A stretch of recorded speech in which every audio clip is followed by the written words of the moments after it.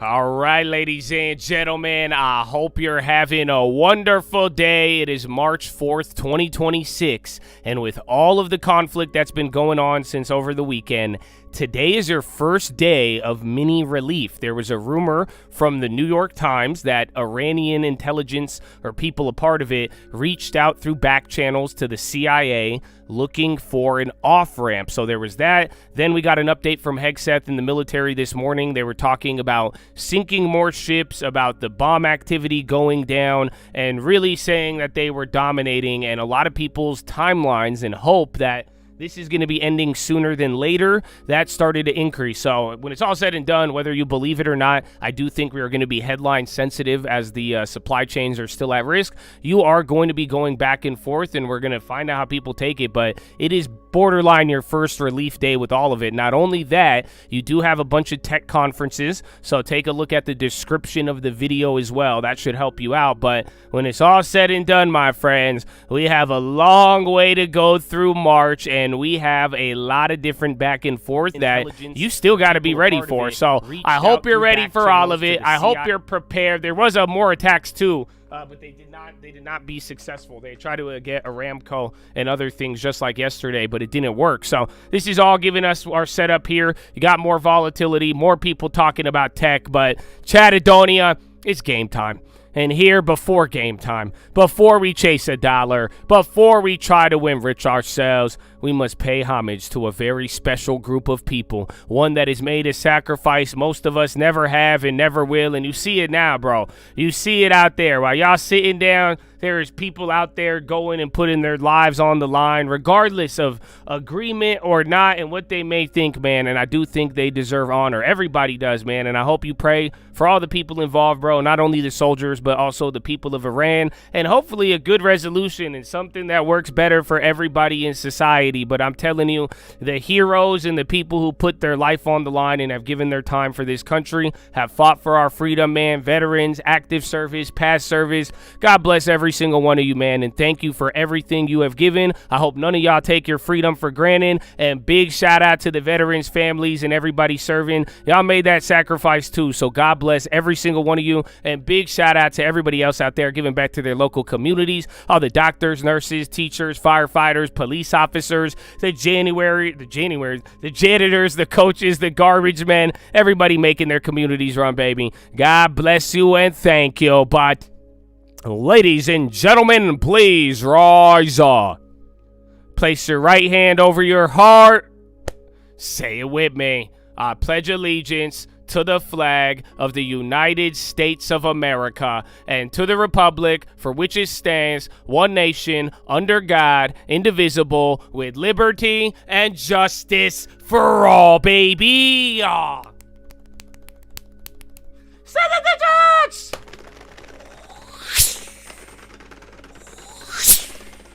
Oh, it's game time, Chatadonia. Oh, no. Oh, my goodness. Are you ready? It's going to be a good day, baby. It's going to be a good day, baby. It's going to be a good day, baby. You know? Oh, my gosh. Oh, my gosh. Hey, man, bro. You know, I think y'all should read what G.K. Chesterton says about soldiers. You know that? Because, like I'm saying, I don't think every soldier agrees with everything. And it sucks. We don't like watching people, you know, go out and risk their lives and die for stuff that's all shady and weird. You know what I'm saying? But go read what G.K. Chesterton says about the soldiers. Go see, man. I will never take away the honor from those who deserve it, man. You know what I'm saying? So God bless the veterans, Chad. We got 1 minute. I have a bunch of plays, actually. We have a bunch of plays. IGV, Crowd, Ross, Hims, Region, Ample, Korea, Gold, Gilt, Intel Now, and App. So again, there's going to be a big tech conference. Again, even some of the Mag 7 meta towards the end of the day. You are going to be getting some of that. We got a report. Oman ship under fire near Strait of Hormuz. Malta flag cargo ship under fire from 2 missiles. That's coming out right now. So we'll see. Again, you were just started most of the morning, even the last like 6 hours, all been about relief. And now that's your first one with 30 seconds until the bell. Awesome. Awesome. Literally right before the bell. No exaggeration.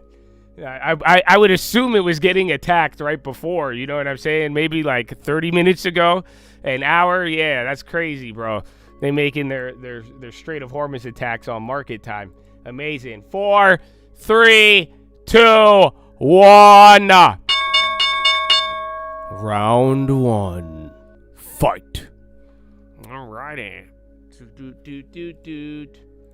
I got a couple. How's those IGVs? Oh, IGV with another baby gap. Not too much. Again, depending on if you're in the money or not. And then let's see what we could pull up here. This is so expensive, Habibi. So expensive.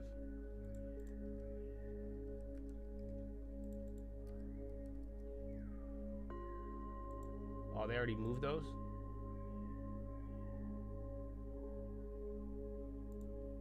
Okay,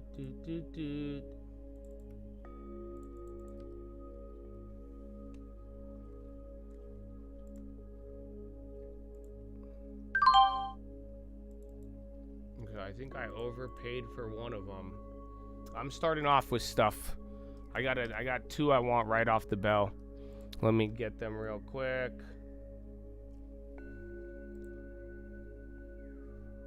Why so expensive, baby? Everybody feel good today? They say, wow, we feel good. How are you?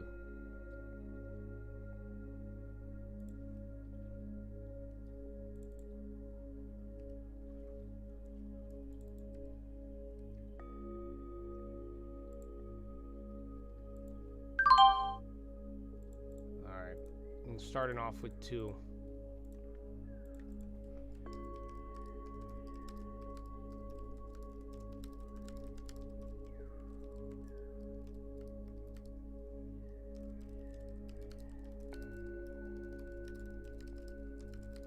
Good morning. I know you guys got to get used to the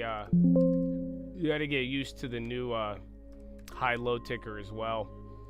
I think our CRWV is the one that had something.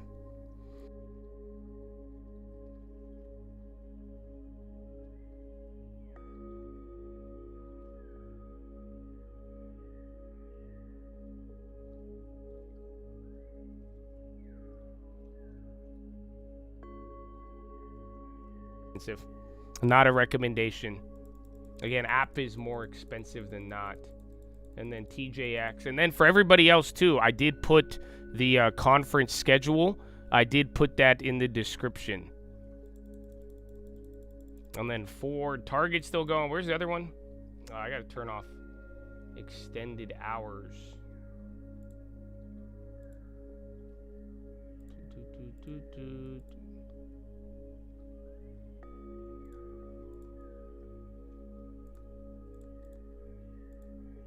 Alright, and then oil's actually getting a candle off of that, so watch out for it. Oman says it saved the crew of Malta-flagged vessel that was targeted by 2 missiles near Strait of Hormuz. So yeah, they're giving more updates. SPY hasn't reacted yet. I mean, oil's still negative on the day, but that one move there got it to go up a little bit.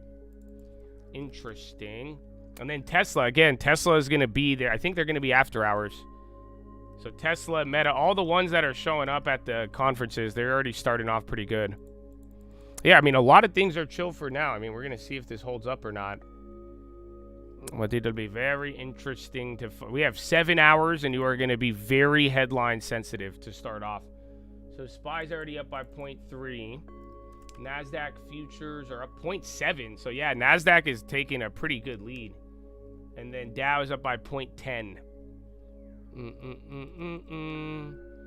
Oh, you're getting a dog this weekend? Oh, get ready, bro. Get ready for a lot of piss and shit. That's the only downside to it. But yeah, it's a lot of... And then if you ever want to go anywhere, you're going to need a doggy sitter. So, I did not post the long-term play. No. So like I told all of you, I will post it on a video on the trading fraternity. And then that way everybody gets it at the same time. I did not even tell the long-term or the locked-in people. Again, we'll talk about it a little bit today and what I'm looking for. You know, I want you guys to be able to think. I think it's a controlled environment. We'll talk about positioning today.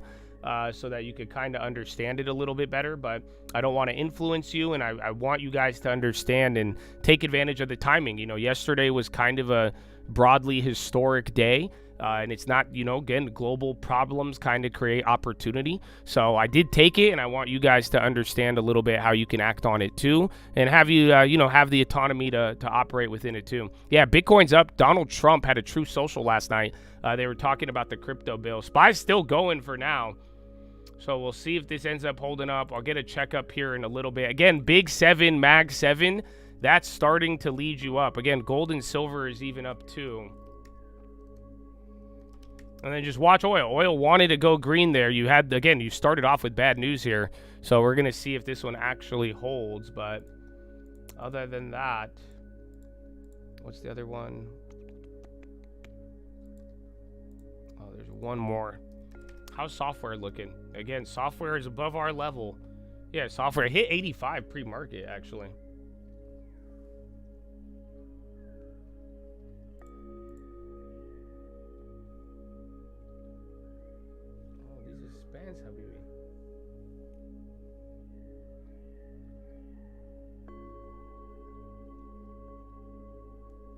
We'll wait on the other ones. Okay, oil's taking a stick.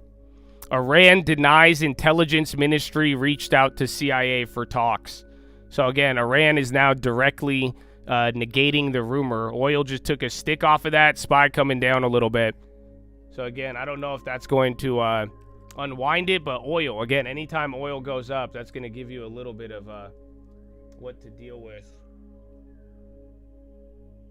So yeah, watch out for that. Again, it's a matter if that's going to kill all the momentum or not. Most of the momentum's in Mag 7. But yeah, literally, Iran is denying the rumor. They literally waited 6 minutes till market open to deny this report from last night. And then again, oil is now, I mean, it's up about almost $1, $1.20, $1.40 from the low. BABA and KWeb, they could be good. I mean, KWeb's at like a multi-year low. I mean, if I really had no China exposure, I could consider it. Or again, I know BABA's a little bit more up. We're still got a nice green on BABA, even Baidu. But yeah, I do think KWeb itself is quite fascinating. Again, I don't think China's going to be too awful. It all depends on inflation, deflation, and obviously this oil situation. But I'm a pretty big fan of China at low prices. NVAX. So again, you had your little drop here, almost about to fill the gap right there. The oil stick was big, but not, I mean, again, you're up 0.5% now compared to what you've witnessed the last 48 hours. Not too bad. Google's climbing up, and now Netflix. Again, Netflix is going to be after hours at the event. Netflix is already up 1.5. Like, you need Netflix even in Middle East, Habibi. You know?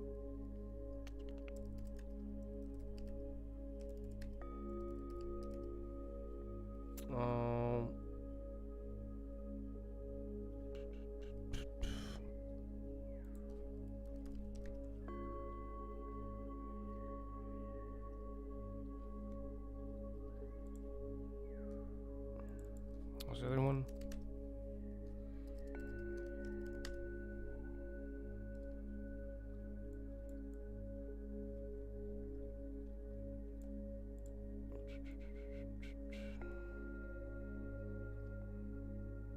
All right, you got 100% on one of them already, and then the other one's got clapped. Well, I'm gonna double dip, not now, but watching for it. PayPal on, again, look for the early winners. Microsoft now. Again, Netflix is pretty good. Oil's not going too crazy. So see, you got price target raise on Tesla. Iran denies. They're hitting it again. That's hitting the wires again on that. So again, that's the general. There was two parts of it. It was a lot of the failed attacks by Iran last night, the update from Hegseth, and then the bigger driver was this Iran intelligence news. But yeah, they're saying no dice. But it's not. I mean, again, oil's already about to go back to negative, but SPY's coming down with it. Again, IGV's holding up. Yeah, so app took off. That one's 5% off the open. Again, I put for all of you, if you go to the description, actually, it's not in the locked in. We already covered it in the morning. But if you go to the description, you can see the full schedule of today with times. But yeah, I think beyond any of those individual names though will suck if we if today's vibe turns sour off headlines. You're gonna have to deal with that.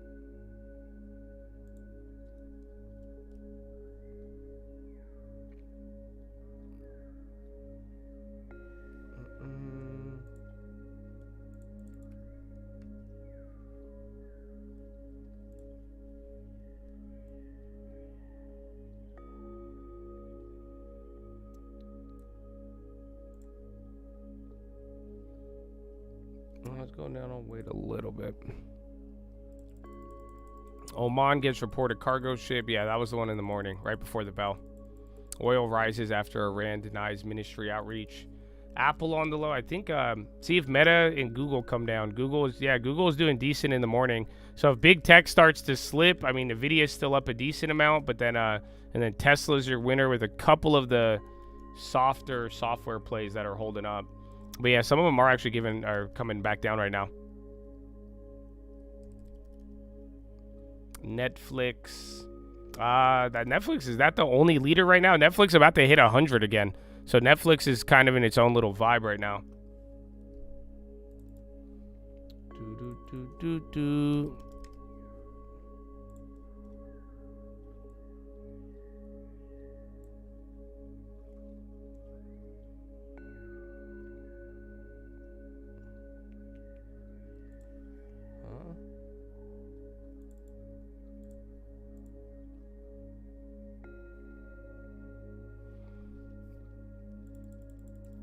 BNA, yeah, they got price target raise.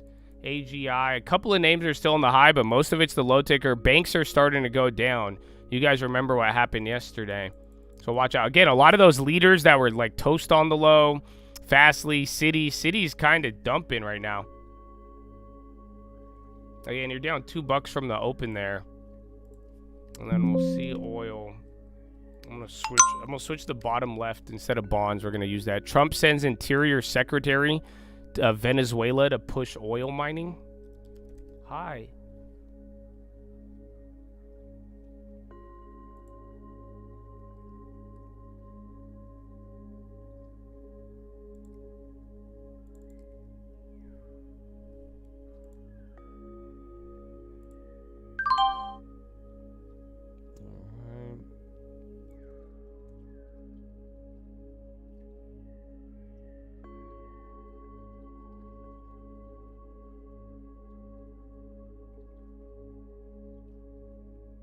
Not a recommendation.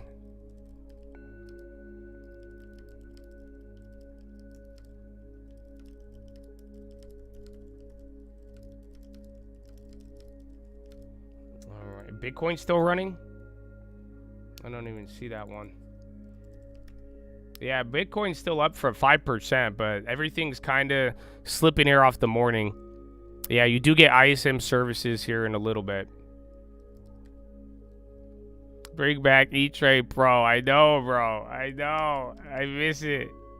It's again, you can see the high-low ticker a little bit better. Dude, a lot of banks, a lot of banking, financial plays. XLF isn't really showing it up too much, but yeah, they're all kind of coming down. And then staples, bro. That's the other part. So things are good if you hold the gap up. SPY's going red right now, but XLF or XLP is starting to drop.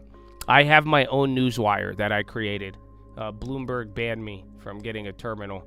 So just like I had to, now I don't have E-Trade. E-Trade's cool, though. They didn't ban me. Oh, I have that option thing for you, too.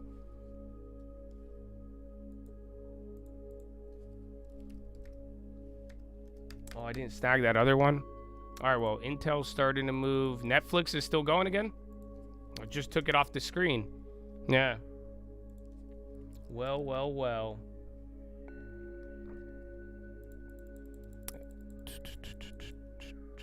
So I think financials are the first one to puke. I mean, oil hasn't rocketed. Oil's like right above 0.4. Again, it was down 0.5. So you're swinging like 1% from open to close. SPY has filled the gap now, so you're pretty much holding wherever we closed. And then that was the that was essentially your insurance level of yesterday.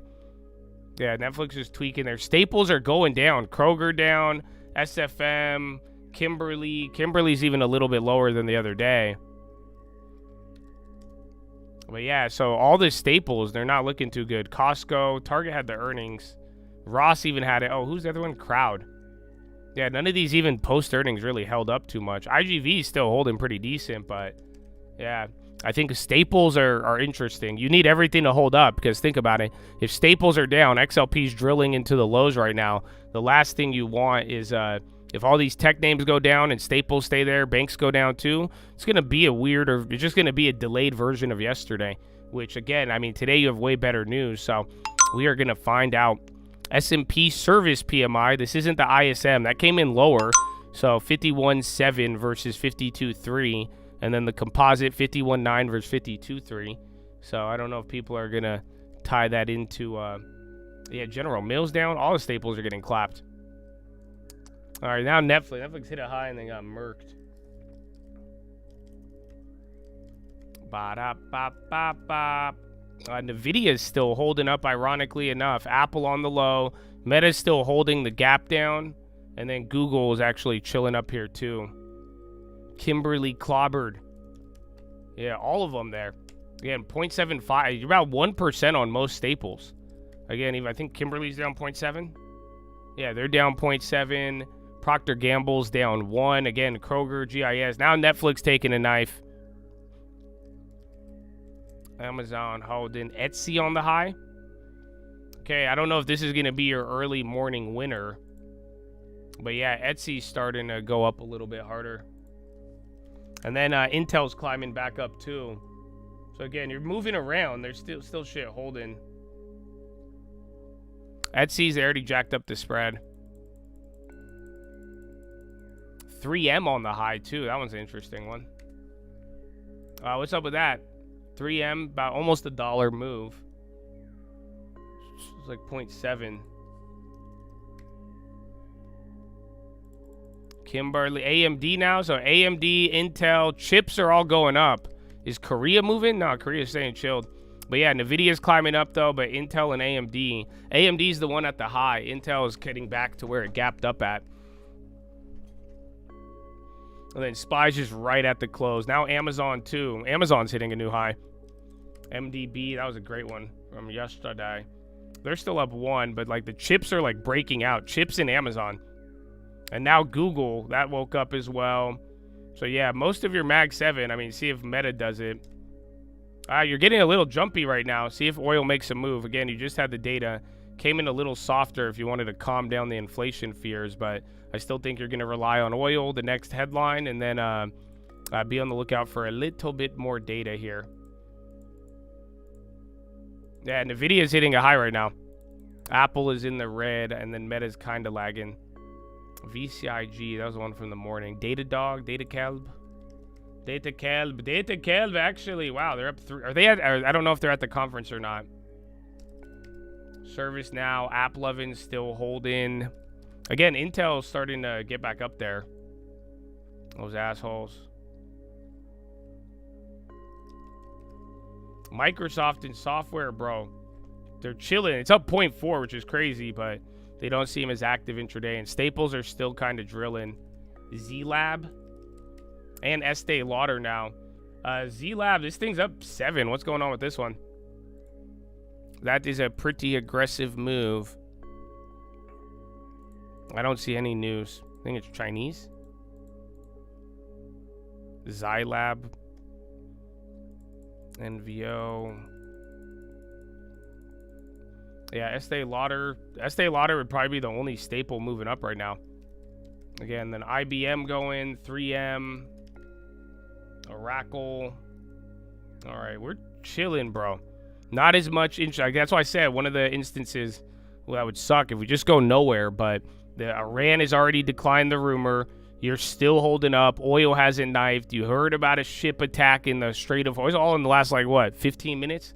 So you're just holding up yesterday's level. And now Big 7, Mag 7, they are still your leader. Yeah, I mean, again, NVIDIA is literally going into the highs right now. Gold drop. Bitcoin. Now Snowflake. A couple more software names are waking up. Again, IGV's is not really moving. Again, Estee Lauder. That one keeps popping up. Oh, where is medical? They're not doing too much. And Staples, actually Staples bouncing a little off the bottom. VOLATILITY. Again, oil hasn't done anything.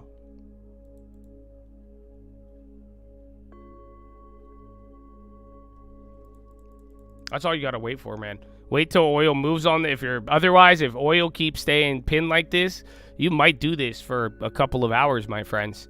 So you want a big move up on oil or a big move down if you want some activity.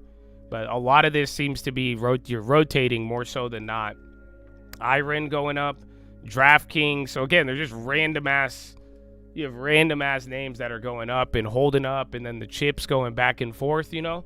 So, and then oil's not moving. This is oil down, oil back to negative, but then SPY, you're still rotating some pieces. Hood is up. I feel like some of the small caps, like Hood, IREN, or not small caps, but like these momentum plays, those are all catching a bid right now. So first 10 minutes was Mag 7. Mag 7's holding. Staples go down. And now a lot of these momentum plays are picking up. And now travel is on the low. Travel, airlines, Staples, those keep going down.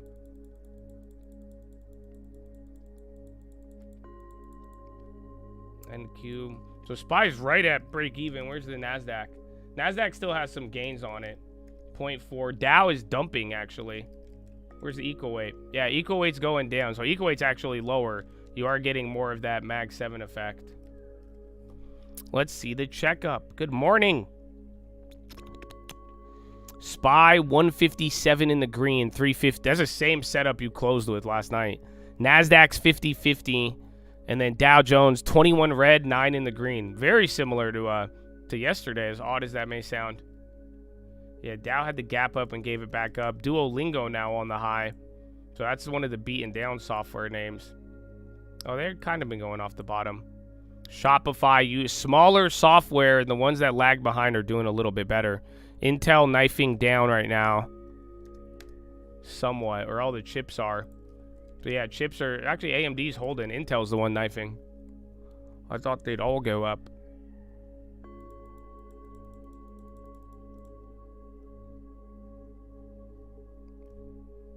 GBTC, Airbnb, no, BB. Yeah, Bitcoin's still holding pretty good.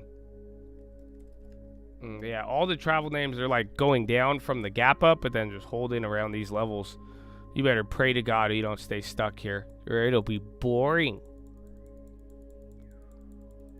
Is there time buying Kenview? You just got to do the math. We've talked about it a couple times. Some people, I forgot who recommended the arbitrage. Some big money investor. But yeah, you just got to calculate the math of it. Because it's all, Kenview's just going to turn into Kimberly. But yeah, I haven't gone over what I bought for the long term. But we had a nice little talk yesterday on kind of what to expect. Just, you got to think positioning. You know, the one thing why I acted yesterday, I think you had an opportunity. XYZ.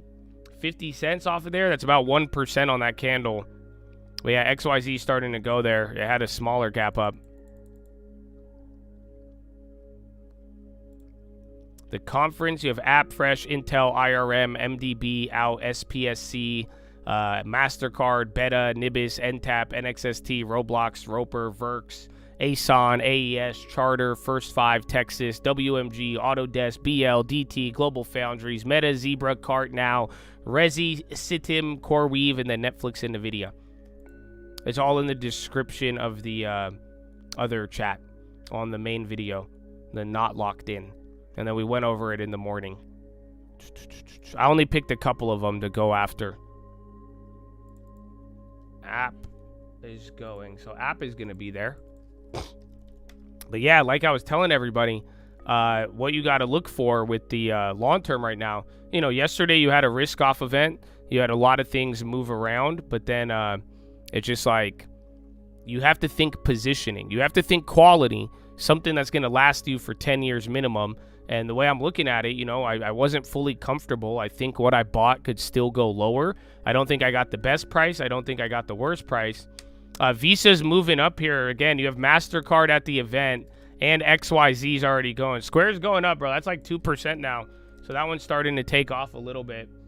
So again, you have MasterCard. They're going to be at the event sooner than later. Premiums are a little bit higher on Square, but people are getting jumpy on that. Square's going up. I don't know if you're going to get another rumor or not. I think a couple price target increases, but I don't know if that's it. And then PayPal now, too. So now you got PayPal and Square. All the financials are popping. Yeah, all of the Square premiums have just jacked up. Those are $10 closer, yeah. I mean, those will hit if it keeps going, but they already jumped up there, and the spreads are wide.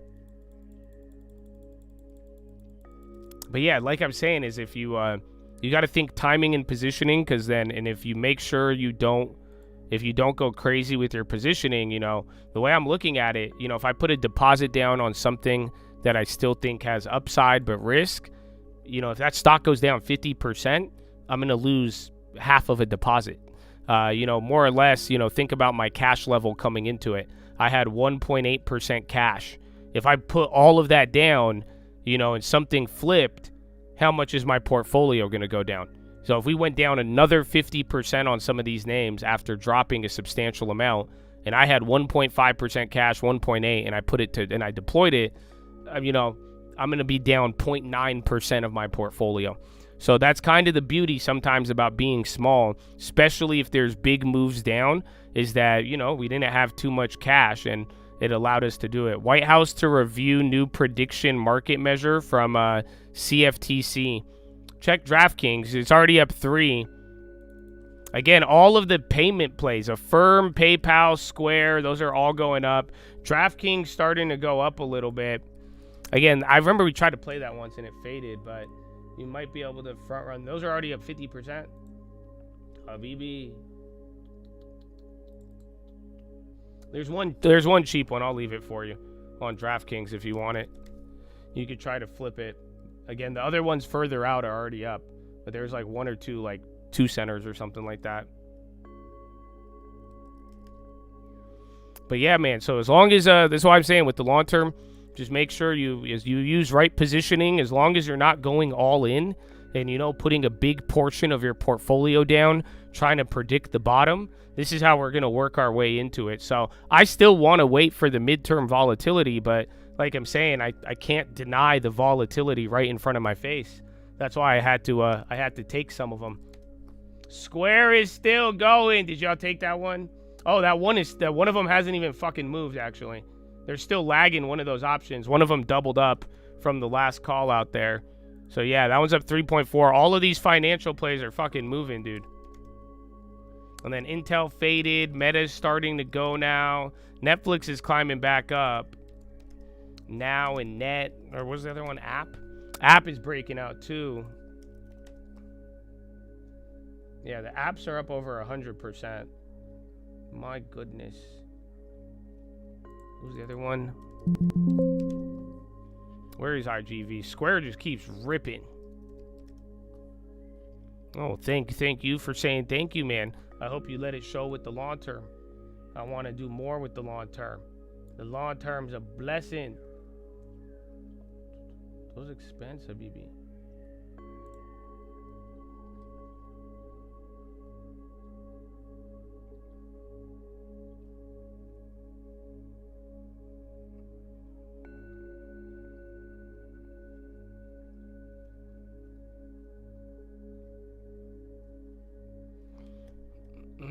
Yeah, IGV starting to really go. Now you got Palantir, Datadog, all the small ones have started to stack up. Yeah, you're rotating around today. The SPY's not showing it, but like again, we have like 4 or 5 different like 4 or 5% movers. So you're kind of seeing it. It's all moving around. Again, staples are still down into the low. Tech and software still coming up. No, Ample doesn't have an event, no. Ample's just part of software, and then they got we talked about it last night on the watch list. But yeah, there's no real catalyst. I need to see something on that one actually. Where are those at? Well, the tanker's getting no love. Ain't no love in the heart of the homies. Ain't no love in the heart of town. Well.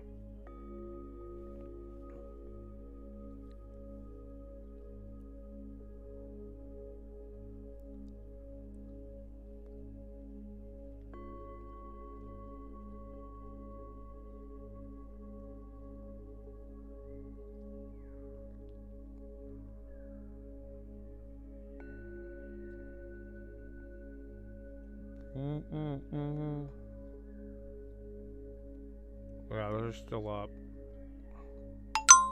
And then young IGV, bro. ISM services, 56-1. Holy shit. So again, you got two back-to-back ISM manufacturing beats. Now you have services expanding as well. I'm checking the prices paid. That's what you got to look for. Prices went down. Huh? So, dude, okay, that's good news for now. You just had ISM services rocket up, and then prices paid at an 11-month low. So remember, last ISM manufacturing, the prices paid was low. You had the expansion. That was all good. But yeah, literally now, this time around, prices paid is the lowest in 11 months. And then the ISM services boomed up. So it's a better sign. I mean, pretty much the economy, like we talked about here, I mean, especially if you're looking for the stagflation narrative, you don't have weaker, you're not getting a weaker economy. But that services was strong. You have two back-to-back ISM expansions. And now the thing that freaked everybody out on Monday, it was the prices paid going up. The employment went up too. So even employment's not bad. Business activity beat by about 2 points. New orders is leading as well. So yeah, you're even leading into it. You could front run the orders, and you could expect that the prices won't be too high. So very different than the manufacturing. And manufacturing was still high. Everything was hot. New orders, all that good stuff. But then the prices paid, that was tweaking people out a little bit. Oil's coming back down. So ironically, oil reacted to that. I'm surprised bonds did. The bonds may have not liked the activity, but bonds should have liked the prices paid. I'm shocked, actually, considering that yesterday or Monday was such a big shocker with the other stuff, with the prices paid on that one, on the manufacturing. So we'll take it, Habibi. We'll take it. You know?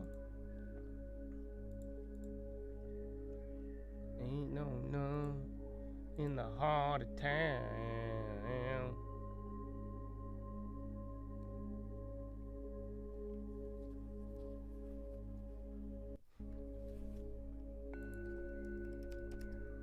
Intel's chilling. The watch list is only for the locked in, yes. But hey, you know, if you guys watch the other ones on the trading fraternity and show me that you'll actually watch the ones for free, maybe we bring it back. But at the same time, I've had a lot of people, they've complained about they're like, it's a paywall, but I'm like, dog, you ain't even watched the free ones that have been very macro related and helpful. So again, ISM relates to it. I care more about the ISM manufacturing though. OpenAI's next AI model to have extreme reasoning. What does this mean, extreme reasoning, huh?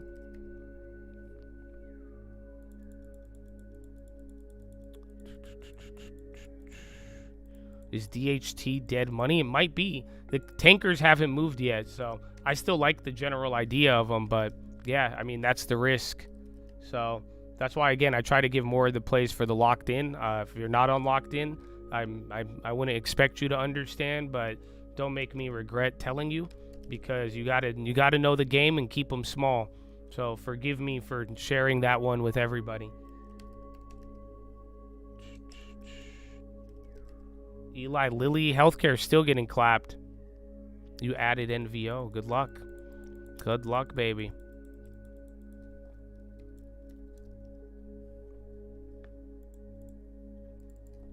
GLNG. Can IGV had to pop and come back down? Where's Adabe? Adabe kept going up. Again, IREN and those smaller, the mid-cap momentums are going back up.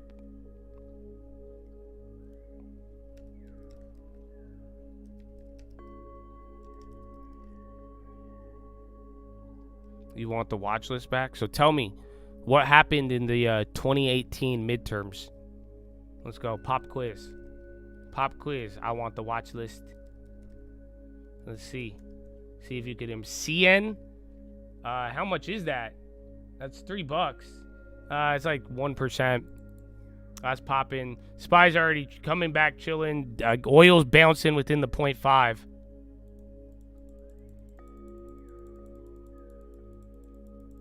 ORN on the high. What's this? Is that a 10% move? Is that halted? ORN? Alright, I feel like we saw that one yesterday. Is that one a tanker play?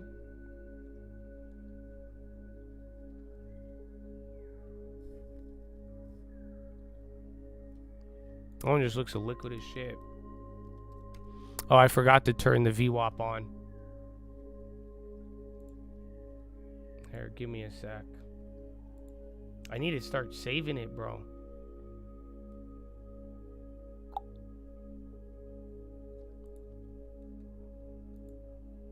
Edit study. Upper band. Okay, there you go. You're right at VWAP.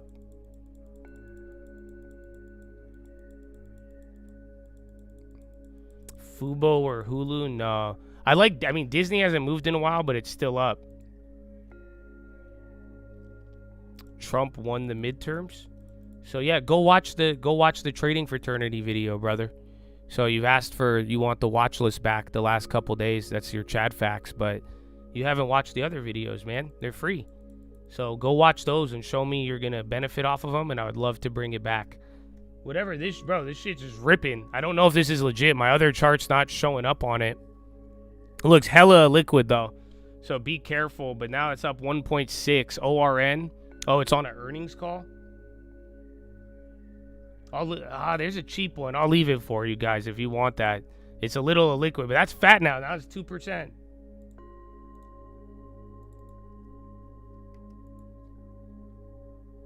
You know, I'll get one. I'll call it. I'll get a cheap one. I just hit 4% now. So yeah, that triggered. I didn't want to. I really didn't want to, but it did it. Yeah, they all just tweaked right now. Habibi. Okay, I don't want to do that.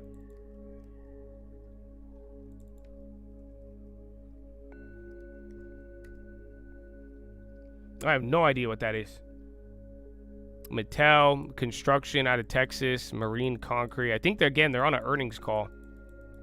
But again, that was tweaking they're just so liquid, but then it just started moving. They still chilled out. Those contracts aren't going too crazy.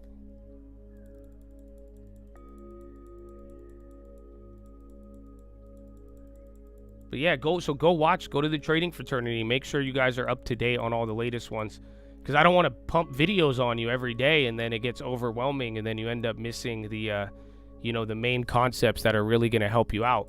So again, one of those is the midterms. That was the latest video. So I would still watch it, bro. And I would make sure you're really fully up to speed with everything. And then that way the watch list will help you out rather than hold you back.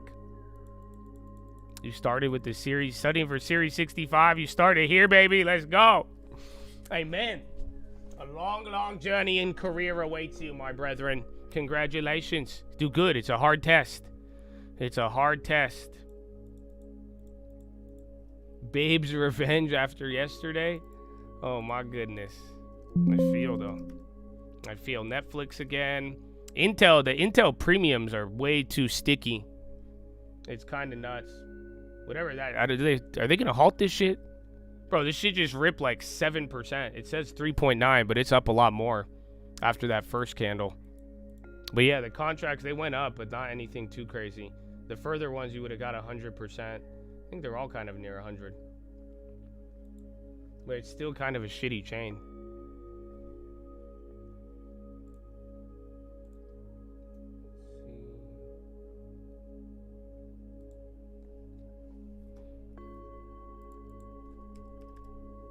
And then SPY's working its way up. And then AppLovin, what time is AppLovin at the event? Again, if you guys go to the description, I put a bunch of 11:30. What time is it now? 7? So yeah, you still got what? Or 10 o'clock? So you got like what, another hour for AppLovin? But yeah, those have already jacked up. Those are near 200%.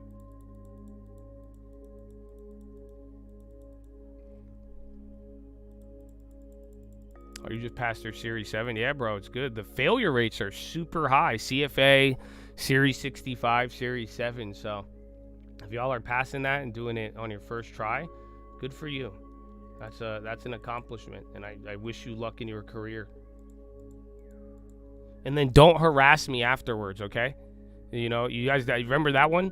I had a kid, he like passed his Series 7, got with a firm, and then he started stalking me for some reason. I remember that one. So I was like, I had to call FINRA. Not like FINRA, no, I literally narked on the kid. So he chilled after that, but I was like, what are you doing, bro? You have a career. Leave me alone.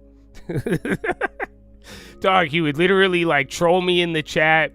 He would send me these crazy emails trying to dox me, and I'm like, dude, you work for a firm. What is wrong with you? So I was like, bro, it's not that deep, man. Get a long term. So yeah, good times. Good times. All right, man. SPY's going up ever since the ISM services. None of this has been like news. You get what I'm saying? This is all like momentum, macro data, but none of this has been like headline driven momentum. And then Visa's going up again. We haven't heard anything from MasterCard. You drink from a fire hose, if that's what the knowledge. Don't be afraid of too much. Well, I am, though, because, again, a lot of the knowledge is, like, you have to act on it, and you have to learn to understand it. I got a great philo for you. I have another chemistry science philo for you. It'll make some more sense, but at the same time, it's like, that's why I know some of you may not like it. You may think I've done it for other reasons, but, you know, I post a lot of content, and I've done it for several years, but I did start to notice how people were, you know, losing the good stuff through the cracks because there is a bunch of information. So that's what I'm saying. I would love to bring the watch list back for all of you, but if you're missing the main stuff I need you to understand and make money off of, the long term, and then you're getting bogged down by a daily update here, a daily update there, it's going to hurt you. So that's what I'm saying. You know, I'll give you guys some random pop quizzes on the videos, but anytime I have, most people have failed them. All right, that other shit came down, ORN. Their premiums just died. They're back to where they started, essentially. Surprisingly, the further out the money's... oil's going down again. Iran to allow Army veterans to fight if needed. FARS. I think that's why oil's going down. That's a shitty headline. So now Iran is pretty much tapping their old Army veterans to fight. That does not sound good on that. That's why I think oil's coming down. That's coming out right now. Aptiv PBF. Hey, yo, PBF kind of ripped. That's up 4. Broadcom's going up. Yeah, Broadcom's up 1.8. Oracle's up, but not... Actually, Oracle's up 2. It just doesn't look like it's moving. Microsoft 0.1.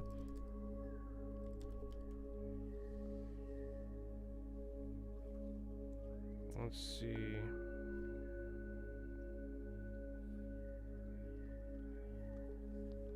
Net. Now at the conference, too. They stop moving. Okay, SPY, new high of the day. So, again, Iran has rejected this stuff in the morning. We haven't heard of any more attacks. Turkey summons Iranian ambassador on missile incident. SCOTUS has no opinions on Fed Cook case. And then, again, that Iran comment about tapping veterans, I don't think the market's taking that as bullish slightly. So you'll see TJX now running up there. Again, you had Ross earnings as well. And there's Intel. Where's Netflix? Netflix might go again. Where's Big 7? Meta's still near the high. NVIDIA's about to break out here, too. Yeah, SPY's literally on the high ticker. 3M, too, if you guys... That one's actually ping-ponged a little bit.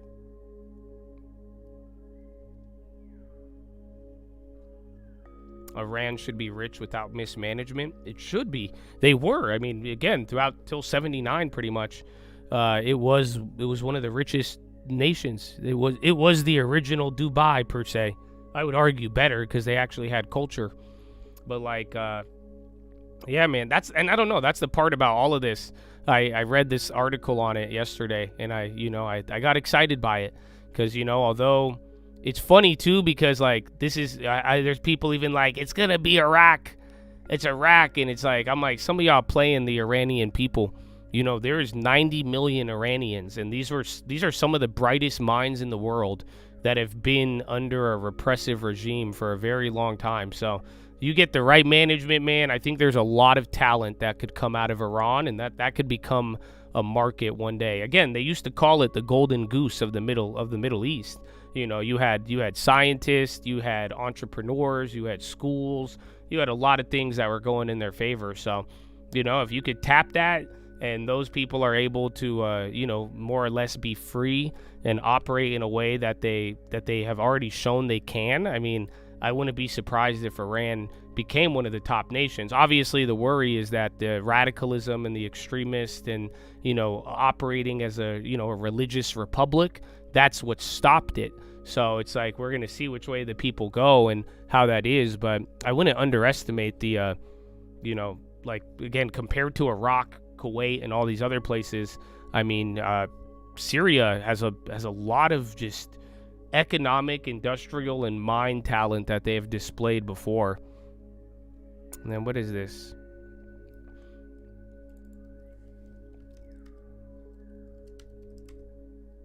CTMX, Golar. Oh shit! You have unusual options activity on EWI and IGV. Holy shit! Interesting. So people are hammering IGV calls and puts. Very interesting. SPY's still at the high again. I want to say more staples are still going down. Twilio's on the low. Why is Twilio dumping? Twilio down $2, down 2%. Yeah, Twilio.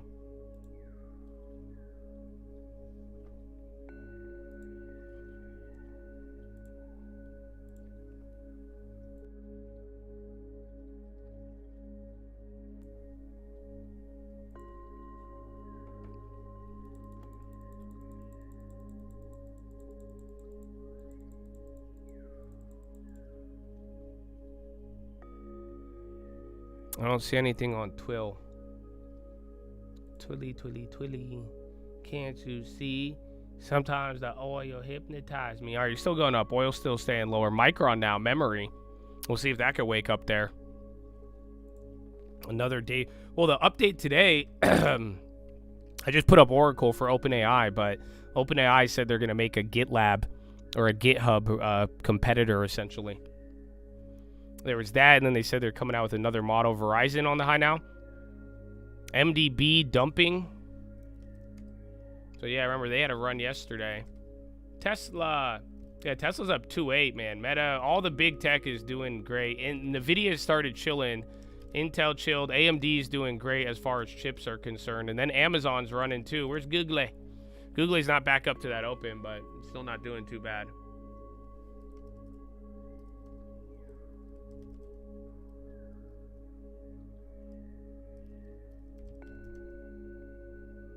QQQ on the high. IWM.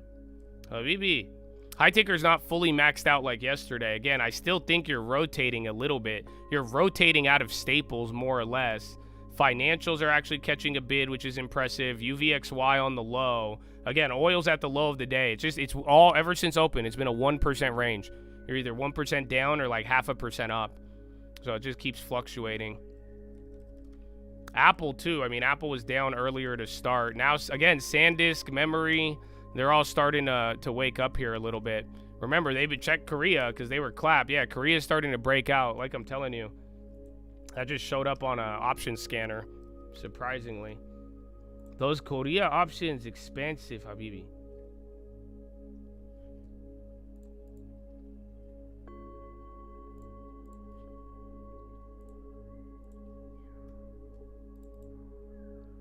When am I posting the long-term purchase?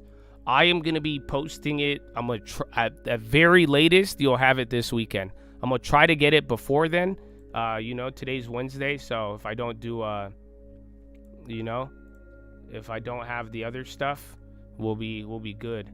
But yeah, at the same time, I would what I'm trying to encourage is for you guys to not wait for me.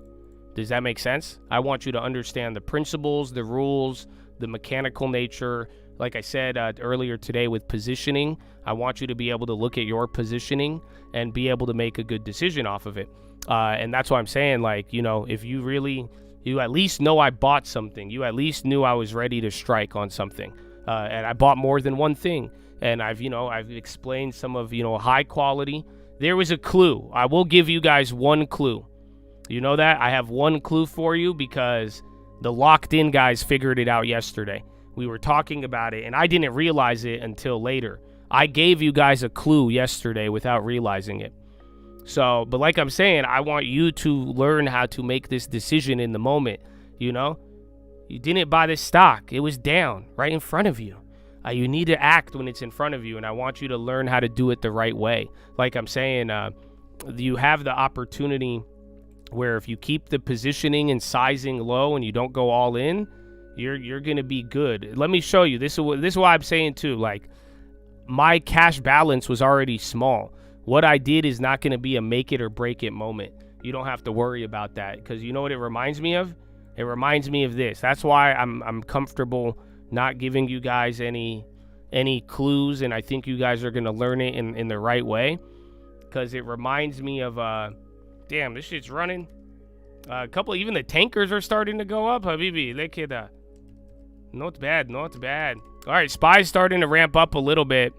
Global surveillance regulators kept paces with changes. Hedge fund, something about Macklem. Yeah, bro. Again, Korea's launching. I think it's I think it has to do with the what's it called? I think it has to do with the SanDisk and everything. Even Intel chips, everything's starting to run. Again, this is great for 1 hour, bro. We had the good news. You had the good vibe. They stalled it for a little bit. Fucking Iran hit you at market open with the bad news, and then boom, we're actually going up, man. So it's not too bad. And then memory is now waking up, both Korea all the way down to SanDisk in America.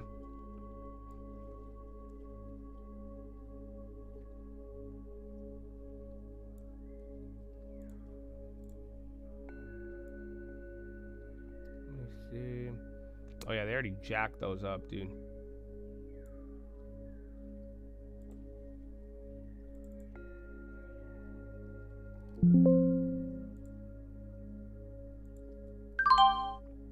Oh, they didn't film me?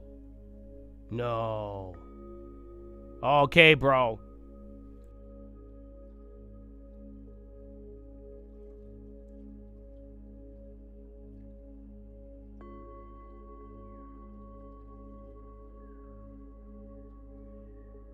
Not a recommendation, yeah, but they didn't film me on all of those, unfortunately.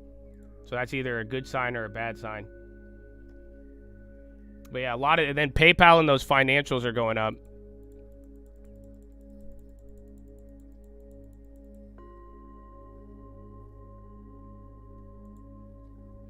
All right, so look, but this is what I feel like with the long term. This is what I'm trying to teach y'all, okay? This is why I need y'all to learn how to act and to do it the right way. But like, I'm throwing you into the water, but I know you're gonna be good, bro. And here's my analogy I gave. Are you ready? Have y'all ever seen how they teach babies to swim? Are y'all familiar with how babies are taught to swim? Look at this shit, bro. This is how you teach a baby to swim. Look at this shit. You see that? It still blows my mind, dog. Dog, I seen this in real life. I thought this was child abuse. I said, what the fuck you mean you just take the little baby? He don't even know English. He speaks no English. He can't even plug his nose. And they just throw him into the damn pool, bro. But look, that motherfucker float. You see that? They don't do that anymore? Oh, shit. Am I out of date on my... I swear they did this for like 5 years, bro. And I was like, what are you white people doing? But apparently this is what they do. So yeah, bro, like I'm saying, that's why I keep, if your positioning is low, you understand I'm operating in this moment of opportunity. I'm throwing you into the water. You got to go for quality. So here is your clue. I already gave you this clue without realizing it. The Chad was The chat astutely picked up on it. It didn't even fucking click for me till last night. I bought stocks that were high quality, but the thing about them is that they were expensive. So that was your clue. Damn, ISRG. The clue was that the stocks they have a higher stock price. I did not buy any cheap stocks. How did you know? Because when I was buying it for Colt Sister, I didn't have enough money to buy the same size as I bought on the other accounts. And if you heard me, I said, okay, I'm only going to be able to get her one. And then I had to change the balance, and then I bought her another one of the other stock. So that was the clue. Any of the stocks that I bought, these were not cheap stocks. These were not little $5, $10, $20, $50 value plays that, I went for higher quality, on both aspects of it. But yeah, you had to, it wasn't, I want something that's going to be around for 10 years, especially after taking advantage of everything that's gone on, the geopolitics, the software, everything we've gone through. That was our opportunity to strike on it.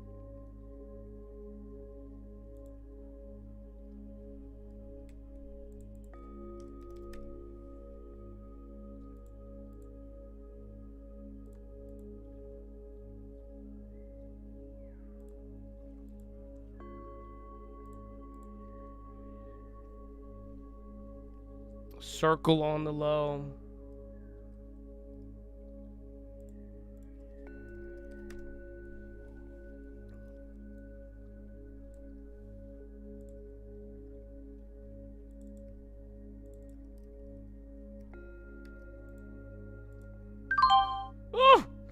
All right, I got out of the app 300%. We caught a fucking 8% move, dude.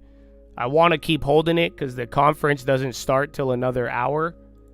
But yeah, that paid for everything today. That's what I was telling you. If you're keeping them small, that play was small too. It just fucking ripped. But yeah, that's going to make sure you don't get clobbered on any of these, even if we keep throwing out these little pennies. And then now it rips.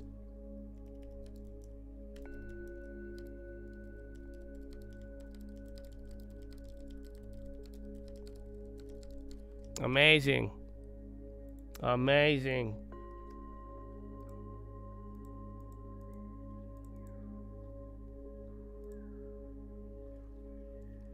All right. Well, yeah, Korea's still going up too. Habibi.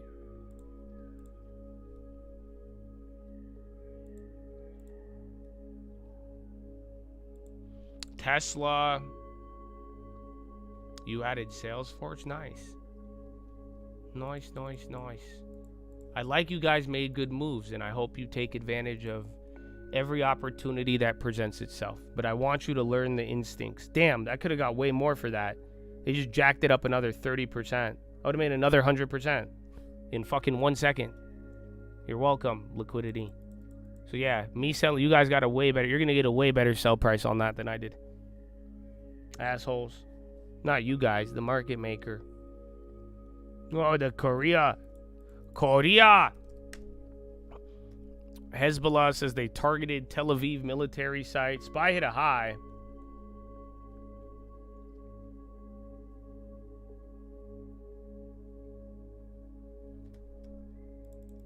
Bitcoin on the high. Estee Lauder. Bro, app. All right, maybe I should have held it. Bro, I feel greedy, bro. We caught a 9% move off the morning. So all the cheap out of the monies, they're in the triple digit range now. It's fucking crazy. I didn't want to get too greedy. That's what I did with IGV yesterday, but IGV kept going. But we top ticked it for the day. MSTR, Coin, all of the crypto plays, and then where's Microsoft? Microsoft's actually not moving. Apple, Broadcom's going, and then WDC, memory stocks, they're there. Yeah, Bitcoin's running right now.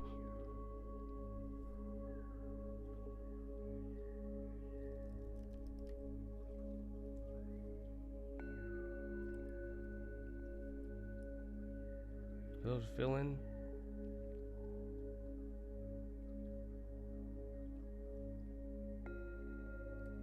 Does Broadcom have earnings? I don't know.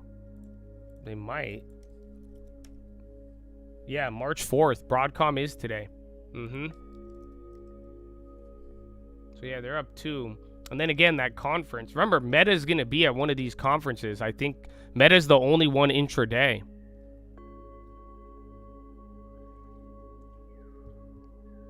Yeah, Bitcoin's still running. SPY near the high. Now you got Palantir. IGV's just slowly crawling up there. Yeah, Tesla's kind of on fire. Tesla's going to be at the event too. I think they're going to be after hours though.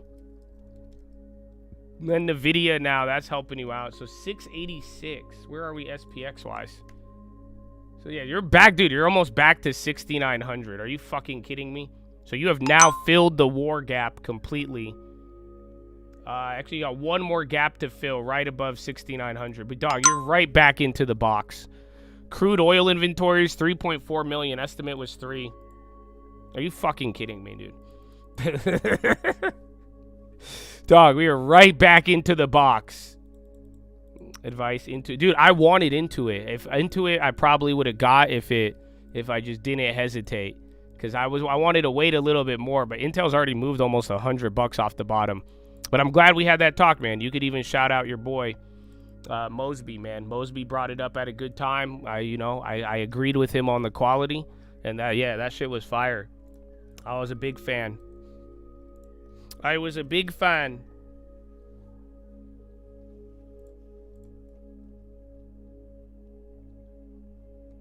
Oh, the Intels. Yeah, the double dip would have been better. I fucked up on that one. They're back to break even, but we should have been up on those. But either way, your app should have paid for a lot of those, even the small ones. Again, and I don't know. Where's Korea? Yeah, you're getting oil numbers coming out right now. Again, it might dance around, but none of this looks too bad. Distillate inventories higher. Gasoline inventories are better than expected. Everything's actually, you're not even looking like you have an undersupply. That's what people are worried about. Pepsi, Coca-Cola, all staples are getting knocked right now. So you guys see it, man. You're rotating back into the risk on. Software was leading the way. Mag 7 still has a jump. Not too much, but NVIDIA is doing good. But now all of the staples are just getting murdered. So you're giving up all of that. And again, as for now, the lack of fear today, the good day, everything chilling out, it's still remaining. You have one more baby. 6,900 is the next gap fill. That's it. So that's the next spot we got to get to. But then for now, you filled most of the earlier gaps. Where was that one? This was the gap down from Monday, so yesterday's bad day. And then this was the weekend gap down. But you're within 25. You could do that all today, assuming not one more bad news, or if you get one set of good news. Like I'm saying, a lot of this couldn't change here. Korea's going up again. Korea, memory, they're all there.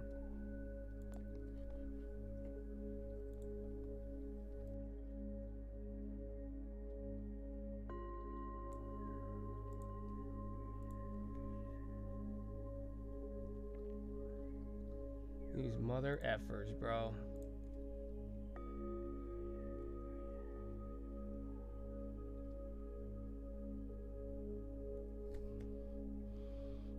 Dude. It's like I'm shocked and I'm not. War is resilient, or S&P is resilient, but this was quick, dude. This one was again, if we fill the gap from Friday, I just don't like being in the box, dude. Again, yesterday you even tapped some of the momentum zones again, but dude, after all of this, you're telling me we're still in the same levels from fucking October? So it's crazy because so many pieces are moving back and forth. Now this time around, it's tech moving up while staples are going down. The first 3 months, it was staples going up while tech was balancing out. You know what I'm saying? Like the equal weight. But holy shit, dude. So yeah, equal weight's even back up. Equal weight probably has a little bit more of a gap to fill. Oh, yeah. Well, think about it. We were buying calls during it, and then we added to the long term. So like I'm telling you, I mean, if you see an opportunity, everything has to do with positioning. That's what but think about it. What am I doing with my option trades? What am I doing with the long term? All of it is small positioning.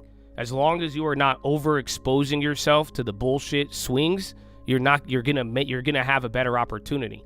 So again, I'm not getting afraid of things. I'm scattering the seed. Shout out the parables, baby.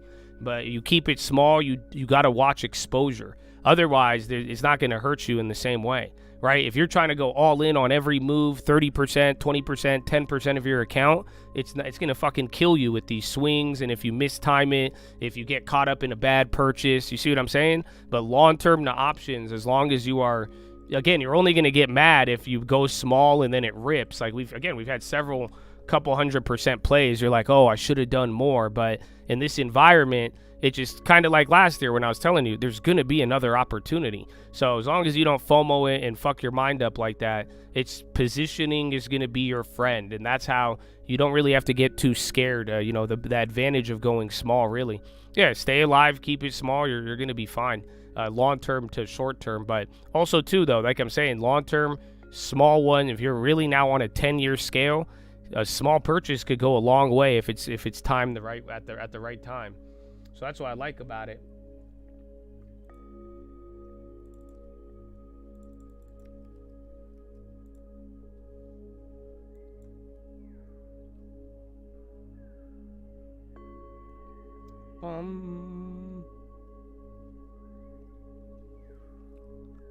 Verizon now? That was from yesterday.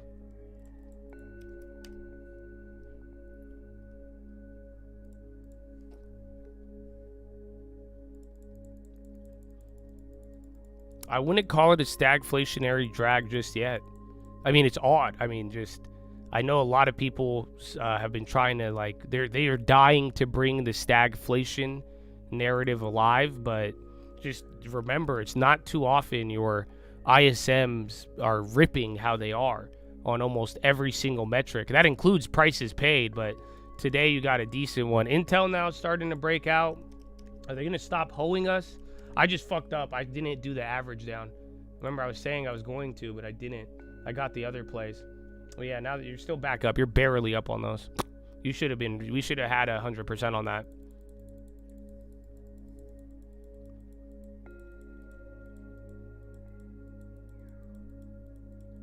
Zyme, Verizon still. And SPY chilled out a little bit, but first hour has been good. You held up the positivity. You're up 0.75%. Again, I want to say NASDAQ's up 1%, no? Yeah, NASDAQ's up 1.5%. Whew. Dow Jones is even up by 0.5. And then we'll go back to the SPX. Let's get a checkup.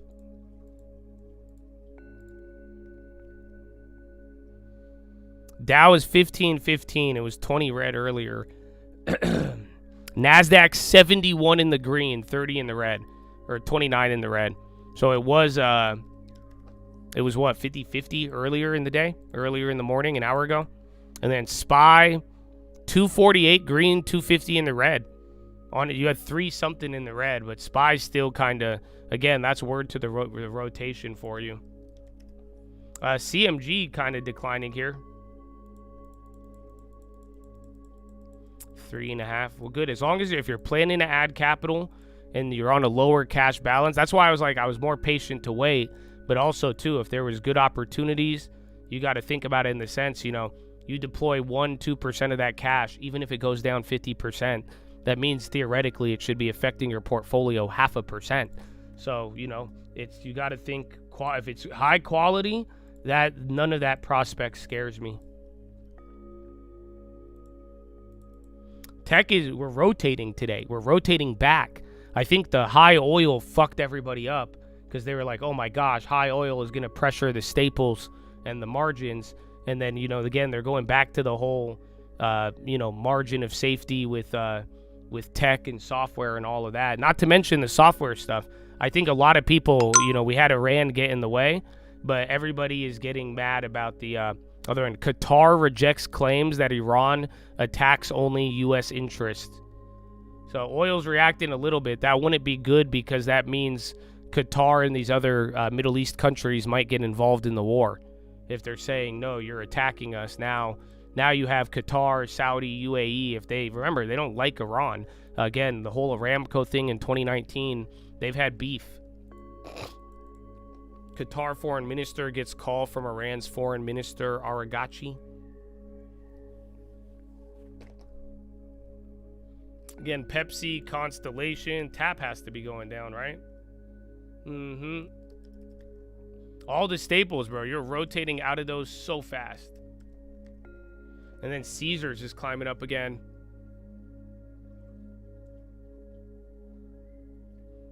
Yeah, that's what yesterday was, a reality check for everybody. It was a reality check for the staples and buying them high, which I'm glad we didn't. But then also, too, just think about the beginning. The whole Sell America trade got smacked because the whole idea, I've given you this analogy many times, but it's the idea that, like, it's like being on a boat and then being like, haha, your side of the ship is sinking. That's what people were saying when this whole conflict started. But then yesterday, everybody woke up to the reality. You have expensive oil, everybody's getting fucked. The dollar's going to go up. You know, Sell America my ass. The shit hits the fan. They're going straight to the dollar. And then now everyone's like, well, wait a minute. If we have high oil, we all have to deal with it. From Asia to Brazil to Japan, anywhere in the world got that pressure. So that's where you're getting some of this rotation back to tech, software, America, more or less. Excuse me. Well, every staple is knocked right now. Some more than others, but they're all pretty abysmal, dude. So again, Pepsi, they're all down at least 0.75% to 1%, if not more. Even the good ones, Coca-Cola, Pepsi, Coca-Cola's down 2% right now, almost 1.8. So again, that's why it's like today's very rotationary, if you could see it. That's why, like, equal weight's not doing as good. You're gonna go in bursts. Just hopefully we don't get a bad headline and oil goes up. You're still gonna be sensitive to that. I would not be too there. You're trying to understand the dollar strengthening. It's the same as ever before. Any real conflict. I mean, again, this is why I even made it in that video where I was telling you, as everybody was worried about dollar debasement, inflation, and they were saying weaker dollar. I just said you should probably entertain the prospect of a stronger dollar and maybe deflation. But especially with, like, global conflict, you just got to think about it. If shit hits the fan now, if oil is going to pressure every business, if war could pressure even software and other stuff, people are going to sell out and they're going to go to the dollar. If you need, you know, this is what my dad used to always say, you know, and if anything ever happens, most people in the world, they're going to go straight to the dollar. If anything ever happens, you want to hold the dollar. It's the most accepted currency in the world. Everybody would. That's why some of you guys are like, oh, the dollar shit, give it to me. I'll take it. Go anywhere in the world. You have a $100 bill. They're going to want it. So especially in times of fear, and then you're changing the global scenario. Again, oil has been the kickoff for that. You know, oil goes above $100. Prices, assets, everything's moving. Then you got bombs flying. People are going to rush to that dollar. So, and then again, the basic nature is just the supply and demand of it at the time. A little bit of liquidity. But you saw it. People got out of everything yesterday. It was a total risk-off day, and they held their cash. And they even got out of gold to put it into context. You know, gold is good for some fear, but, like, if you really need to move shit around, you know, gold and silver are not the easiest to do that with.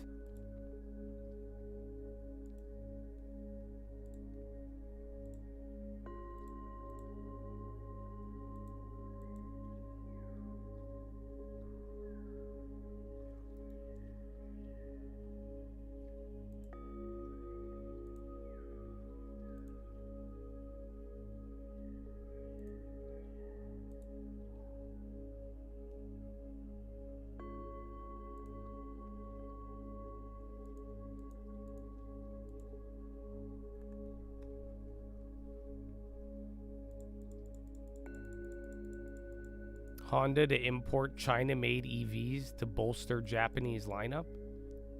First the shitty Prelude, now this. Come on, guys. Come on. Yeah, those space stocks again. Alright, I left a little on the table with that, but it chilled out. Siri on the high. Sirius. Qatar says Iran attacks reflect no goodwill towards neighbors. Maersk, we are temporarily suspending cargo bookings in and out of UAE, Oman, Iraq, Kuwait, Bahrain, Saudi Arabia until further notice. Again, they're one of the bigger shippers. See if the tankers go up.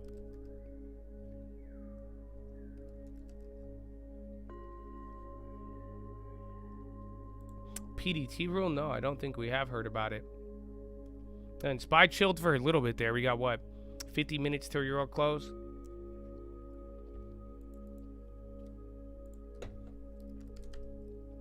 Himix? Is that different than... Oh, is Himax? Is this a shipper? Yeah, that one's 7%. It's a small cap. Oh, they have a cheap one.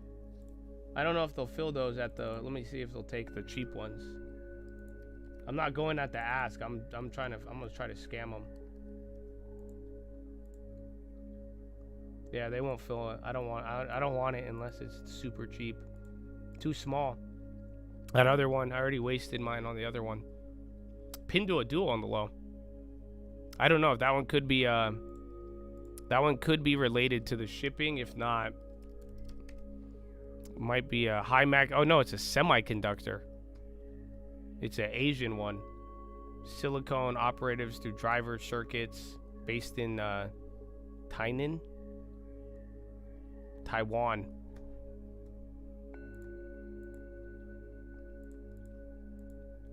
But yeah, 7.2. There was another like Malaysian data center with NVIDIA this morning.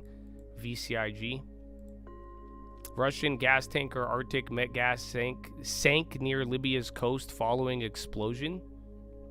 Our Russia tanker got sunk in Libya. That's coming out now. Again, there's been a little bit, but oil's not really moving. VNet 20. That's moved about 3%. VNet. I have no idea what this one is. It's another China play, dude. This is a Chinese cloud play. That's like the third one today. Be careful on these. The Russian tanker got hit overnight. Did it just finally sink?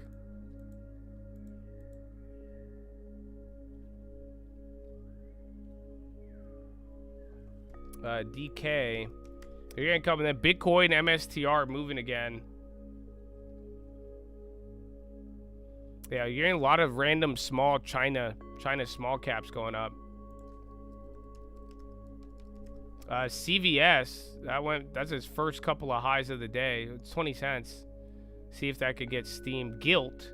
Oh, that was one I had on my list today. Which again, that's just if you get any headlines on sats. But yeah, high tickers trying to pick up shipping stocks, UPS.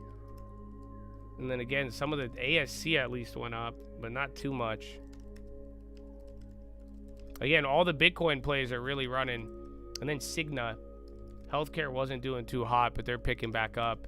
Staples still in the gutter, but not into the lows. And then NVIDIA came down from the highs. Apple's back to red. Meta's holding. Giggle. Amazon's doing the best probably out of all of them. And AM, Dizzle, Intel. Chips are kind of coming down here. So that was a nice run. We got close to the 6,900, but then started chilling.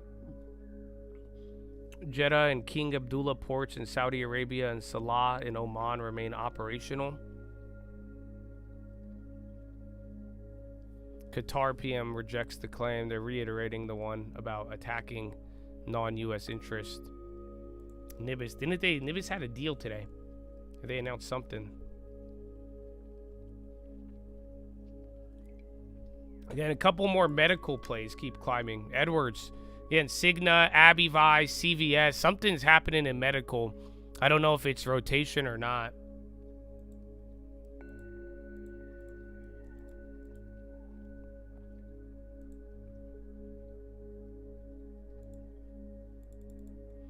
Kimberly 103. Well, I thought 103. It's just Kimberly's been pinned. I think Kimberly's pinned because the dividend's coming up. So it's already dropped a pretty significant amount. But Kimberly has ex-dividend on Friday. So I think that's why it's... Because otherwise, some of these are down a fuck ton. And Pepsi's actually not too bad, but then Coca-Cola down 2%, dude. 1.8, 1.6 is ridiculous. ADP now on the high. What is an IGV, Habibi? IGV 85. Wow. Qatar PM stresses Qatar has been inclined towards dialogue and diplomacy and good faith. BFB was up 7, now down 8. Yeah, they had good earnings. Would I ever consider going on margin for these value plays or just hold on deposits? You would go on margin for like 3 deposits? I mean, kindly, I would put your dick away. You know, if we were down like 50%, yeah. But, dude, we're back to 3% higher than where we bought Kimberly. So unfortunately, I would not be advocating a margin situation where, like, you know, 48 hours just fucking knocked off a bunch of people with oil and all that. So like I'm saying, the whole strategy that I'm employing right now is position sizing. And by, you know, I have zero fear. I'm a little, you know, it's a little uncomfortable. You know, I don't think it's perfect weather to be sailing in, but at the same time, you know, I'm not taking all my cargo on the boat, let alone using borrowed equipment. So I don't think it's an appropriate time for margin right now. You know, maybe if you really wanted a bottom tick IGV right before, but even then it just comes with so much risk. So if we get to a point where we're down 50%, you're down a substantial amount, nobody wants to buy a stock at all, and everybody is vomiting, I would love to go on margin to buy the dip. But in this current situation, I don't think, and nothing in my mind says, yeah, we should, you know, lever up right now and take a 3% premium on some of these plays. Because this is something I told you guys was going to happen. You know what I'm saying? What we are going through right now, this is exactly what, again, my last video on the trading fraternity, I'm explaining the staples while you're right around here. We bought Kimberly, I think, right around here, right? And then look at what the staples all did. So from 89 to 87, this is not margin-inducing risk on, oh my gosh, we have the opportunity of a lifetime. That opportunity was prior. So now you got to see how people feel, and now you get to see the good advantages of some of the staples and all that. But yeah, you're still mad elevated. This is why I keep warning people not to buy at the highs, because these little pullbacks, they're going to feel violent depending on how you position. And then, yeah, it's still very, very elevated. So none of this says go on margin. None of this says this is a buying opportunity of a lifetime. It's just chilling back finally with a risk-off day, which we knew was going to happen. Yeah, don't bite the rug, as some would say. I have no idea what the fuck that's still... I have no idea what that means, man. Don't bite the rug. UK government summons Iranian ambassadors. Minister tells Commons. U.S. forces have struck and sunk over 20 Iranian ships. CENTCOM.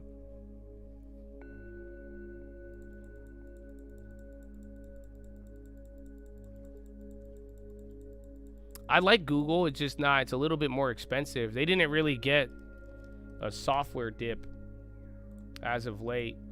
You know, this dip is a lot different than some of the other ones. So it's like down. Is it down on the year? No, Google's even up on the year, or break even. But there's, you know, there were some names that are down 30, 40, 50% on the 1 year, which is crazy. Or even year to date, they're down 30%.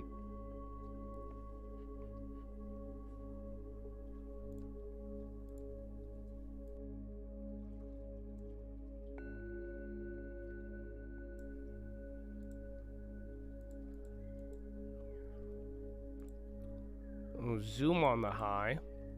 Bitcoin's still going. Bitcoin's been around with war, not like technically, I guess, a little bit of 08, but the war was kind of wrapping up by then. But the Russia-Ukraine war, the start of Russia-Ukraine, 2014, 2018, 2020, or 2022.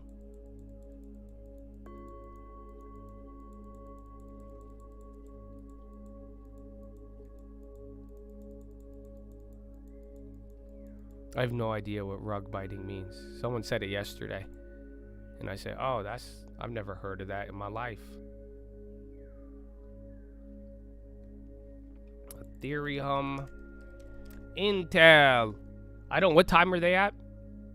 Let's see. Again, all of them are in the description.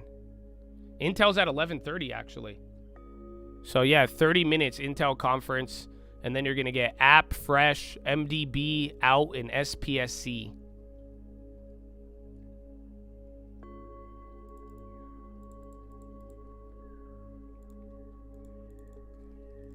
What is SPSC? App came down. You know what? I left another 100 or two on the table, but I'm very, you know, not too bad, Habibi. Not too bad. They're hoeing me on the Intels, though. I'm up on the ask, but that's it. The bid won't fucking climb. MDB is going to be at a conference here soon. We hit that one yesterday. Actually, it's already kind of launching. Again, 30 minutes, so...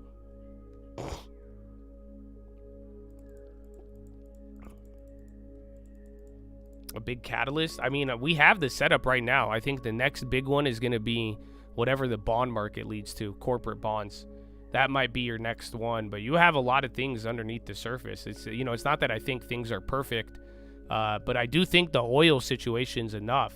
Just again, if oil ever gets to 100, we're fucked, and then vice versa. If it doesn't, we'll be fine. But I'm still expecting volatility during the midterms, so that's what I'm saying. I'm just throwing stuff out here now because I'm not gonna, you know, in certain sections of the market have already experienced that pre midterm volatility, essentially. Just like how last year everybody was saying there's nothing to buy, and they were like, oh, everything's overvalued, and I'm like, hey guys, every single staple is fucking down 30%, right? There was a section of the market that we were able to take advantage of. That's how I feel right now with certain things. So you have certain areas that have already had their massive volatility. It could get worse, but it's not bad to start from here.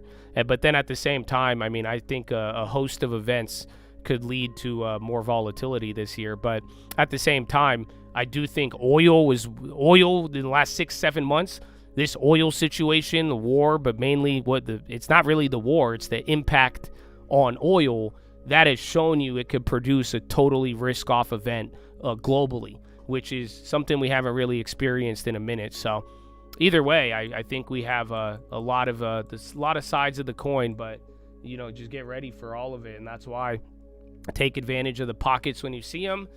Plan ahead. You know, I'm still planning to add capital and have money ready to go for the next couple of months. And then, yeah, you know, making sure we don't over position, don't ever get too comfortable. And I think you'll be able to navigate pretty well. And that's why I'm saying I'm excited for this year. I've been excited. I'm excited. I picked up for the long term, all of it, man. So we got some opportunity. Yeah, the space stocks are going up again. Oil's just staying pinned. That's it. So SPY's now going back, doing the little rotation, a little bit of tech leading as we're getting into this. Everybody in the MDB.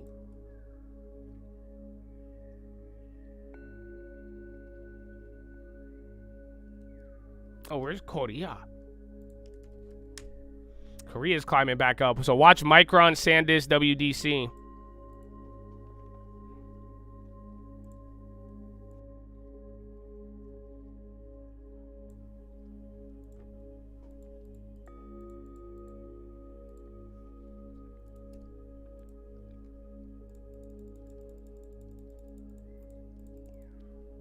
Stay alive for SpaceX. That'll cause some volatility. That'll even drain some capital out the market too.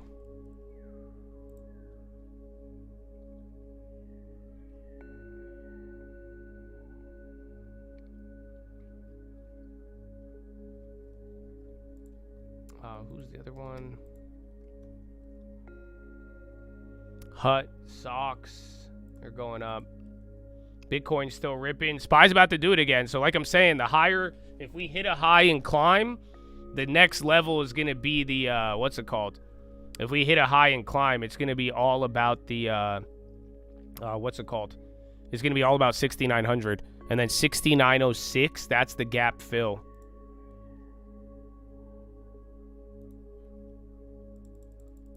Yeah, high ticker is fully gassed right now.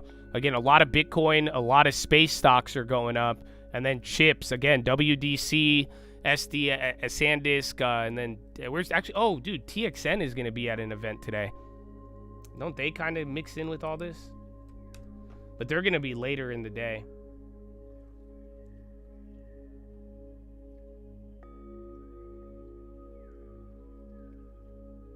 Those spreads are horrendous.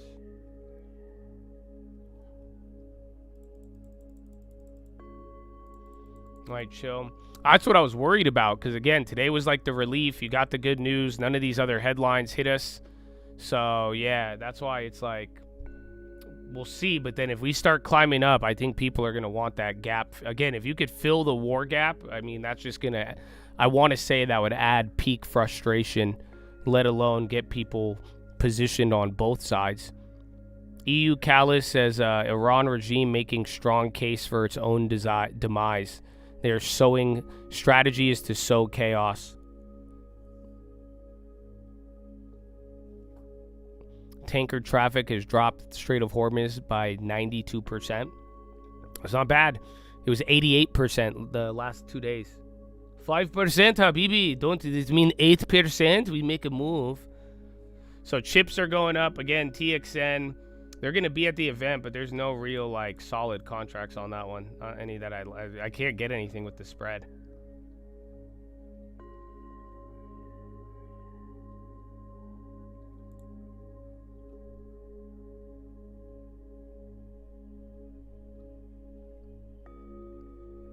I will reframe. ANET? Why I keep seeing ANET on the high. Oh, now they fucking move the Intels. And then Korea, yeah, Intel 45. What's Intel's up 4.5 right now?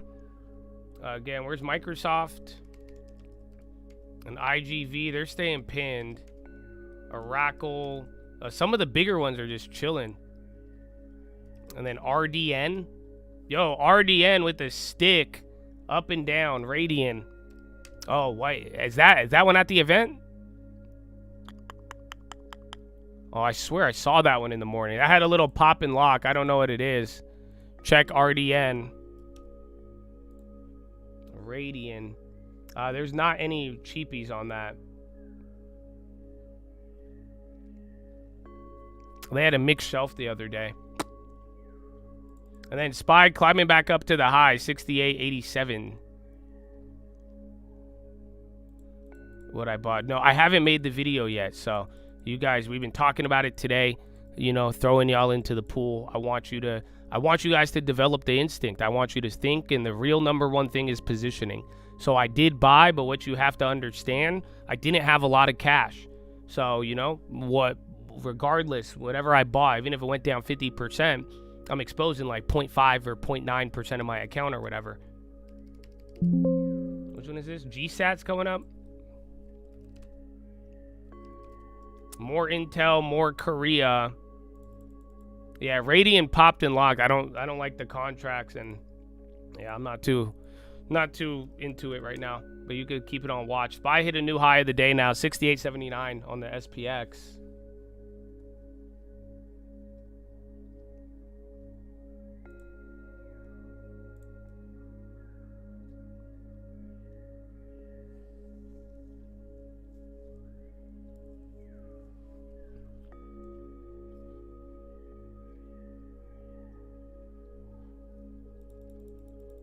I think again, EU a lot of people are turning on Iran. So again, today has a lot of chilling, but a lot of these countries, think about it. You have Qatar, you have Turkey summoning them, and now the EU. Everyone's kind of reprimanding Iran, believe it or not. You would think in a world with all the discourse and everybody hates Trump that they would get mad at Trump. That's kind of what it felt like in the beginning, but it seems like more people are talking bad about Iran today.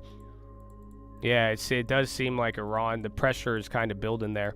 So again, you have the rumor, any of the attacks. Oil's getting a stick up though, so as we're melting up, oil's trying. So watch out for this. We might get a little slower here near the 6,900, but oil's going up. But most of the headlines have been their IDF completed strike targeting military compound in Tehran.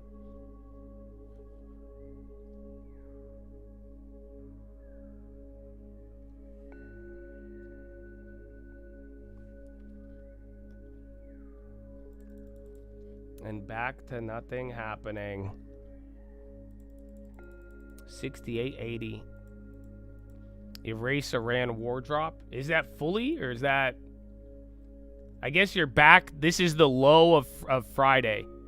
Oh, wait. No. This is Friday. Yeah. Holy shit. I guess I was going off of Thursday. So yeah, technically, I mean, we'll see if we could get up to the close, but you are near there. This was the close on Friday. 68.77. That's fucking crazy. So yeah, this might be the peak frustration point. I think 69.08 is where it gets trappy again, or that's where it gets really frustrating. But yeah, you have legitimately, you're back to Friday before any of this happened. So think about Friday before we knew the war shit, we were talking about Anthropic getting banned. You're back to that level. And it's Wednesday. 48 hours pretty much. Snapchat. I mean, like I said, in the last like 5 years, I've had more people ask me about Snapchat now than ever before. It's kind of odd, but I think now's the time to buy the quality that's cheap. So even if Snapchat's at a low price, if you could go get some high quality names that are still discounted heavily, that have a, you don't even have to consider whether or not they're going to do good over the next 10 years. So I haven't bought Snapchat in a while. I'm not necessarily against them, but they don't really get me excited anymore. But at the same time, some of the other deals that we have in the market, I think are way more attractive, higher quality, higher price, but higher discounts in their own weird way.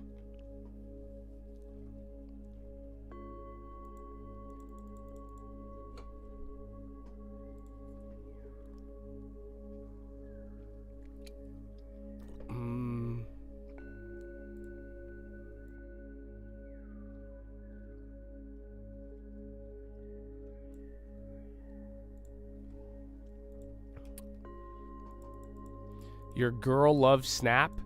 That's not a good sign. Yeah, sir. Haram, habibi, haram.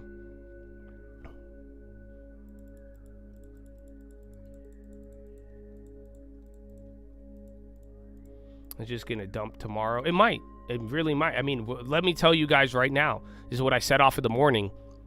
Oil is threatening the supply chain. That's the only inflation risk I am worried about. Think about how many times I've told you inflation is bullshit as of late with all the drama. That's what I'm saying. The supply chain inflation is real. That's the only thing that hits big, hits immediately, and it's sticky. We don't like that, and they use it as an excuse. So as long as supply chain inflation is a risk, you are going to keep watching the market be headline sensitive. What is this? Peace guy? Gail King signs new deal with CBS. So yeah, that's why it's like, hey, whatever we end the day with, we still have another 6 hours. If the next 6 hours, if this all turns around, we get another bad attack, if they rig the Strait of Hormuz, anything could still happen. Again, good news, bad news. Today's just our first day of good news and like things kind of calming down. So yeah, that's what we're kind of waiting for. More space stocks, Lunar, Data Kelba.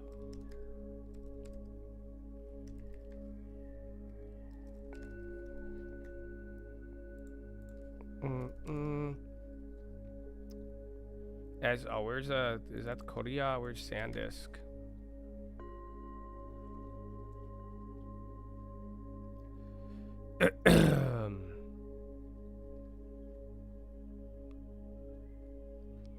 ASTS.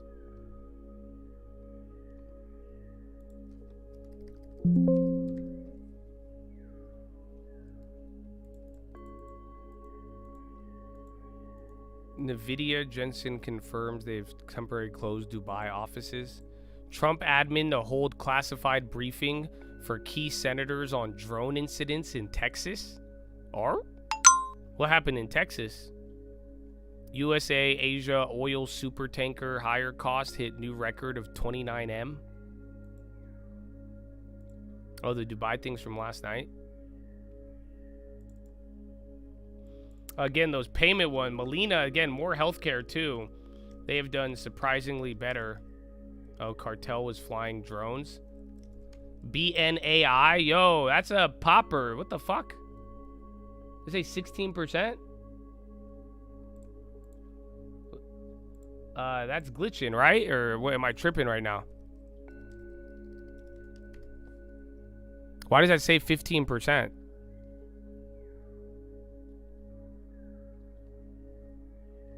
It doesn't make sense. On my charts, is at 42, I guess.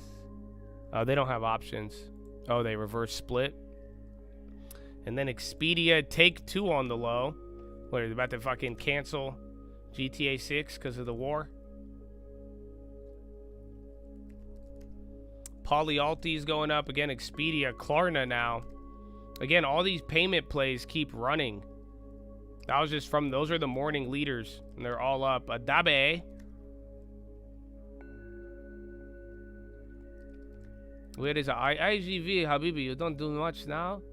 They let all the other ones go. What is the other one?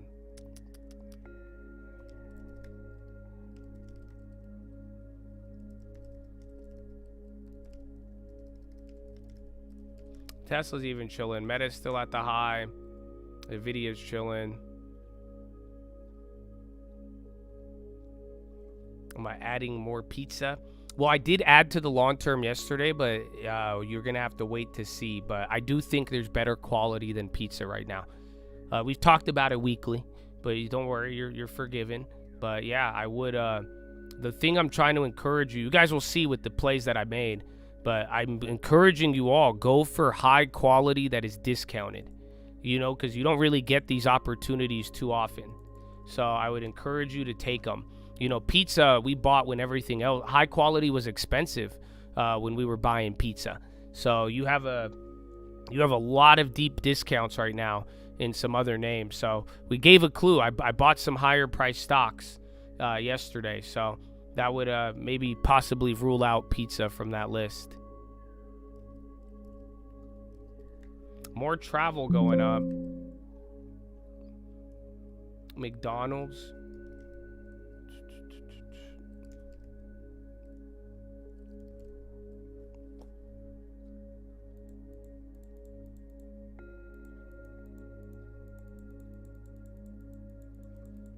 Yeah, a lot of things were really high.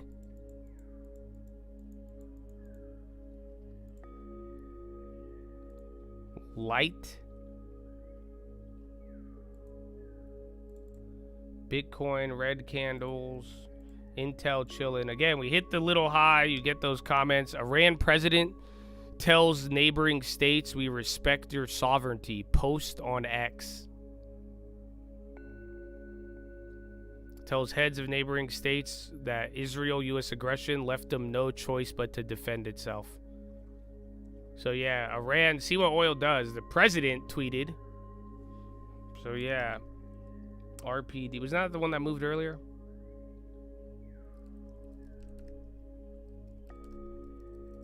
Yeah, Bitcoin's still killing it, dude.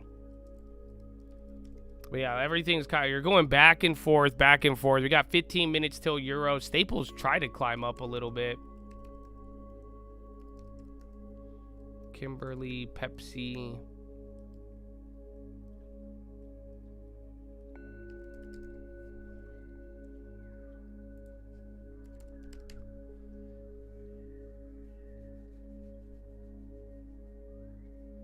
I think, again, everybody kind of turned on Iran. I mean, the best piece of news, even though it's just a rumor, was that they were trying to find an off-ramp with the CIA.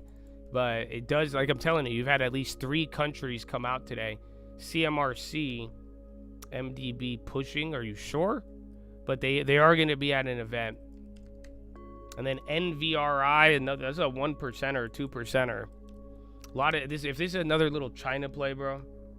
All these little China plays are popping up, like smaller cap ones.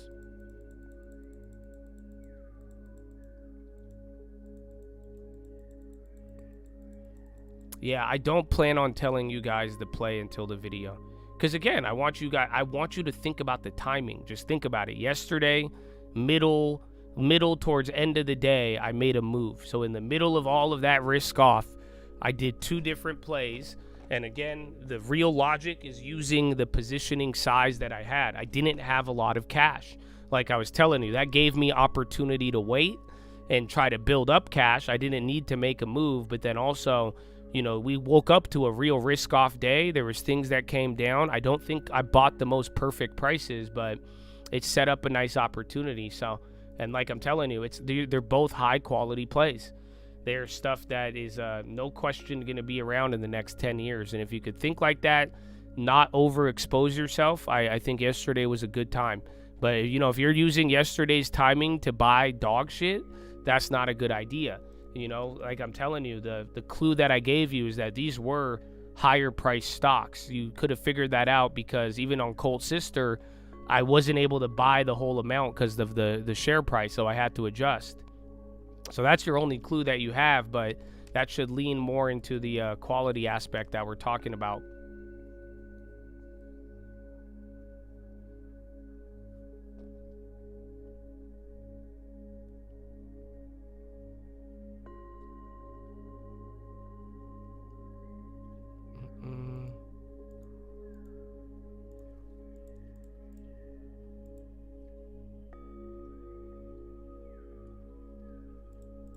So you're telling us it's not BBAI? I don't know, maybe. Maybe. I love Iran's president still on Twitter. But yeah, so, and then today's our first good day, ironically enough. Yesterday was your first real risk-off day, and then today was the first day of all these tensions like actually calming down or being on a more calmer scale than not. Tesla, ironically, Habibi. Have you missed the opportunity on those plays? I don't know. The opportunity lies in your long term. It lies in your cash balance and you making the decision. Like I'm saying, price is one thing, but I want you to understand value. And I'm trying to help you guys develop the instinct to make a move and get a better idea of timing. You know, that's what I'm saying. I don't want thousands of people to just wait for me and not think. I want you to understand, because once you understand this machine that we're building and how we operate it, it's going to serve you for the rest of your life. And then, you know, develop the instincts to react in the moment. And, you know, think about it. We went a couple of months of not reacting as well, too.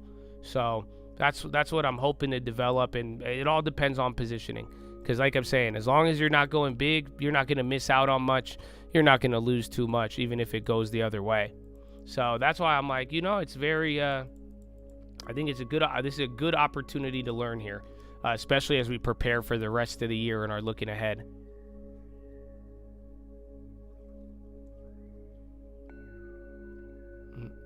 Oh, UNH. I haven't heard UNH in a minute. Maybe I bought UNH. Maybe I ignored everything I said about healthcare for the last year. Maybe. That's a good guess. That's a good guess. A lot of people have guessed the Dabe. That one even made it to... What the fuck was that? Oh, nice. I got 200% on my Korea play. I made it free. I didn't think that was going to fill. Nice. All right, well, yeah, Korea's free. Korea! I'm sorry. I love yelling Korea. It's so exciting. But yeah, I didn't know I had that. I forgot I put that order in.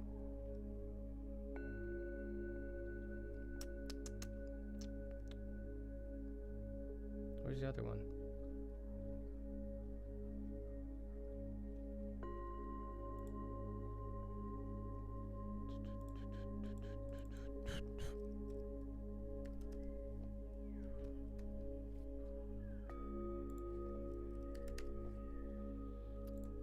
See, you yelled it this morning in the shower. Korea! Oh, Bradley Frizzle. It don't hit the same. Oh, but the peach hits all the time.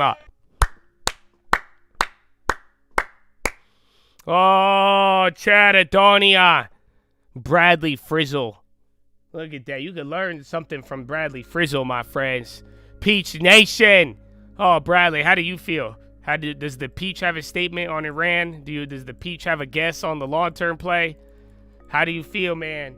Do you reject the sovereignty of the Middle Eastern countries? The Peach, baby, every day. You know how many global conflicts the Peach has been through? So like I was telling you guys, I think that's when the Peach might have started. Holy shit. You know, this was the oil chart that I was giving you. You know, the other day on Monday, that was the 38th largest move on crude oil. But the Peach got to go through these. The Peach was through these. And then the other time, I don't know if the peach was around 2015, bro. That's amazing, bro. It's amazing. I love it. Yes, sitting on cash is also a position, 100%. Just don't sit on it too long.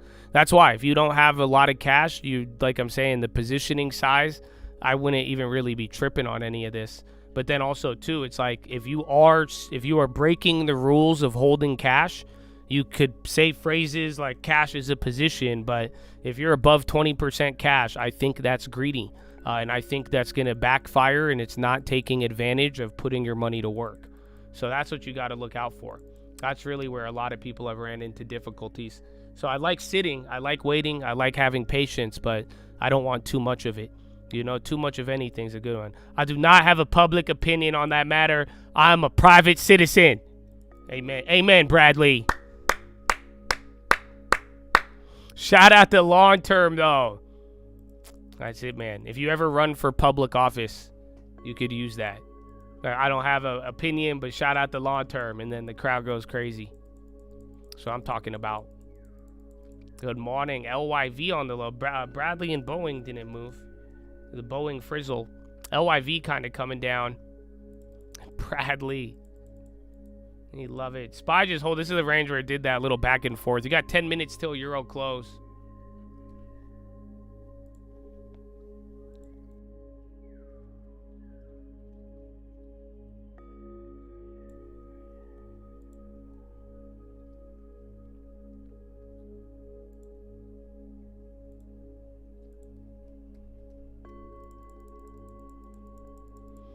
No, I think Adobe is confirmed.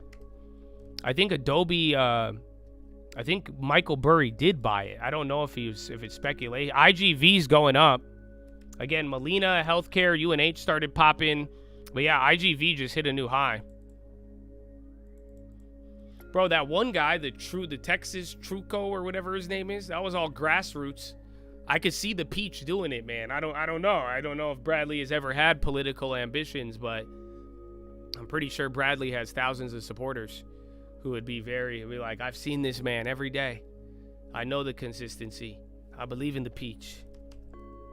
Oh, shit. I meant to type UNH in here. Again, IGV going up. Yeah, UNH climbing. Who? You said Bitcoin. TLT's going up. And then Fidelity. Check if banks start moving again, too. And then sip in on some Fiserv. It says 62.72. It's not loading. Yeah, there you go.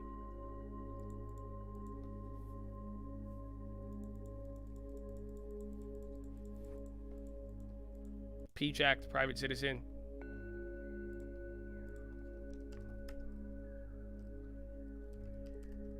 Yeah, that was a good one, baby. Secure it. Secure it or push. China is selling off. Baba. Hot dog. So yeah, watch Pinduoduo. A couple of China names are slipping right now. Putin meets with Hungary. I don't see a China headline yet. So watch out for that. Why is the stream alerts cost $10,000? Because it's closed. That's just a symbolic one. Don't buy it. I've already had to refund a couple people. But yeah, we've had stream alerts closed for over a year now. We have not accepted new signups. Again, I wanted you guys to focus last year. I want people to learn as much as, you know, it was nice. I can make money off stream alerts. It was good income generation, but, you know, I said no to it for a year to highlight some of the points that I was standing on. But a lot of people ignored it. Now that I look back at it, it's kind of funny. Not too many people brought that up, that we closed it for that long. But at the same time, I still believe it. I mean, we have some plays on the locked in. And that's why I just want to separate it and make it clear, you know, who should be doing what. And I think I could help everybody with the long term and help anybody at any income level and have a very high level of success with it. But, you know, you got to stay away from the gambling and know what you're getting into and be able to balance it. So we have had stream alerts closed. IRGC commander on oil tanker attacks. Iran state cites him. Wait, what is this? Targeted more than 10 vessels. Oil's going down off of that. But yeah, something about targeting vessels from IRGC. So yeah, we'll see. I might, like I said, by the quarter, I guess, is this the quarter? So maybe this month or end of this month, I'll consider opening up stream alerts again. But if I do it, though, it's going to be a little bit different. Essentially, if we do open up stream alerts, I don't really want to deal with, we have an AI that could help, but I don't want to do anything monthly that way, because I think people try to treat it like a lotto ticket sometimes. And then at least initially, if we reopen it, if you have signed up before in the past, we are not going to service you.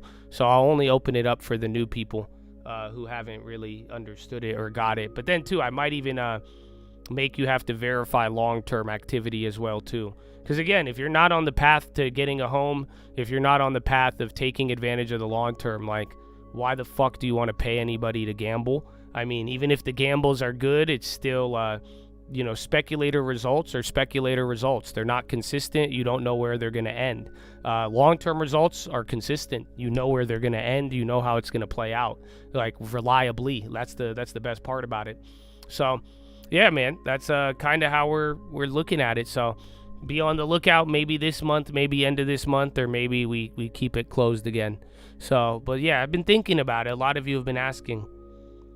You've missed getting the text messages. So yeah, if you signed up before in the past, even if I reopened it, unfortunately, at least if we roll it out again, I don't think we're going to be able to accept you, unfortunately. Just because, again, I want it for more new people who could kind of, understand the communication that I'm saying. I think a lot of people nodded their heads at me in the past and didn't, we didn't really vibe, or they said they did. So I want to make sure people have a long term, people are doing it the right way. They understand what they're doing when they go through with it. And yeah, that's kind of the way I'm looking at it. In the long term, you could sleep. Woo! How many names in your long term?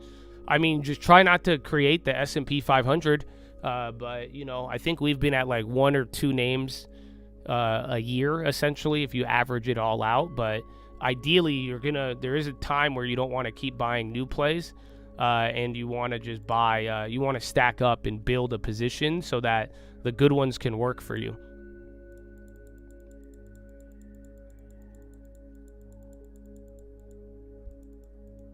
I got an LT in a house, my future wealth. That's what I'm talking about. And I think you have that set up. You're a real mature individual, and you could like understand just straight out of Intelligent Investor. You understand the importance of separating the long term from the short term in gambling. You understand what speculation is.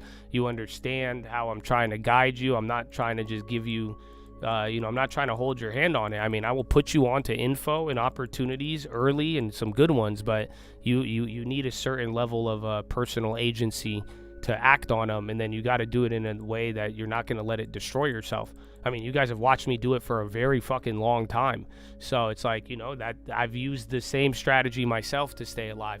So that's what I'm looking for, man, and that's why I want to create more good than not. But like I'm telling you, a lot of people, I've seen a lot of greed. I've seen a lot of people misprioritize. So I have tried to limit the opportunities to let that happen.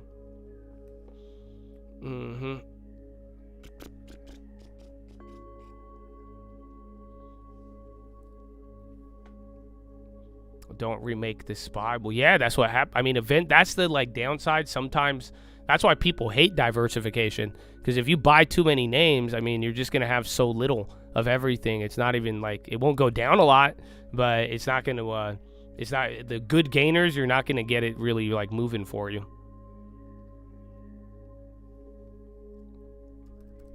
Your long term, if today chills out a little bit, if we chill out during the day, I'd be down. Sats is going down. Poet, JCap short report, 19 years of failed experience. I sell half for a house, bro. That's amazing. Half for a house? I love it. That's exciting. That's really exciting. So congrats, bro. Even if you recreate. Yeah, I think if you could do like the SPY 50, if you could create the S&P 50, that's going to speed things up. You could get better prices. You could get better prices on some of the stuff that's in the index, but then that way too, you don't have to wait 40, 50 years for retirement, and you could still get the diversification, get the stability, but then also get some more aggressive upside. Unity, 24. That's 1.5%, give or take. Not in one candle, but last couple minutes. I've been thinking about you long term.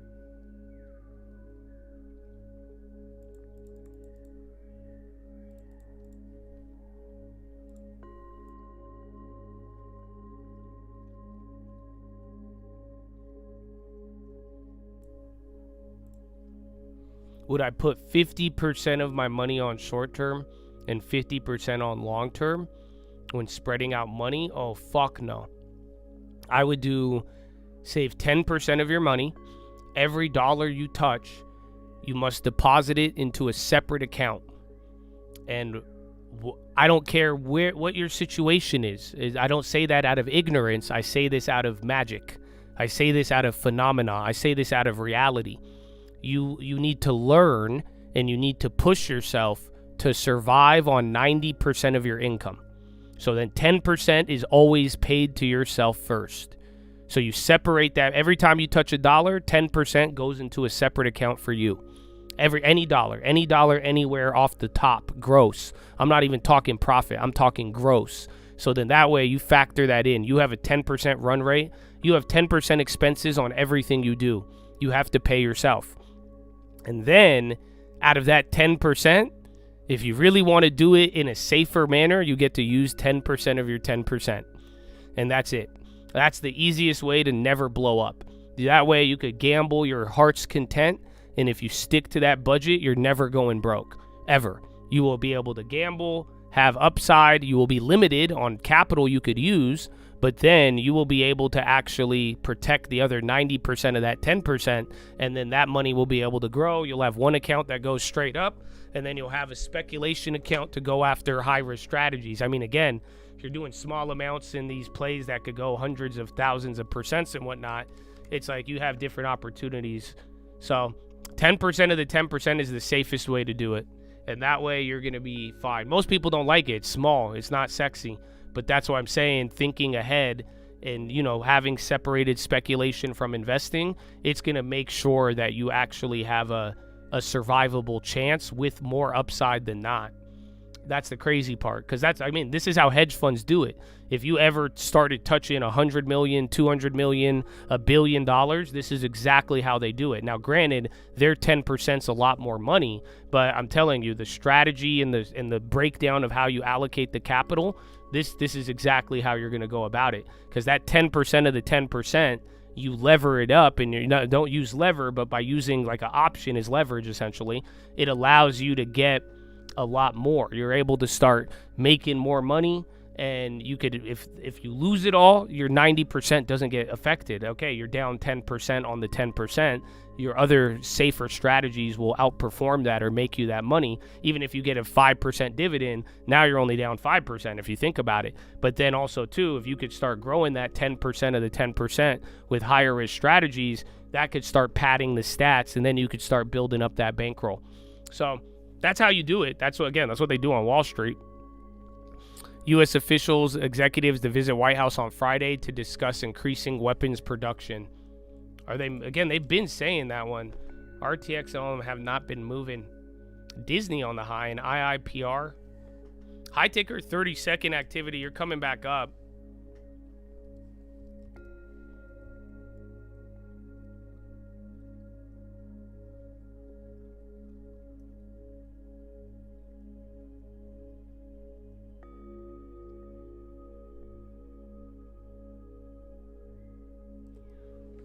You have the same attitude, but if I want fun or buy crap, do something fun, you have to invest 10 times that. So you're bored. That's exactly what Intelligent Investor says. If you want, my best advice, if you're bored, Vegas kind of sucks nowadays, but you could at least get like benefits or like, I don't know. I would if you're going to really go 10x larger, I would just do anything else that's a little bit more fun. But yeah, boredom is usually the killer.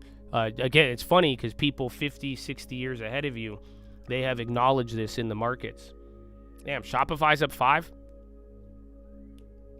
Do you rebalance the trading if it goes up? I do. If it goes up enough, I pull out.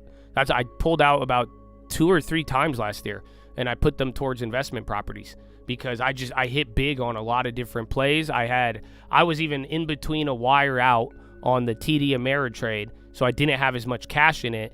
And then other shit was popping, and then I had that old Robinhood, and I just started flipping it, and my goodness, that one went crazy too. So, but then I wired out. I pull out the money, I turn it into a nice little trophy, and call it a day. And then you operate with a good amount that still allows me to do the same thing. HSBC, again, more banks. It's up to you though. You don't have to wire it out, but again, if you understand that, you know, to speculate, you're gonna lose eventually, bro. Even myself, I mean, like, you're gonna lose eventually at the casino. So, you know, they try to make it a good habit. If you really get paid out good and you could do something bigger with it, I would pull out of it, man, and make it worthwhile.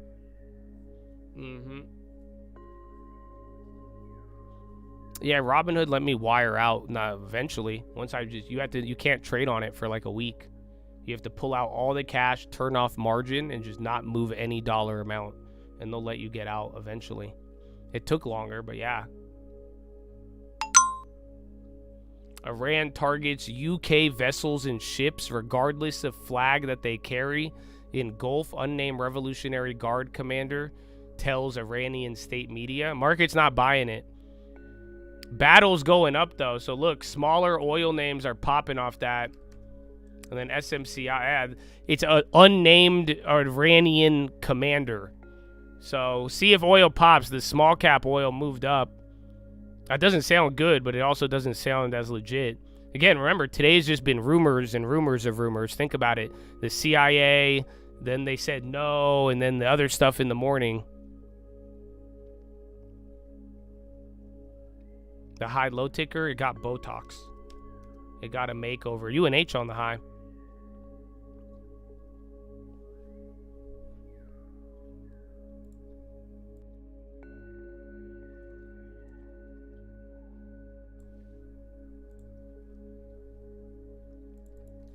Oracle on the high.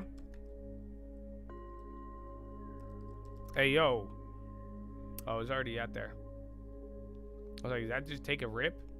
Oracle's finally going up. Where's Microsoft? Yeah, the bigger cap software. Oh, Intel.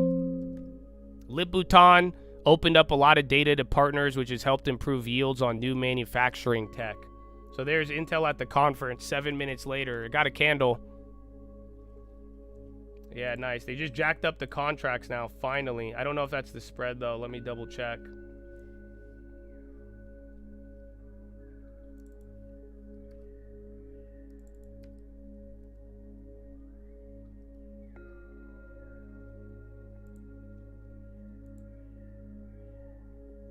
Yeah, just the spread.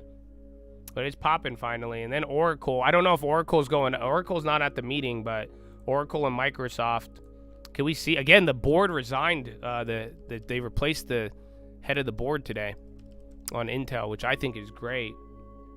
Get rid of these old fucks. Let's hear Liputan. First name Donald. Last name Trumpet. Company DJT INTC. DJTINTC@gmail.com. Submit.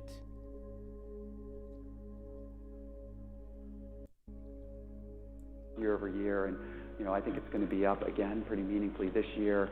Okay. We're starting to see customers come in that space, asking for long-term agreements. That should tell you that there's legs to this. They're looking at this over a 3 to 5 year basis and want to lock in supply with us.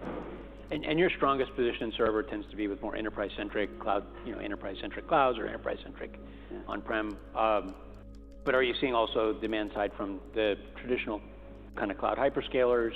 And how do you sort of juxtapose that with ARM starting to encroach in the head nodes? Yeah, yes, across the board, the demand is strong. I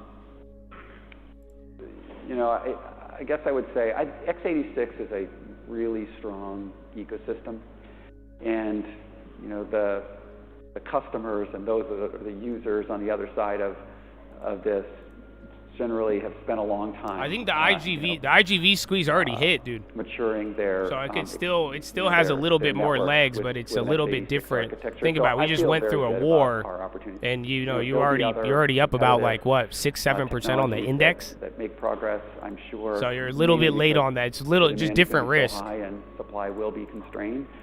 But I feel really good about the x86 position.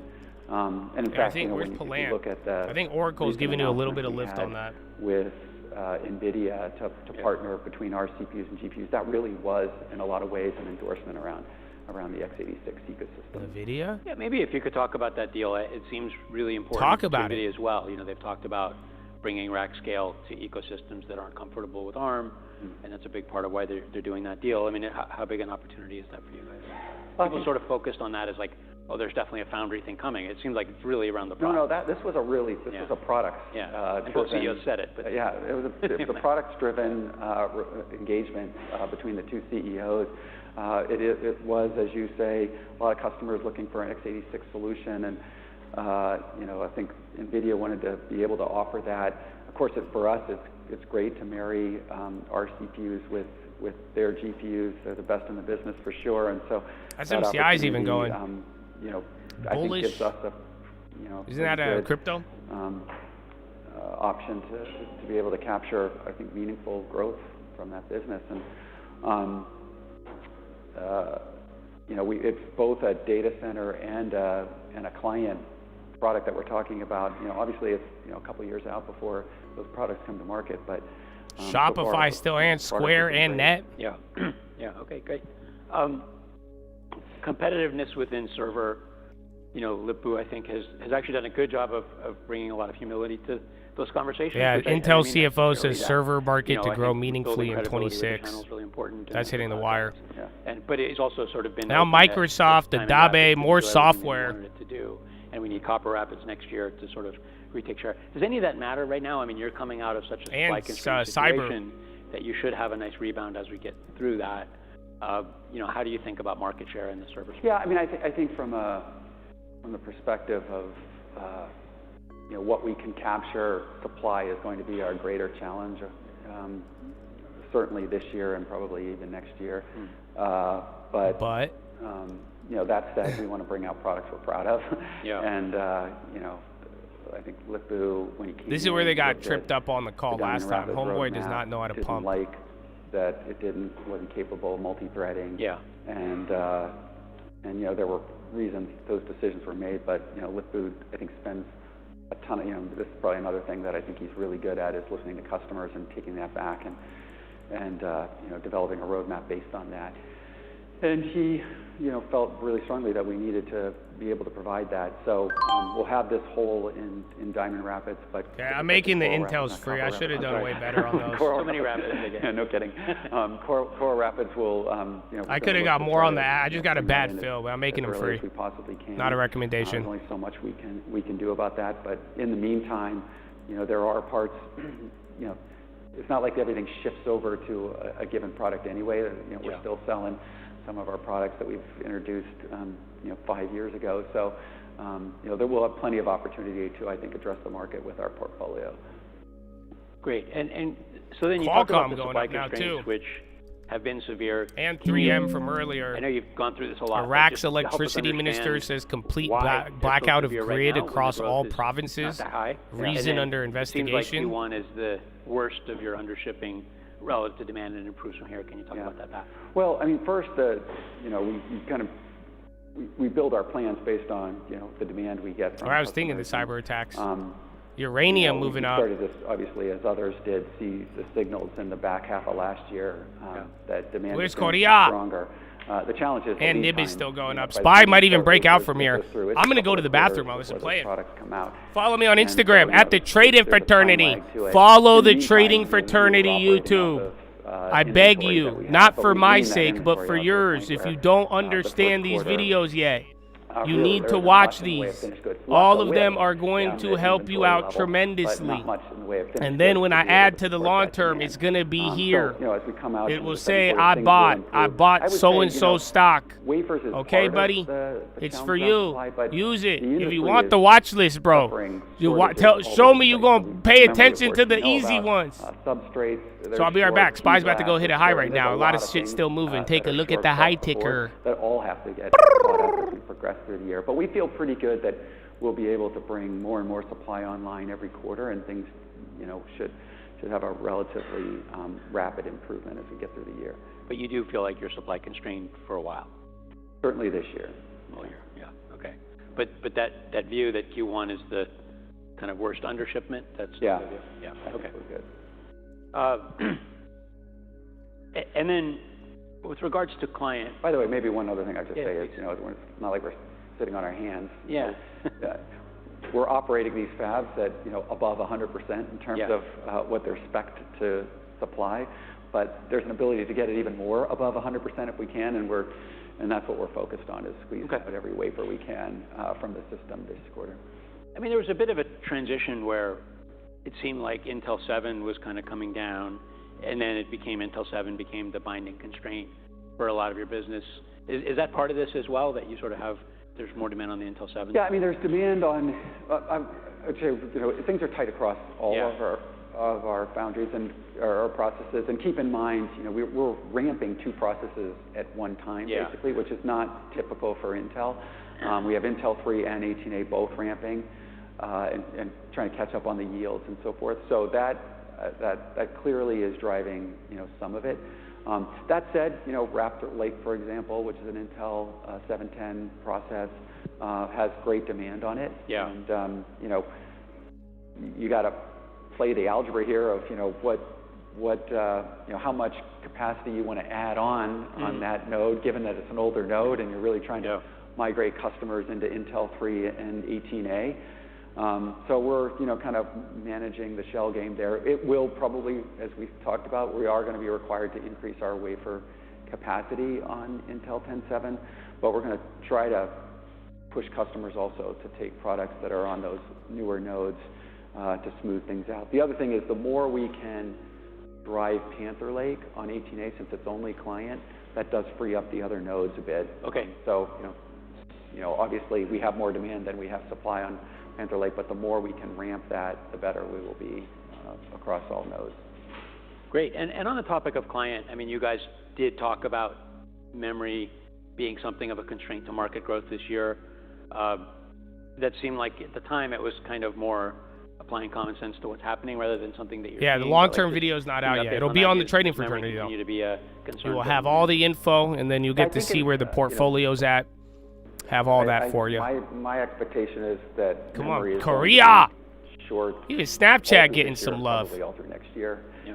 And given the importance of memory into data center and in particular into AI workloads, it is going to create a more significant constraint in the client space for sure. And so, we talked about this on the call. Our expectation is that, hey, in the back half of the year, they're going to suffer probably from the lack of memory. And so we built that into how we're planning the year and what. His answer was actually good when they said just this year for the supply shit. He didn't sound as dorky as last time. Kind of give up some of the small core in the client space, push into the mid and high end of the client space, but then try to push as much as we can into data center to make sure. Oh, where's App too? They're going to be showing up at the conference. I already got out of that one. You're sort of working through these constraints, but they're still a factor, probably. Still a factor in all the businesses, because you're going to build less for the client business as well. Correct. Yeah. Okay. Dude, IGV, I can't. I want to get to the. I was expecting more, like crazier, because the Anthropic news, but then considering IGV still just piled through the fucking World War III, I'm not disappointed, man. I'm not, because that's all we focused on since Friday. We got all these other little plays in here, but I'm glad we got to kind of put a focus on that. Had a good time. That's what I was saying too. The opportunity is just a little different now. I gave it to all of you on Friday. I made sure everybody knew, so I did not hold back on anybody. so I don't want to hear it. Part of that is that, we had a lot of, like, startup costs that we were... And high ticker's still running. I mean, IGV's at the high ticker. And the bigger cap ones, Microsoft, fabs that we've built out. Oracle, they're actually moving up now. Our expectation is that, where's Palant? Palantir's the next one. Again, those are like the top three. Sales line, this period cost line where a lot of those startup costs show. So that should help meaningfully in terms of gross margins for Foundry. On top of that, as you point out, the newer processes, yeah, they get a better AC, but mostly it's around their cost structure is better. Some Anthropic investors urge de-escalation with Pentagon. Investors worried about supply chain risk could hurt business. Anthropic and Pentagon continuing discussions. Part of the business, gets that benefit. And then you have a Pentagon asked defense industry on rare earths. We're in the really early innings of 18A. You just had a rare earth headline from the Pentagon. So those margins are negative right now. And, as they become more of the mix, it actually pulls the margins down a bit. But as we progress through this year... Just say your margins are going to skyrocket, dude. What the fuck are you saying? Better and better, which will also help. So I think we still feel good about our original guidance, which is we expect... I don't know, though. Watch IGV. Break-even operating margin. If they're saying the discussions are still continuing... The only caveat to that this is no good, Habibi. We're planning a certain level of external foundry wins in that number. If it's stronger, it actually could count against us on the profitability side because we need to invest more, which would... Hezbollah direct combat clashes with Israeli troops ongoing. But it'll be a good problem to have because that means we're going to have more demand in the out years. Who's the source on that? So on that... I don't know the source on the Pentagon shit. It sounds like bullshit, but... Sort of, seems like you're still committed. Yeah, it says sources say. Is that coming from Reuters? Supplier, but you're not. No, because they're trying to say that the discussions are still ongoing, even though they got designated supply chain risk. But that wouldn't be good. We are spending the money on all the R&D development associated with 14A, and that includes the CapEx investment for the R&D in 14A. So, there's a pilot line that we put in place. We're investing in all of that. What we're holding back on is the high volume and when to put that in place based on what we do in terms of customer wins on 14A. The engagements have been good, so I think we're cautiously optimistic that this will be a successful node. We also have internal demand on 14A, so even still, I think we got to think about that as part of the CapEx cycle.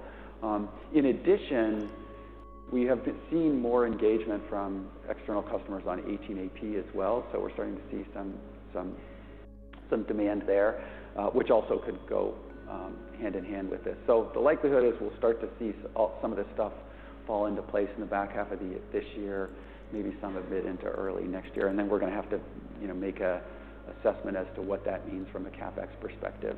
And the timing has always sort of been risk production 28. What time is it? 8:50? Oh, we already missed your close. Yeah. You'll push up. On the call, but that's still the that's still the case. Now that's more a function of what customers want. Okay.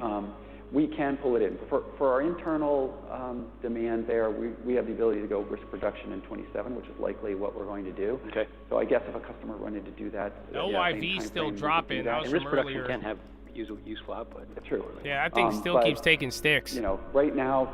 And crypto going, coin at least. When customers, remember they gotta spend a lot of money when they're moving to a new node, and so they're going to want to make sure that they're layering that into their product roadmap in a way that generates the best ROI. And when they do that, that seems to suggest that it's more a 28 to 29 time frame that they really need these kind of wafers. But there was no delta around the quarter like that. We haven't changed it. And in fact, when you look at, we plot out yield and performance even as early as now on 14A, and we look at it relative to where was 18A at this time frame, where was Intel 3 at this time frame, and we're actually ahead. Okay. So good news is that actually we could be seeing better, one would hope, better performance for yield than we have in the prior nodes. So it kind of comes back to the execution's good. Yeah, UNA LYV's dumping again. For sure, and we've got to make sure that... Well, bigger candle on LYV. Customers have unique requirements that go above and beyond just the process in terms of deal terms. Damn, you just had that one earlier. I got all that pulled together to make it work. Can you talk about EMIB-T and the... There's one cheap, I'll leave it for you. Technology. It's kind of far out, and then there's offering. like 2 more in between. Like that's a lot bigger than you could try it. If you're quick so enough good and it point. takes another candle, it'll double. You know, but I'll leave it for you if you want it. Well, that's on LYV, ironically, not a recommendation. You know, this is probably the more interesting part of the foundry business today, quite honestly. Yeah. You know, there's supply shortages, but EMIB is actually great from a technology perspective relative to what's out there competitively. You know, you can get 30% more reticle space on EMIB, or EMIB-T. So this looks like I'm taking a different great offering for us, and we've gotten I think really good engagement from customers on this business. So originally, when I was thinking about it and talking to investors, I was calibrating everybody to, hey, this is like think about these wins in the hundreds of millions versus wafer wins, which would be in the billions. That's the way you should think about it. And now I've since revised that because we're actually at the close to closing some deals that are in the billions of dollars per year. Okay. In terms of revenue on packaging. So lo and behold, this is going to be, I think, a really good business for us. Yeah, wait, and Intel, bro. There you go. There's some fucking course, pumping. That's what's driving a lot of this. I already made mine free, but yeah, that's going to help it out a little bit. Interesting in terms of an offering. They're back to the same price, sadly. Those options, I had such a bad feel, dude. I could have got way better. Pinterest had the buyout news or the stake. Potentially even before. But I got another one for you guys, if you would like. This part of our business. The gross margins for the overall foundry, we were targeting at about 40%. That's kind of where we want to have our run rate gross margins land. And I think a lot of people think about, okay, wafers get better margins than packaging, and that's the way we should think about it. In reality, of course, there's you got to get the technology up, and you got to get the scale up, and so forth. But when it's running at kind of normal state, the margins in this business should be just as good as the wafer margins. Okay. And you used to have some sort of lower margin. So not a recommendation. We did, that was a little bit like COVID-driven, people were... Fucking Intel. I can't believe this dude's fucking pumping now. We were looking to get in. Proud of him. We did a solid for some customers. You guys hear this? Boeing ripping. Oh, dude. Got real... Boeing literally ripped since Bradley Frizzle. And really Intel's loving it now. To pay for. And billions of dollars in what time frame? Yeah. Out in that same what time frame? Now the options, even on the bid, you got 60, 70 on the bad fill. You have over 100 on the good fill. Overall, I didn't take you have a lot of things going in the right direction over the course of the year. To the extent that revenue can rebound, you get through these capacity constraints. You talked about startup costs coming down. They set him up with that. He's fucking doing it now. I think we should expect to see gross margins improve through the year. And there you go. Now talk about the margins this year. Thing is, hey, we got to get. So he said billions of dollars in deals coming up. Now gross margins going up. Gross margins go after that. This guy's never sounded this bullish in his life. Remember, he's the guy who fucked up the last conference call. In the right place, with our margin stacking advantage. There's no reason why the margins shouldn't be significantly higher than they are. But we've got, near-term issues, obviously, or near-term headwinds that are, because we're driving so many nodes through at the same time. Driving nodes, we've got some products that did he buy a bunch of stock? I think he did. Competitive cost structure at this point that we've got. Maybe that's why Donald called. Listen, I need you to buy the stock and act like you own it, you dickhead. What's the matter with you? You don't believe? Show me you believe. Balancing, bringing out products that have performance with products that actually have a cost structure that can. Yeah, you did get the Boeing rip. Uranium on the high too now. Spies is still chilling though. Again, 68.80. Wildcat Lake. At 69, that needs to be it. Part of the Panther Lake offering. Yes, it was SSA. But be careful. Again, be careful. That one's just going to be playing the event. But again, the other event ones we hit them pretty on the head. But that one's the one I'm least confident about. That will help drive better profitability. Where's IGV? It kind of brushed off that headline, but be on the lookout. Copper on the high? Out beyond this year. So I don't. This year. And then uranium, CCJ. Kind of just getting Panther Lake up in terms of yield. Again, AMD, SMCI, CCJ's going. All the uranium plays, the ETFs. Well, obviously the revenue drives. We get fall through. TAP hit a low. Kimberly kind of chilling. Are We have a few Staples things still that washed? kinda Yeah, they're will- just pinned will at the work low. against us. We're selling a lot White of House says Raptor it Lake and some of the submits older nomination of server Kevin products Warsh that had better cost for structure. Fed So chair to we'll Senate. our mix probably White House won't be as notice of good, presidential actions. this year. So now they got to literally approve it. But beyond this year, I think that's. And then IDF launches missile And then towards puts and takes Iran. with regards to CapEx, given everything that's going on, you have a decent amount of tool spending this year. You have a lot of shelf space if you need it. He's way more, dude. Yeah, I mean, exactly. This guy was more bullish at fucking a Morgan Stanley conference than his earnings. Even remember, Liputin was pretty hyped up too. It was a good earnings, like relatively speaking. But like he had remember, it was at 60 leading into it. He had the opportunity to like really run it, and then literally he fucked it up. The guy talking now. I good think for we're him. pretty locked in, quite honestly. Yeah, Most you're of locked the in? deals had to be put in place already to drive the CapEx dollars for Welcome. this year.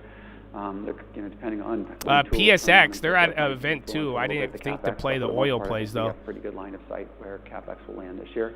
Right now, we're CapEx? in the throes of trying to figure out, okay, now, what does the CPU demand that we're seeing on the data center side look like over a multi-year period?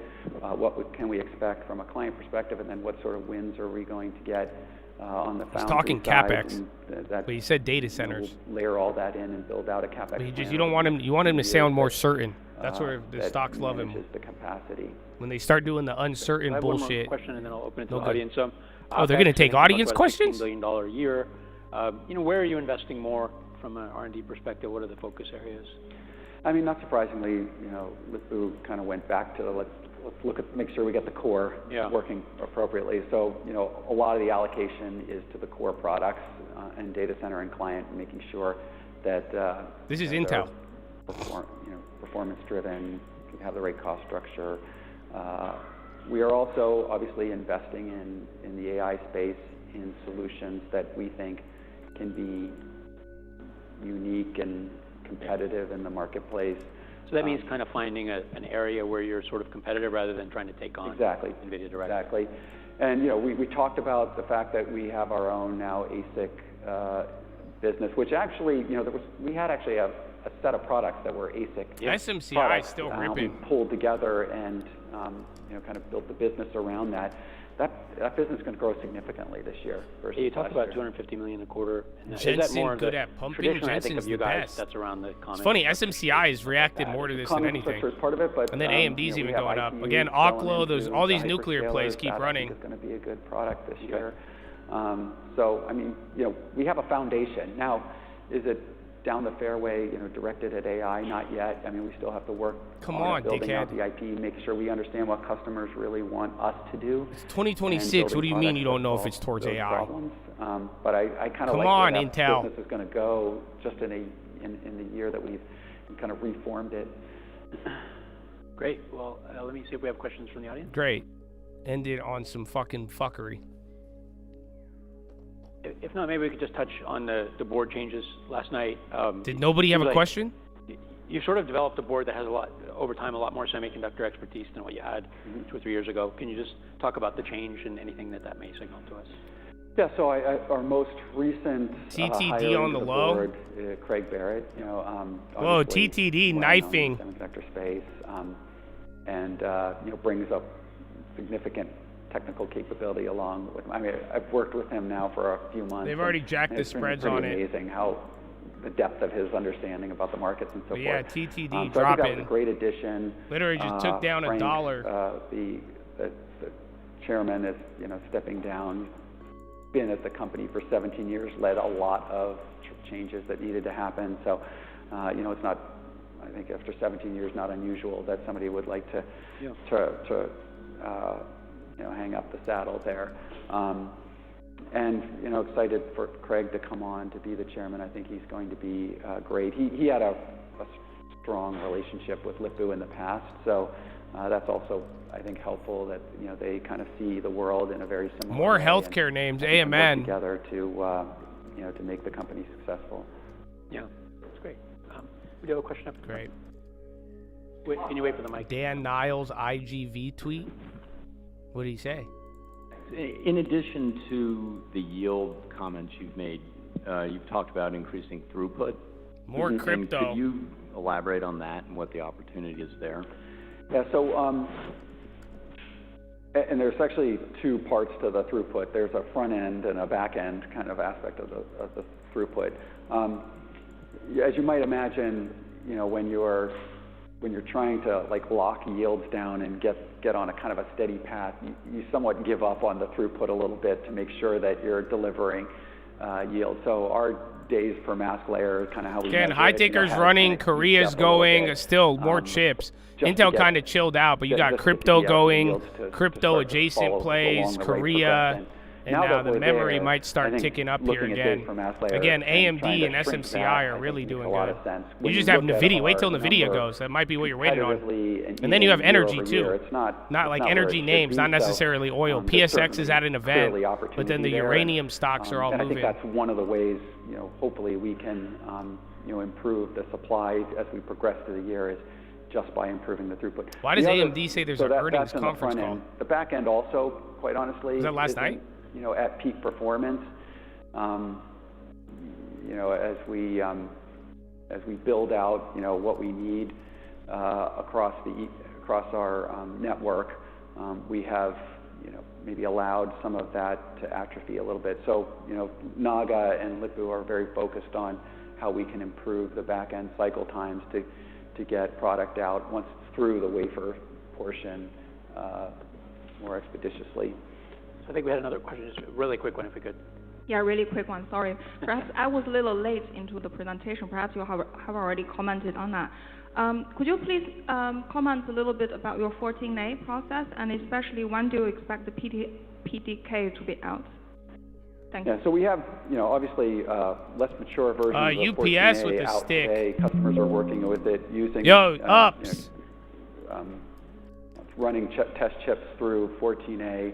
Our expectation as we get towards the end of the year will be at a maturity level for 14A that will get actual customer yay or nay on the process. And all right, there's a cheap one on go there. from there. Ups. All right, we're out of time. We'll wrap all up there. right, Thanks so much. All right, see you there. See ya, bye. I don't know what it is. That's just too big. So $3 on it. It's about 2%. Ups is UPS. Is that it? That's over, Intel? All right. Well, there you go. That one's done. But yeah, what the hell? What headline was that? I don't see a headline on there, but let's see if it fills me.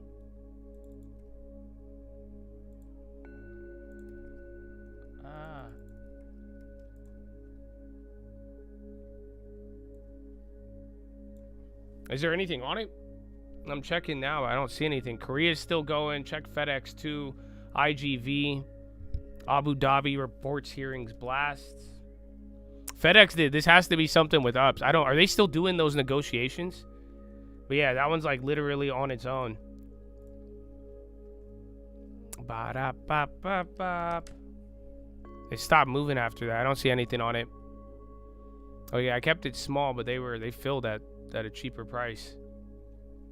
AMD still, Korea is still going, SPY's still near the high. Again, you have TTD and now ups with the stick. Ups is not following through yet. Oil is climbing up a little bit. Again, it started on that Israel launching the shit, but that's all we have. Intel's actually keeps going now. So I guess market's still taking that fairly well. So Intel continuing. Nice. I made it free too early, I guess. I just had a bad fill, bro. I did not like how it was playing. But yeah, that was a hitter. GG's, baby. Well, yeah, there's a lot of chips going up, and NVIDIA still hasn't played along. So that's decent for now. First 5. Again, IGV. The Dan Niles tweet was pretty much saying that he thinks certain names in software are going to fare better, even though he was kind of doubtful of software a little bit ago.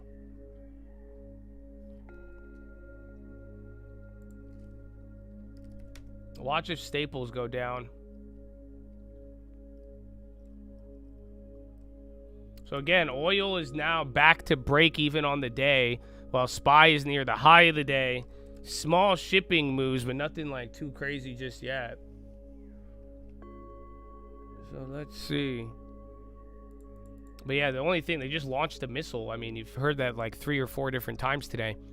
Not to mention all the other pressure. Mexico, EWW on the high. It's not anything crazy. Now Intuit, now Microsoft software. Microsoft's really running.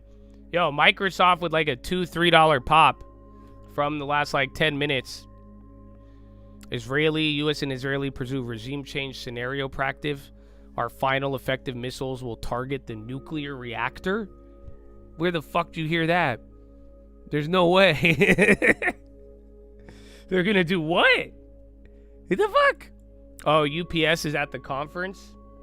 You're right, I think. That's not the Morgan Stanley Tech one.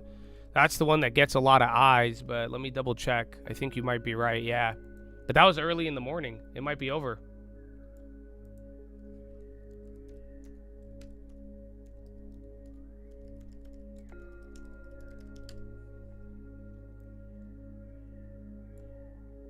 It says replay will be available shortly. 11:35. So yeah, they're there. I don't have a replay, but I think it just ended. But yeah, you're right on that. Target cutting bonuses. All right, those are going to be clapped. They got up for a little bit. I was trying to push it a little harder just in case. But yeah, Microsoft, whatever the hell that was. And then KKR, watch if the Owls and KKR's first 5 still hitting highs. We just pulled that one up a second ago. Intuit and Microsoft are really running. I don't know if that's the day. Dude, Microsoft, actually, though. That's a $3 pop on Microsoft. Even last 3 minutes, you've moved another $2.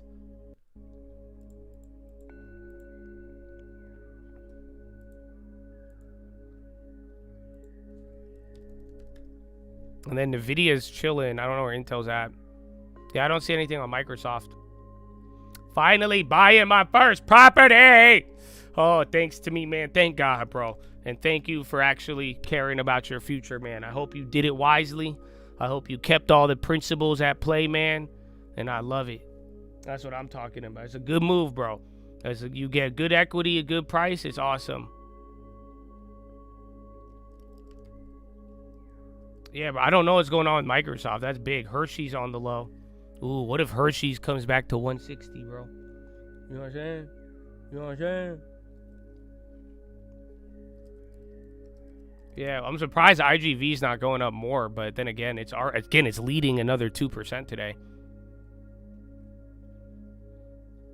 Yeah, the breakouts early in the morning were a little aggressive, but lately we've now just been pinned up here. These ones at the conference, again, for all of you, if you go to the description of the video, you have the conference list. I had that up there since 6 in the morning for you guys. So, you know, you have an idea. There's some that didn't show up, but a lot of those gave you like some continued momentum from different plays. Again, Intel's still going. Where's first? I don't know if first 5's there or not. I could double check. Now you got IBM. You have a different set of like bigger cap ones going up. You're banning yourself from IG. I feel you, bro. I feel you. If it wasn't the leader, I would have ignored it, but it's kind of fascinating every day. But yeah, I still have that last set. And now this is really the fucking moment of truth. We're above the 84, but now remember, this is where the last rally failed. So pretty much now to like 87 is the next spot. RTX now. Yo, defense? R?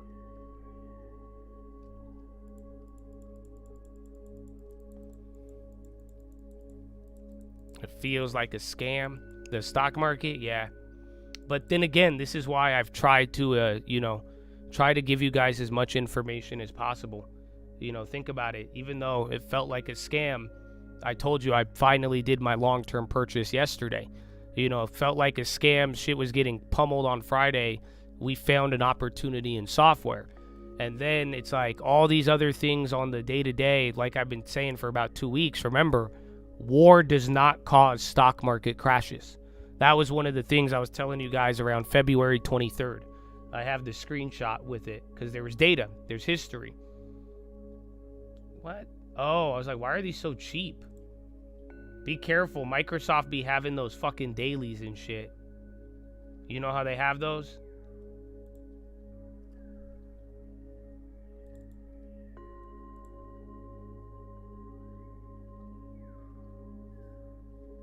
Yeah, dude, Microsoft just launched $3. Oh, dividend payment is tomorrow. They're at a Raymond James conference. I don't have the headline. It was like a mix of the war and oil move, but then it was the Raymond James shit. Those are going to be duds. I got a cheap one, but I think I can still get out of it at the same price. I'm just going to hold it. I don't have a lot of exposure.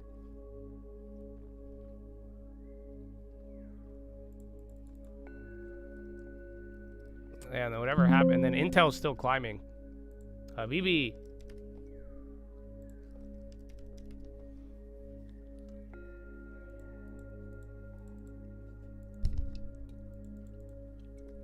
Well, I sold that shit too early.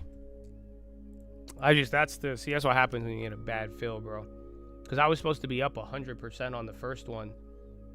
But no. Yeah, now they're holding up really good. Now you have like 100% on the bids. I made it free at 50.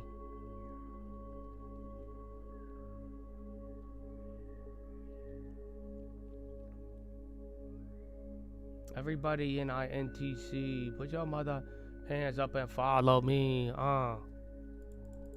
My latest LT pick. I have not made the video yet. I bought yesterday, and I'm giving you guys some time because that's what I'm saying. You know, for like some of the more newer people, they're like, this is all a scam. I wanted you guys to observe that I was willing to finally act yesterday. There was a reason for that. So, but yeah, I haven't made the video yet. I'm giving you guys time to think. I bought a high quality stock, 2 of them.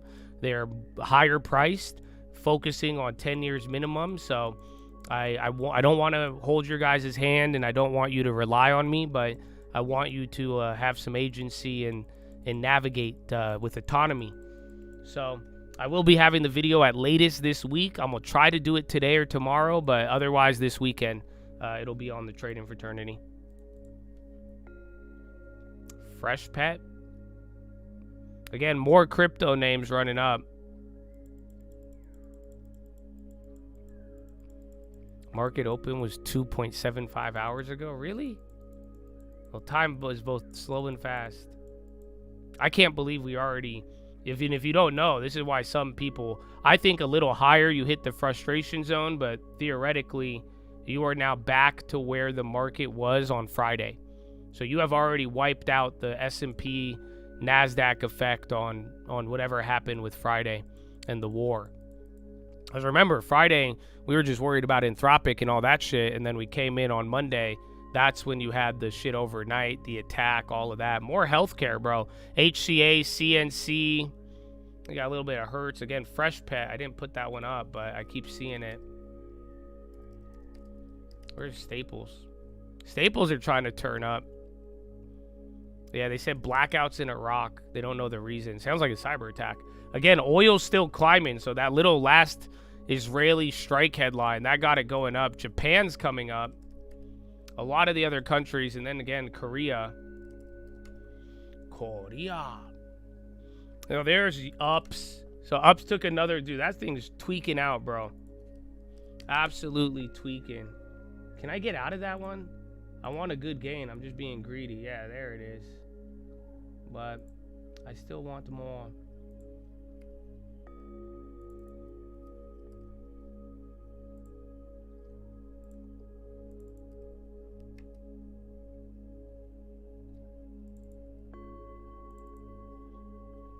I'm just gonna fucking hold it. I wasn't even willing to get rid of it. It's just there. It's like going up, but not really.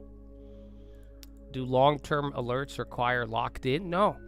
So if you're on the long-term alerts, I'll still send it out, but everybody has to wait until the video. So you could ask the guys in locked in. I didn't tell them to play. I still have not told them what I bought. I'm not telling anybody. So the sooner you guys understand this, the better.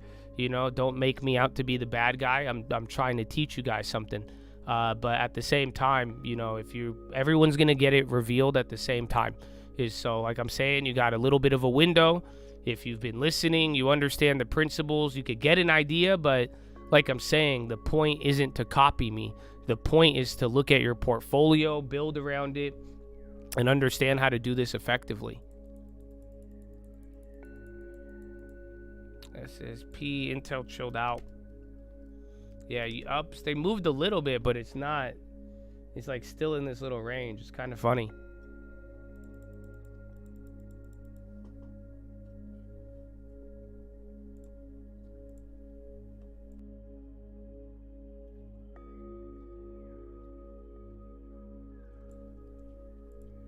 Do I like Nintendo or Sony? Not really, no. Yeah, the only clue is that they were expensive stocks because I couldn't buy the same size that I bought on the other accounts. I couldn't split it up and buy it the same size on Cold Sister because of the stock price. So I'm focusing on high quality, like I've been trying to stress here the last couple of months.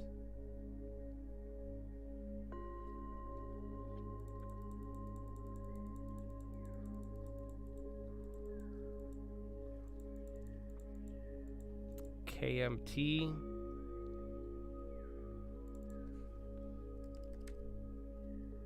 Let's see, your boy.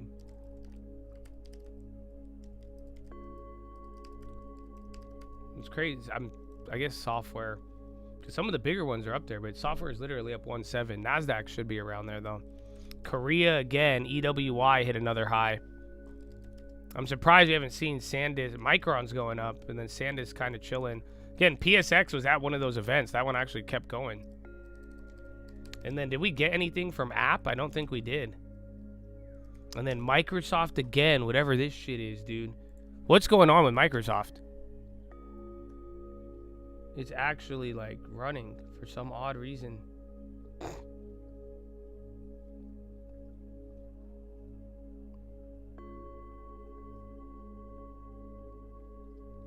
Is that Apple? KRE's on the high. Yeah, Intel hit another high real quick, and then there's Apple.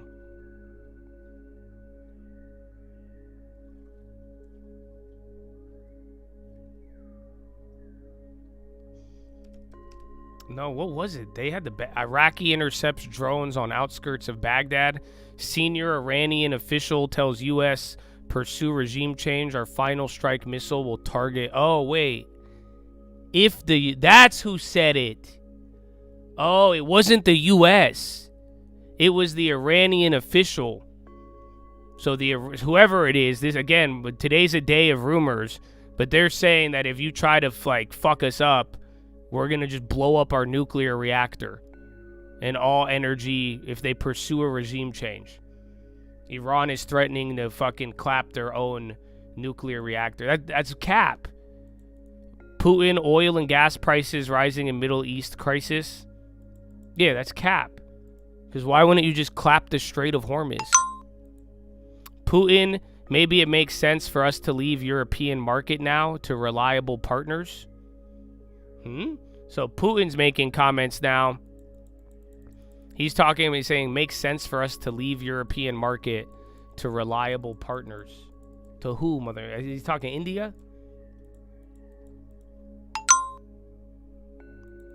Oh, the Dimona nuclear reactor and all regional energy facilities.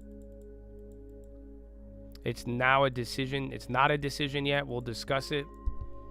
So, yeah, you're getting these headlines. Oil's starting to react a little bit. Again, a lot of things even had to push. There's UPS again, but those contracts playing, dog.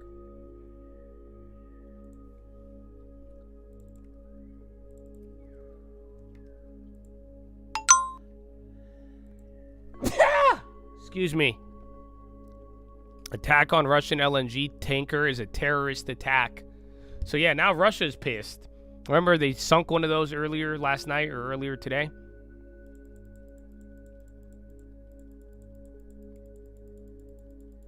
Yeah, they're saying they'll attack Israel's nuclear reactor. That's why I was like, wait a minute.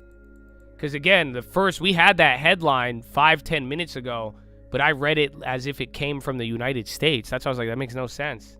And then you got that one. But, yeah, they're saying they're going to attack Israel, not their. I was like, that makes no sense at all. They would go straight to Hormuz ahead of it. But again, those missiles, those headlines, oil is now back to green 0.5%. And then now Putin just called it a terrorist attack. I don't know if he's trying to blame Iran, or you might even be able to blame Israel for that. Then you got Tesla UK numbers.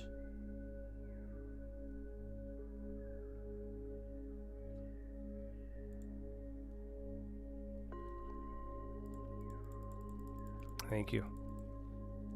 Honda. Whatever the hell Microsoft's doing, Honda just took a little candle. Oh yeah, new car sales coming out.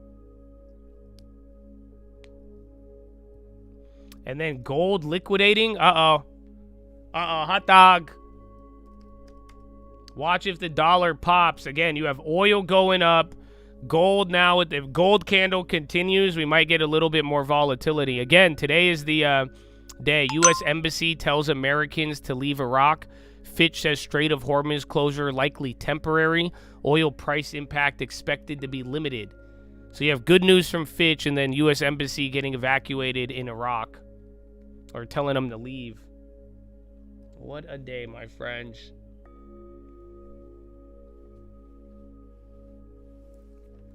That VCIG was from the morning. Sphere on the high. Again, if that gold candle gets bigger and oil gets higher, I don't think that's a good sign. Sphere? Sphere just took $2.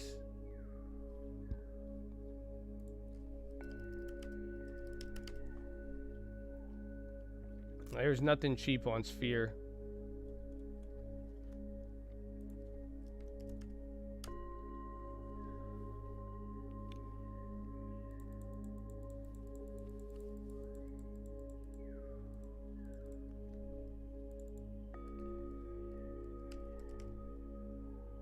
Dude, Microsoft.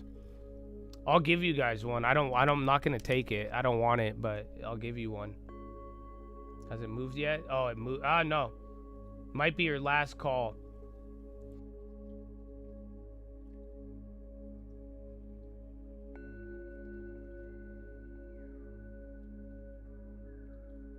Not a recommendation. But yeah, good luck.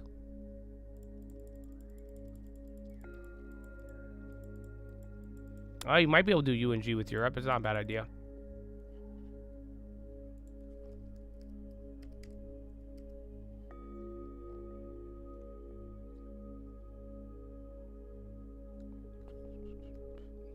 Caesar's still, again, Caesar's in Sphere.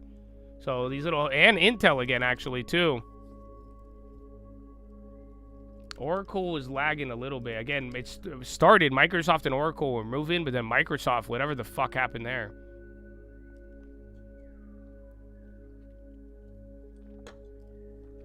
EA on the high. Interesting. Take-Two was down earlier. And then IGV. I know, guys. I know. Yeah, Fitch had the good comment on Strait of Hormuz. All these other headlines that brought oil up.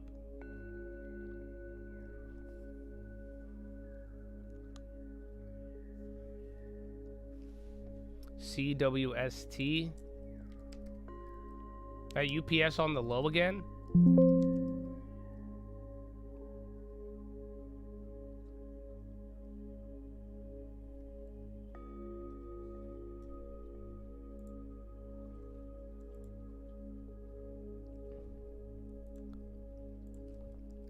IBM too. Habibi. And Intel. What a fucking weird day.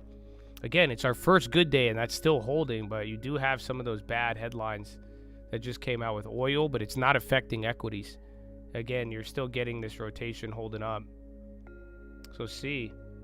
And then you're just holding right below this. Sphere, damn, Sphere just took another $3. Yo, Sphere's up 3% now. That one didn't have any cheap ones, but fuck. That triggered.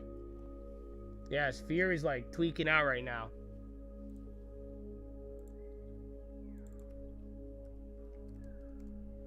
Check news on that. That's a little too big. I don't know if it's just like a liquid or not. Maybe bringing a smaller version in Nashville.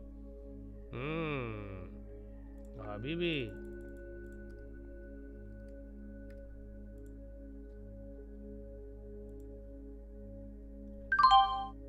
Okay.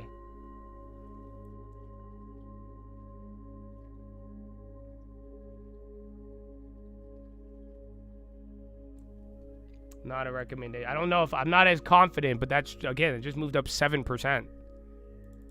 No, they're going to move a smaller version in Nashville. I didn't even think they could expand.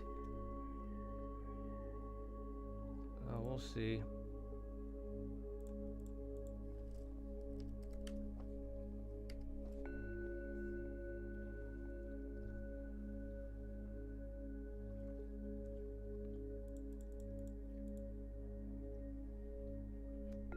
Sobo. NVIDIA, I think all the other chip makers going up. I have no idea. TPL.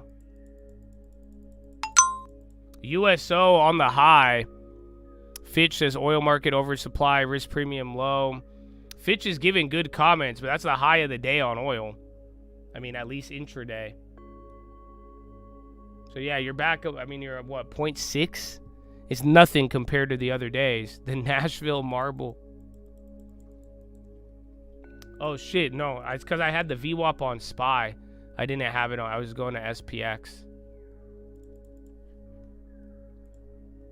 So something was missing.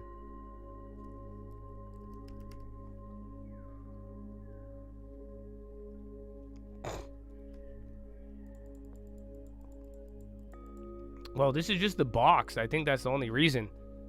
So it's like, it's probably giving us trouble because this is still that rate. Like 69.06 was the other one. But for now, the SPY is like chilling perfectly at where we were before this began. Iran begins shift towards governing for a prolonged war. FARS. FARS. That's the Iranian news agency, I believe.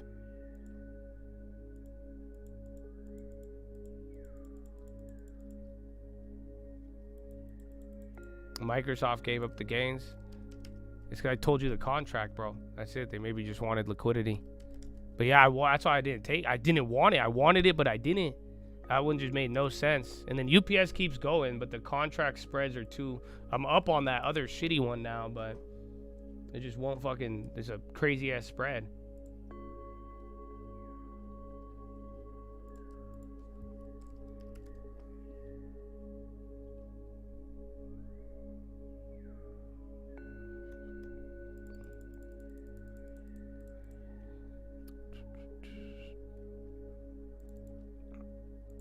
Okay, and SPY's trying to move a little bit.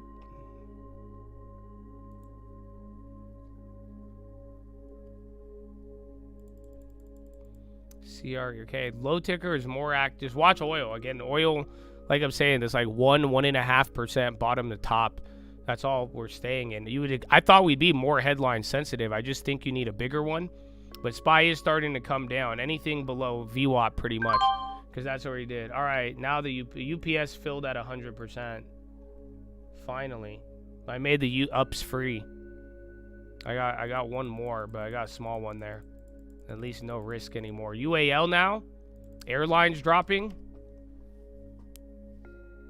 Yeah, transports. IYT itself. Interesting. Beyond planned new protein. Plants have superpowers. What the fuck does this mean? Beyond the Plant Protein Company. A new chapter begins. Why do I feel like every time that we get volatility, Beyond's like, hey, you guys want some fake protein? We'd love to serve you with our fake protein. You're like, what?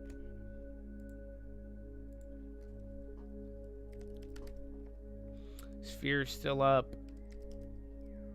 Palant Fitness. Where's Palant?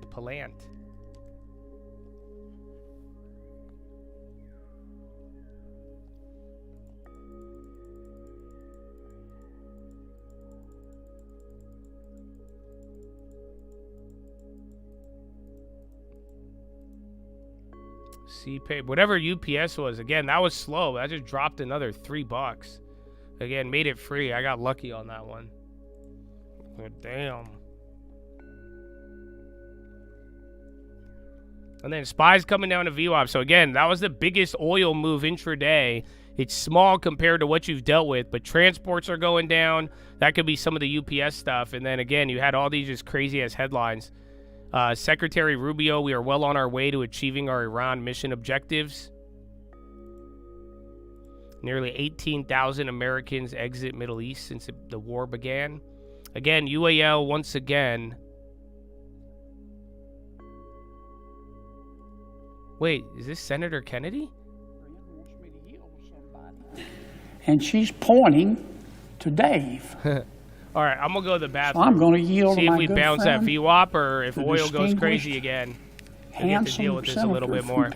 Follow me on Instagram at the Trade of Eternity. Oh, do a push-up! It's 9:30. We can't miss the second set, baby. Stand up a little bit. Oh, where are you going, Kennedy?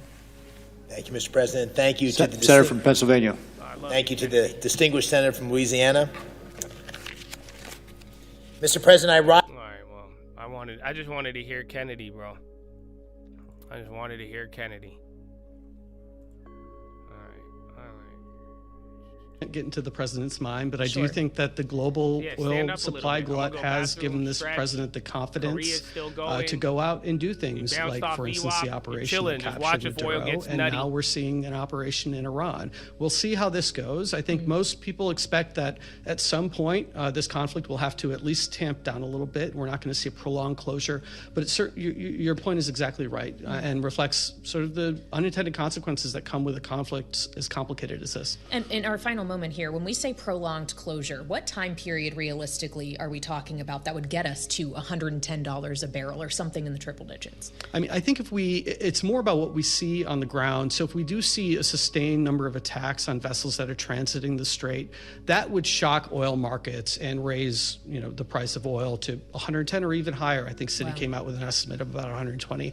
Now, how long that persists, I think it just depends on the confidence and whether or not we can get, commercial insurers back into the game, et cetera. A lot of question marks, but your analysis we so appreciate as we try to work our way through all of the implications of this conflict. Chris Kennedy, Bloomberg Economics lead for economic statecraft, here with us on Balance of Power. And we still have much more ahead. We got to talk about the fact that we had primaries yesterday. We got the results, and we'll look to Texas with our political panel next, right here on Bloomberg.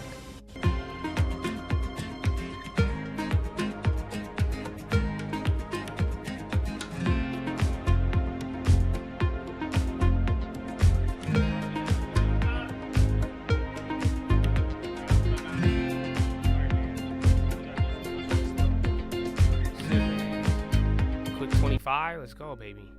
Some post-birthday push-ups. Let's get it, man. Let's get it. Well, we do have a nice bounce back. We're trying for one today. About 300 on the Dow. You've had certainly some relief in the price of oil. You've had some of the private credit names respond. The mega caps continue to draw interest as well. It is a perfect time to be visiting with the co-head of investment banking of Morgan Stanley. He is at their TMT conference out in San Francisco alongside our Deirdre Bosa. Dee, take it away. It is the perfect timing, and Satya Nadella is on stage behind us with his interview at the Morgan Stanley TMT conference. Microsoft's at the conference. Thank you so much for being here, global co-head of investment banking at Morgan Stanley. Dude, that's why Microsoft was doing it. Markets have bounced back today, but they're at certainly the volatility conference. has been the major theme this year, Google especially proposes in share technology. Play Store catalog to reverse As you've been here over case the last few days, we're hearing Apple? from some of the biggest, brightest Check thought Apple leaders on in that technology. What's the consensus so far?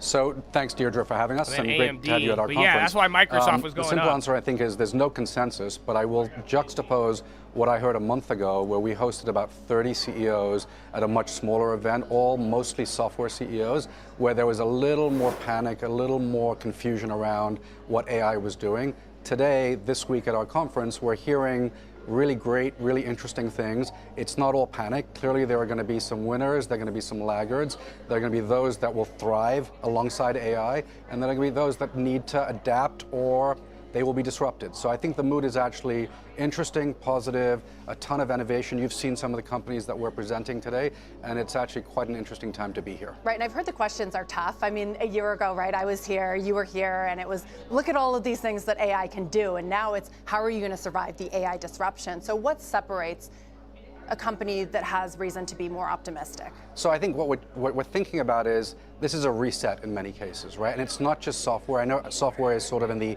eye of the AI storm right now, but it's going to sweep other industries. We've seen it a little bit in insurance, in real estate, in healthcare, and there's more to come. That's something that Dario hit on last night, that you're going to see more disruption across almost every industry. And so I think what you have to do as a CEO, as a board, as major shareholders, is understand, what does this mean for our business? How do we adapt? If we cannot adapt, we're probably in trouble. And even then, there's a question, should we think about M&A? Should we think about scale? Sometimes scale is the answer. Sometimes that's why Microsoft went pivot up. to innovation is the I don't answer. know how that Google and we're trying, amongst all the noise, we're trying to find the right signals to understand how can we help companies. Again, more airlines are still getting knocked and oil is climbing a little bit. Time to do M&A, to be in the capital markets. We're seeing numbers from this time last year up across the board, not yet. across the street for the banking giving businesses. You guys some time. And it's a great time to be able to advise companies. I think Kimberly, it took a couple of At the same time, days. the backdrop for deals. So I'm going to try to get it out before terrible. the We talked weekend. about Worst case, you'll have your there's long-term video at the geopolitics, there's this weekend. massive AI But disruption again, you hear all these and people threat in some talking. cases. So You how see does what that yesterday impact what provided. you're telling clients, I do hope particularly you guys in the software space?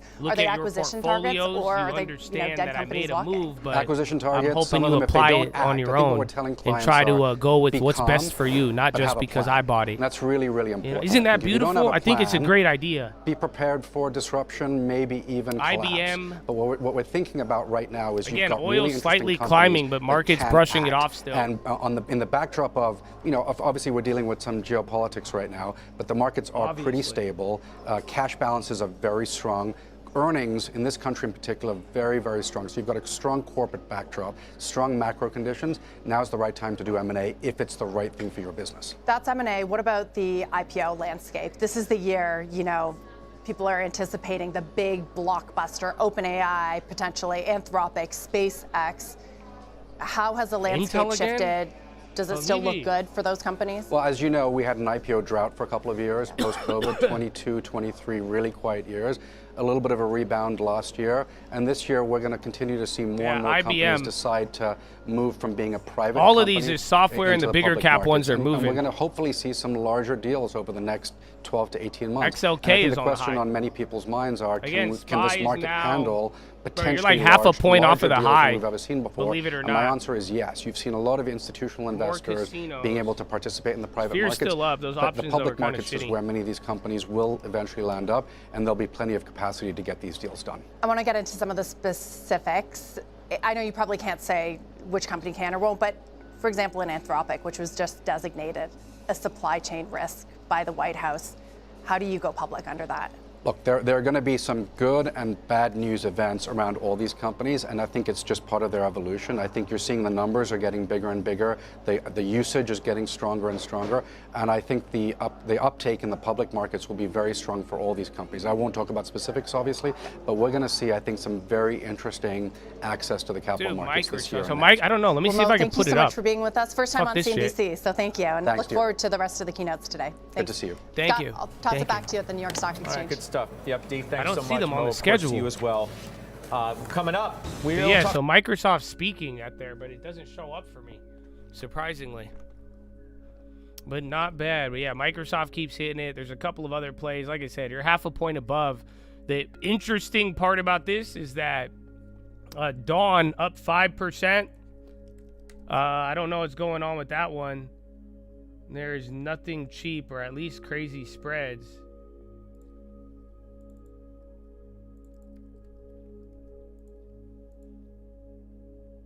Dawn? That's 5%. Something's going to happen with that, unless it's too small. But yeah, there's no options on there that are available. If you go to the ones with time, actually, there's one cheap one, but not too cheap. It's like a cheaper sphere. Dawn, now it's up 6.6. Netflix should be knocking on Sony's door. Dawn again, 7. Okay, they're all gone. There's actually still one more. Oh, someone got that at 15. That one's not bad. Oh, I think I whiffed. Nope, it won't fill them. Yeah, that one's gone. Unless there's a cheaper one that pops up on the chain. Yeah, Dawn. Is it halted? So they're up 7% in 2 candles. Netflix chilled out. Intuit's even running up as well. Again, more software. Lulu, once we get to the time we start, those clothing, the Lulu and Nikes, once they kind of stabilize a little bit, they could be a good opportunity down there. 8%? Oh, they just had no. How did you get that one at 5? Oh, no, that didn't fill at 5, did it? I said, there's no way, bro. It wouldn't fill any of them.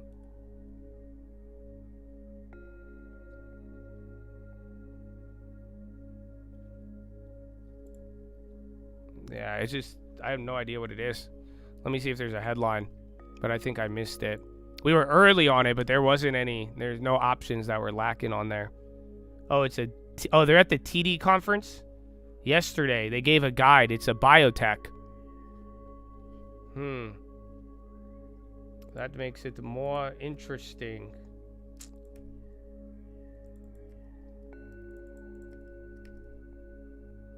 Is there any other cheaper ones that opened up on it yet, or no? Nah.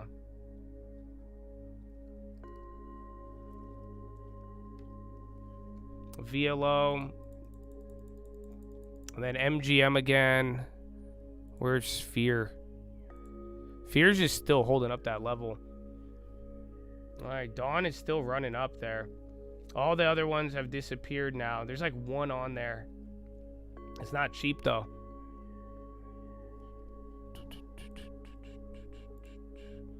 So Dawn's still ripping. I guess it was at 13. Eco. I just don't think they're gonna hit, and there's no bid. Thought it was dishwashing soap with the little ducks. Feel you, bro. Feel you. Eco, little pie. Again, we caught that one early. Just it was a biotech, so there wasn't any cheap options, unfortunately. And then the bids are all scattered around. So yeah, good luck. At least you knew about it, even on a delay. That's up 11% now. And then into it, SPY's still just right under the high. Oil chilled out a little bit.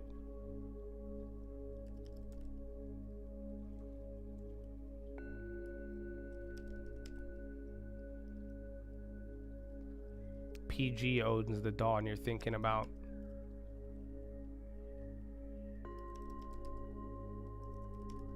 And then NVIDIA too, that'll kind of give you the boost you're looking for.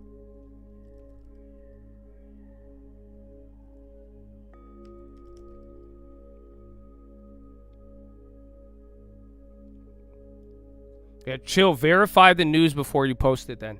Because if you're posting stuff that's old, I don't want people to get confused. So focus on verification and then post it. Speed doesn't matter if it's not accurate, you know?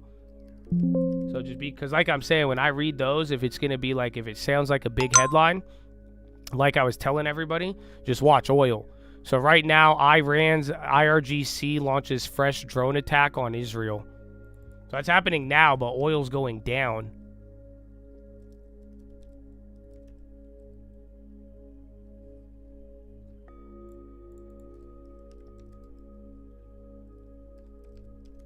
Intel's still up. TARS is another biotech, I think. But no, Dawn has something. They were at the conference yesterday. I'm not going to play that one, though. I faded it after I tried, but there's nothing cheap. Cheap and good, you know? Cheap and good is what you want. And then I don't know if that Apple and Google stuff was, or if it was related to Apple.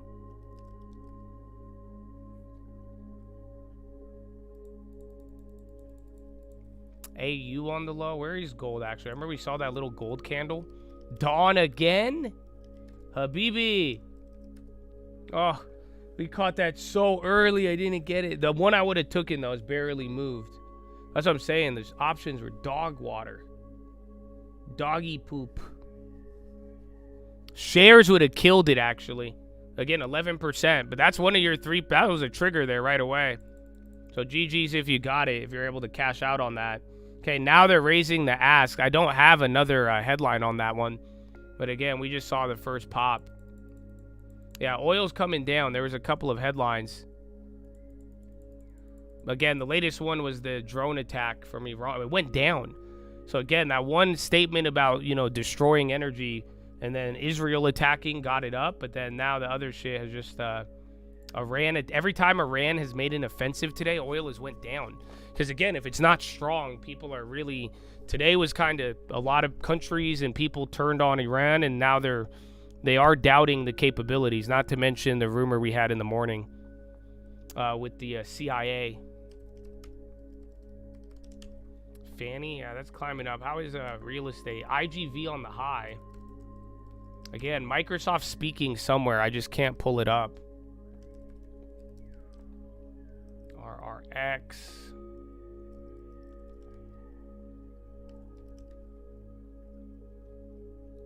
Booking and travel. Some is weird. Expedia travel, booking travels up, but then airlines and everything else got pummeled. Yeah, now they tweaked out all the fucking contracts on Dawn. Again, there's no headline. I have no idea what it is. Now Melly. And emerging markets. Where is Korea? Sorry. Okay, it's half a point away from the highs. Yeah, I remember playing Fortnite. I missed it, bro. That was nice. Now we play Battlefield and ATRO 78. It's dollar. That's like 1.5%. ATRO, but we'll see. And then Fizz on the high. Fidelity.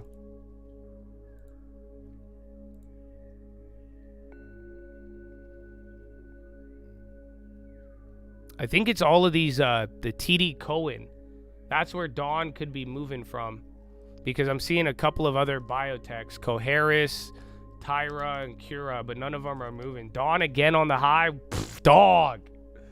Chanatonia! That would move. You have to get the right contract. That's why I'm saying, if you see why I hesitated, you'll go see any of those like far out the monies. You didn't make money on them. It was like the near the money ones, but you couldn't get filled at a decent price. Well, you could have made a little bit of money if you got it at that last call there.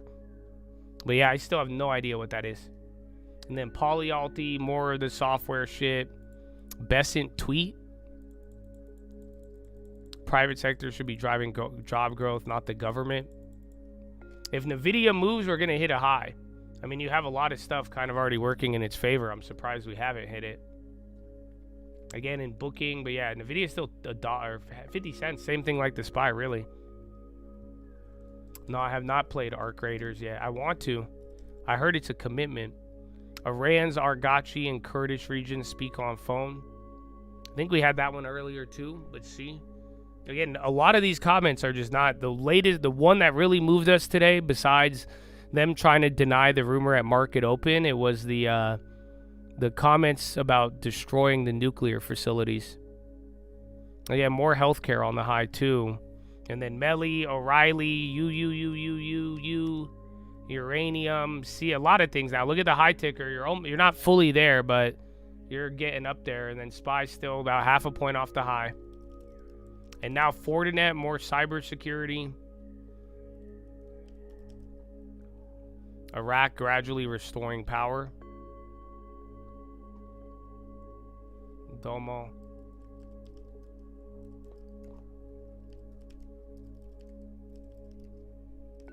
See, you get Apple or NVIDIA moving, you'll be good. Actually, where's Amazon?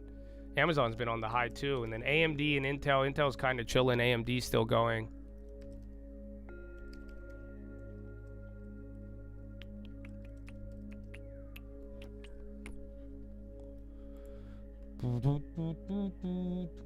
I'm in a cult. Hey, happy Honda days.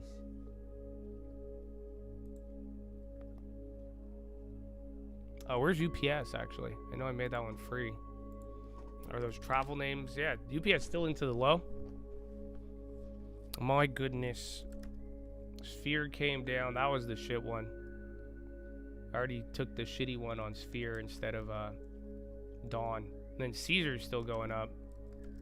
And then VIR. This one's up. That's about 4%, 3%.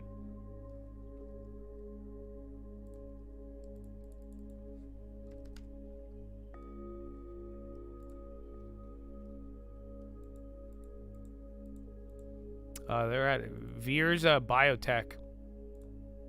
So that's going to be your second biotech of the day. That one's kind of doing something similar.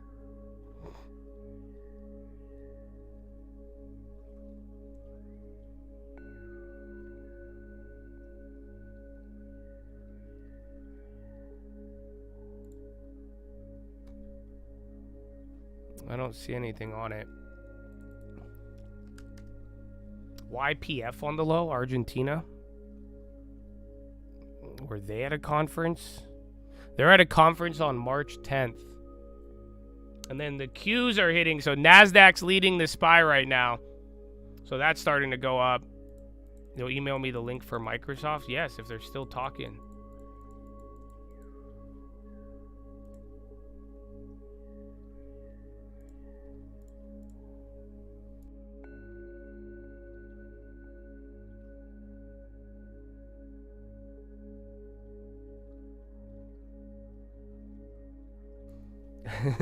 not a recommendation. That's serious. That's literally my first thought, bro. That's literally like, that's the first thing I think of. So I don't know. Tomo Arigato Misto. Long term.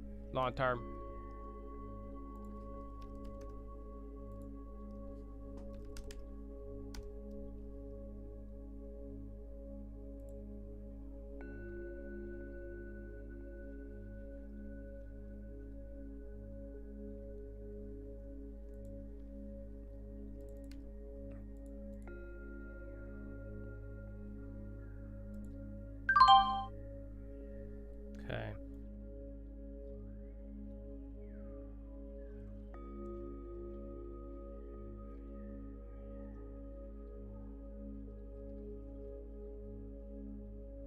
A recommendation. I'm not a fan of these ones though, as much. But then again, that will cover if they have a conference or anything. Adobe did take a stick, a little $1 pop. Adobe is still climbing, actually. 3M, Snapchat, Microsoft's coming down. So that one's interesting. Yeah, Adobe up, Microsoft down. That's a weird mix.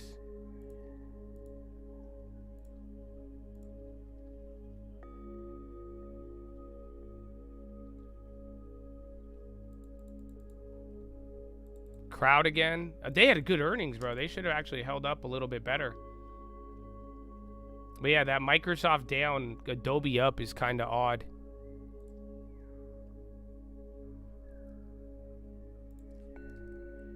Dawn, or no, MGM.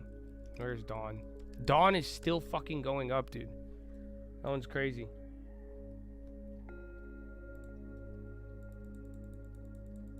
You don't know what your long term looks like now? Go look. You don't have to. You know, look if you're going to act on the price. It's good, though, today. So if you made a good pickup, if you made any pickups on the right areas yesterday, you should have got a little boost. But then Intel moved today, a recovery and everything else. Yeah, we're looking good. Back to the highest we've been this month, actually. We're actually approaching the all-time highs. We just can't get out of the box either, though. That's what I kind of don't like. I was saying it the other day. You look at the long term, this is sometimes the worst case scenario, bro. We haven't moved. We haven't hit a new high since October, really. I guess we did. We hit a new high in January.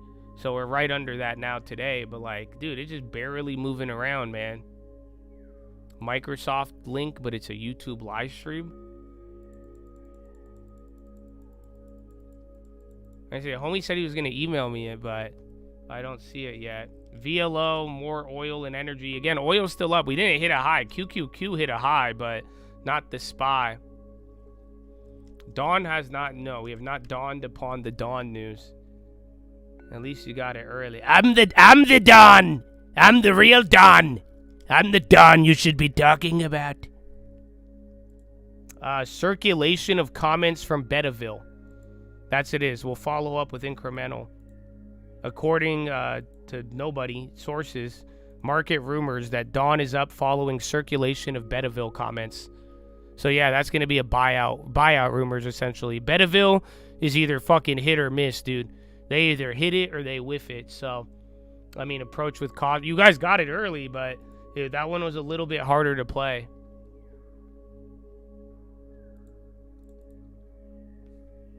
Uber, Crowd is really rocketing now. Yeah, bro, Crowd's almost up $10. So Crowd, remember, that's post earnings, and now it's even higher.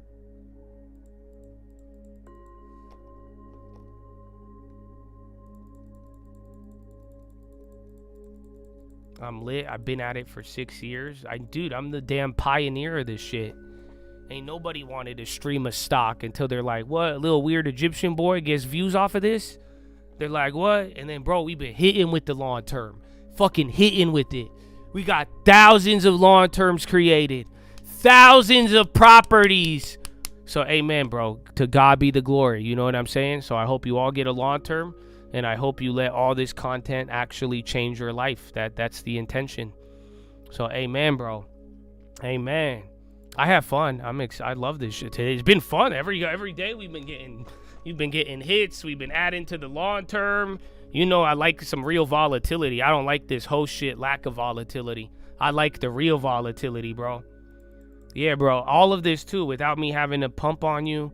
I don't like, you guys want me to pump on you. That's the fucking irony of how diluted the culture has turned the market into. But yeah, I ain't no sponsorships. I ain't got to sell you no prop fund. But here's the deal. I can't lie though. We do have a sponsor. Okay, we do have a sponsor. Okay, very, very simple. All of this content is built and brought to you by Long Term Monthly. So please take a minute and use the affiliate link if you can. Use code SAVE 10% at checkout. And yeah, just show them some love, especially if you've enjoyed the content for the last 6 years. I think you'll enjoy this. And crowd's still going. Put your moderate to severe volatility in check with long-term once-monthly savings and high-quality ownership. Before I started using long-term monthly, I was an absolute degenerate who couldn't sleep because they said don't hold overnight. Oh, I could sleep. My husband said he was investing for our future, but he was just gambling at 8 in the morning. But now, thanks to long-term monthly, we're about to buy our second home. Before taking long-term monthly, I used to get really bothered by the politics on the television and YouTube. Now, I don't care who's president. I know I'm still going to make a profit and have a financial future. Long-term can lower your ability to blow up your account. Before treatment, watch Trading Fraternity and Stock Market Live videos. Serious faith, hope, and love might occur. For patients above 20, discipline and goals are a common side effect. Nausea, upset stomach, and diarrhea may occur if you are trading in your long-term account. Consult your broker and ask them why they are charging you above the Fed's funds rate to hold your money. Long-term monthly is not a one-time treatment and will have to be kept up for several years. Long-term monthly. Pay yourself first. Amazing. Yeah, bro. That's it. So shout out our sponsors, bro. Shout out our sponsors.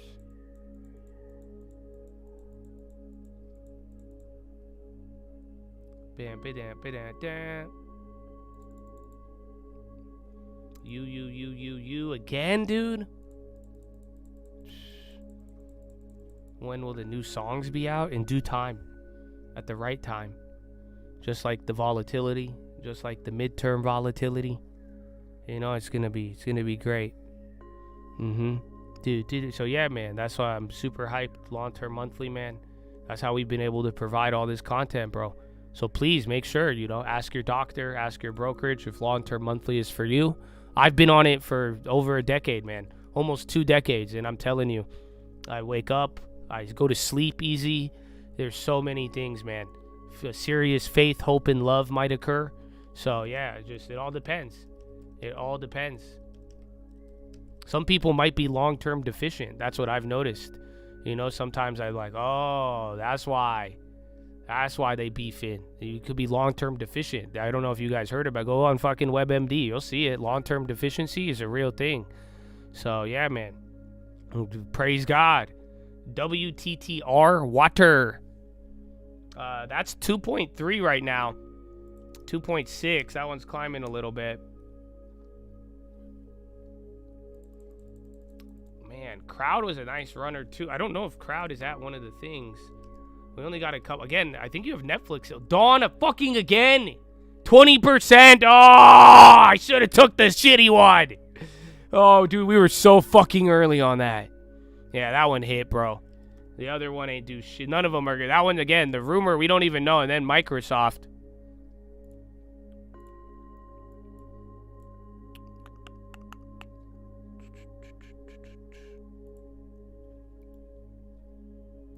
Is this it? Oh, I think it's over now. The Microsoft. No, I don't know if that was it. So Microsoft event might be over. Yeah, it looks like it is.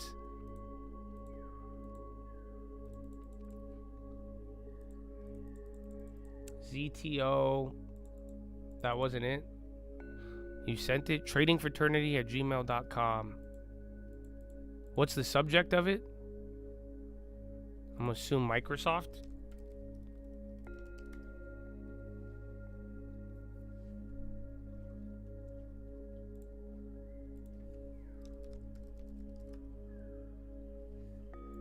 I typed Microsofty.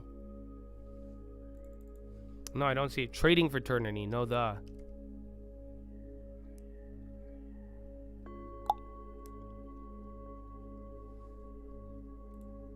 Yeah, there it is. Yeah. Oh, there it is. All right. First name, Bill. Last name, went to that island. Company, JE Vacations. I'm sorry.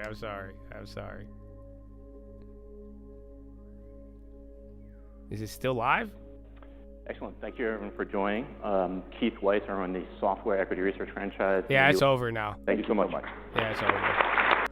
Oh, yeah, so they're done with that. CCJ again. So, again, I mean, it's funny because NASDAQ, that's the only thing that hit the high. We're still doing this. Oil had a little candle. Iran, France foreign ministers hold call to discuss ongoing conflict. Iranian foreign ministry. So again, I think the whole idea, part of the stuff people like today, with not only the rumors and like things chilling out, is essentially the what's it called? Is essentially the it's like talking. They're talking this out. They're calling and they're doing all these other things. You see what I'm saying? Can you email me the NVIDIA one? That one I couldn't find even from the morning.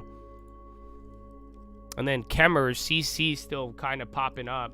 But yeah, NVIDIA, that's what I said. I didn't know if they were after hours. You still got Netflix too. I only see Mobile World Congress.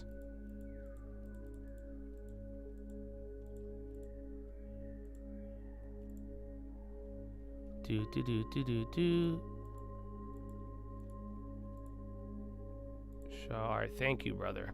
I appreciate you. First name, Jensen. Last name, Lisa Chu. Company, Michael Jordan. Birthdays, Inc.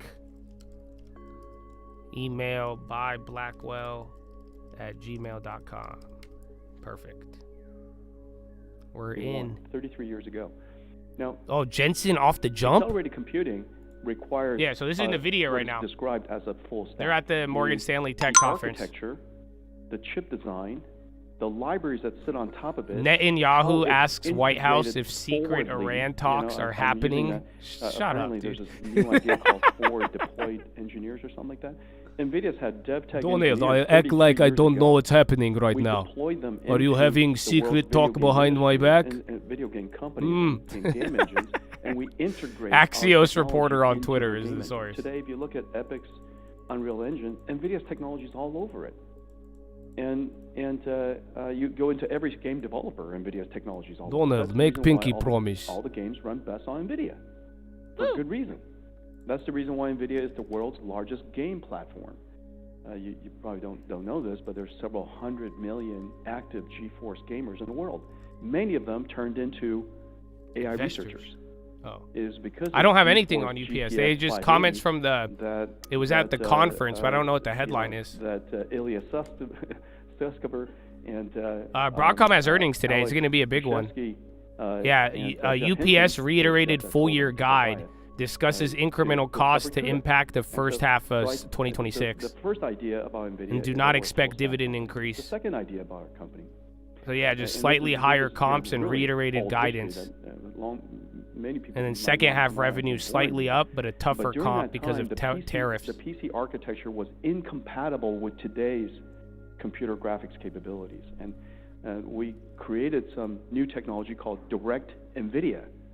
It was a way for applications to directly communicate with our APIs. And we exposed it to some very important companies. It became DirectX.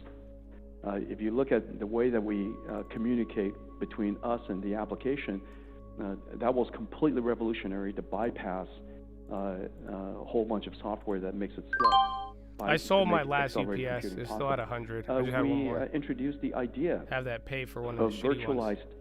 virtualized frame buffer memory into system memory. It was initially called AGP, which then became PCI Express. Many of the system architecture had to be reinvented so that we could accommodate video games and 3D graphics in a PC. Well, that same sensibility of both innovating the full stack to be integrated in algorithms, as well as changing the architecture of systems so that we could create new computer systems, led to that same sensibility, expertise, led to DGX-1, which was the world's first AI supercomputer that had delivered, by hand to San Francisco here, very close by, to a company that eventually became OpenAI. And so the fundamental attitude, if you will, expertise, how we see the world. Adobe's still taking those candles, bro. It's literally 33 years. The company's entire culture silver is on the designed to be low. full stack. The organization is designed to be full stack. IGV. All right, whoa, wait a minute. Is it 87? Designed to create new. So yeah, 8741, but now IGV is in. This is that last rally that got faded pretty hard. So yeah, 86 is a big level, but 80 really, it's either going to chill back to the 85s or literally 87, 8720, 8740. The system architecture completely. But yeah, eyes out. Again, look at all of them: Adobe, Microsoft, Palette, everything. I have no trouble with that with the first supercomputing cluster. Google Notebook LM to introduce cinematic video overviews. For their first supercomputer. Google to lower app developer fees after Epic deal. People noticed US and EU rates take effect this summer. And NVIDIA's supercomputer had exactly the same benchmark. And silver is getting knocked right now. You measure the performance of the system across all of these GPUs. And gold. About 10,000 GPUs or so. It was exactly the same performance. And the reason for that is because we designed it. And we delivered to Azure Cloud. It was all based on InfiniBand. It was all based on Ampere. This is the A100, which became the first computer that OpenAI used. And so we're quite comfortable with this full stack, full system approach. And without being able to do that, it is impossible to stay at the bleeding edge. It is literally impossible to keep up with a company that's building not just one chip each year, but we're building an entire infrastructure each year because we own the CPU. We revolutionized the new way of designing CPUs, and you'll see more examples of that. We revolutionized the way we do CPUs, revolutionized the way we obviously do GPUs, connect them together using this thing called NVLink, which revolutionized the way you build computers all together. Yeah, ZSL, whatever that is, kind of turned around. AI, Ethernet, and then still more cyber on the high. We connected everything together. Now we own the entire stack. We know all the chips inside. Crowd again. When you own the entire stack and you own all the chips inside, you could change it every single year. If you don't own the entire stack and you don't own all the chips, it's hard to. I will do a philo after this. We might be about 30 minutes behind. Because you're connecting too many cats and dogs, and there's too much innovation to pull together once a year if you can't control it because it's a full stack problem. So that's how we got here. It's amazing. In the last 2 years, since you were here last and our board meeting, we've sort of gone from generative AI models to reasoning and now agentic. And Satya just finished a panel on the enterprise. And at the enterprise level, we're working with Microsoft, the OpenAI, XAI, Gemini. We had Dario here from Anthropic. The capabilities are extraordinary. What does it mean around the size of that enterprise market? How is it changing? And how is it going to be adopted? And how do you sort of see that playing out over the years? Because it's a big, big topic at the conference. Yeah, really good. Literally in the last 2 years, we went through 3 inflection points in AI. The first inflection point, first of all, the technology sat there in plain sight for months. GPT-3 sat there in plain sight for months until somebody wrote essentially a wrapper around it and turned it into ChatGPT, turned it into an API, made it available and easy to use by everybody. But the first inflection point was generative, as you mentioned. The ability to translate, convert information from one form to another form, and auto-regressively generate tokens. And the second, but of course, the problem with generative AI is that it's prone to hallucinate. And the reason for that is not because there's something fundamentally wrong with the technology, not because it didn't learn all the right things, but because it's not grounded on contextual information. It's not grounded on relevant information. And so the second thing that happened was O1, and reasoning came about, but behind O1 is also grounding on research, grounding on truth, and the ability to combine generative with semantic, we call it retrieval augmented generation, but basically conditional generation, okay? Conditional generation meaning that what you're about to generate depends on context and ground truth or whatever research or whatever it is. And so the second generation introduced reasoning, self-reflection, the ability to self-correct, because sometimes what comes out, your mouth, you kind of wish that you pull back and you go, and so in the case of AI, it has the ability to do that in real time. And so O1 became much more grounded, and the information that was generated was more reliable. So what happened? What came out as a curiosity and incredible excitement, and the tech industry jumping onto it because we realized what can happen. The next phase of it, the usefulness of ChatGPT just skyrocketed. But the amount of tokens that it generated was much, much more than the first generation. Maybe, 100 times more tokens. The model is maybe 10 times larger, so it's probably something like 1,000 times more compute. So from O1 over ChatGPT, call it 1,000 times. And then because it was so useful, maybe 1 million times more usage. Okay? So the combination of usage and its usefulness and groundedness allows us to we saw that next phase of growth. But in the end, what O1 did was it provided information, essentially a chatbot that was much more factual. It was informational, and of course, for many of us, we use it for research and we use it all the time. Instead of searching, our goal isn't to search, our goal is to get answers. And so ChatGPT gave us that. That was kind of the second inflection. The inflection that we're seeing here also sat in plain sight for quite a long time, and it's basically the ability for AI to use files, access files, and use tools. And so now it could reason, it could think, it could use tools, it could solve problems, and it could do search, it could do planning, and so.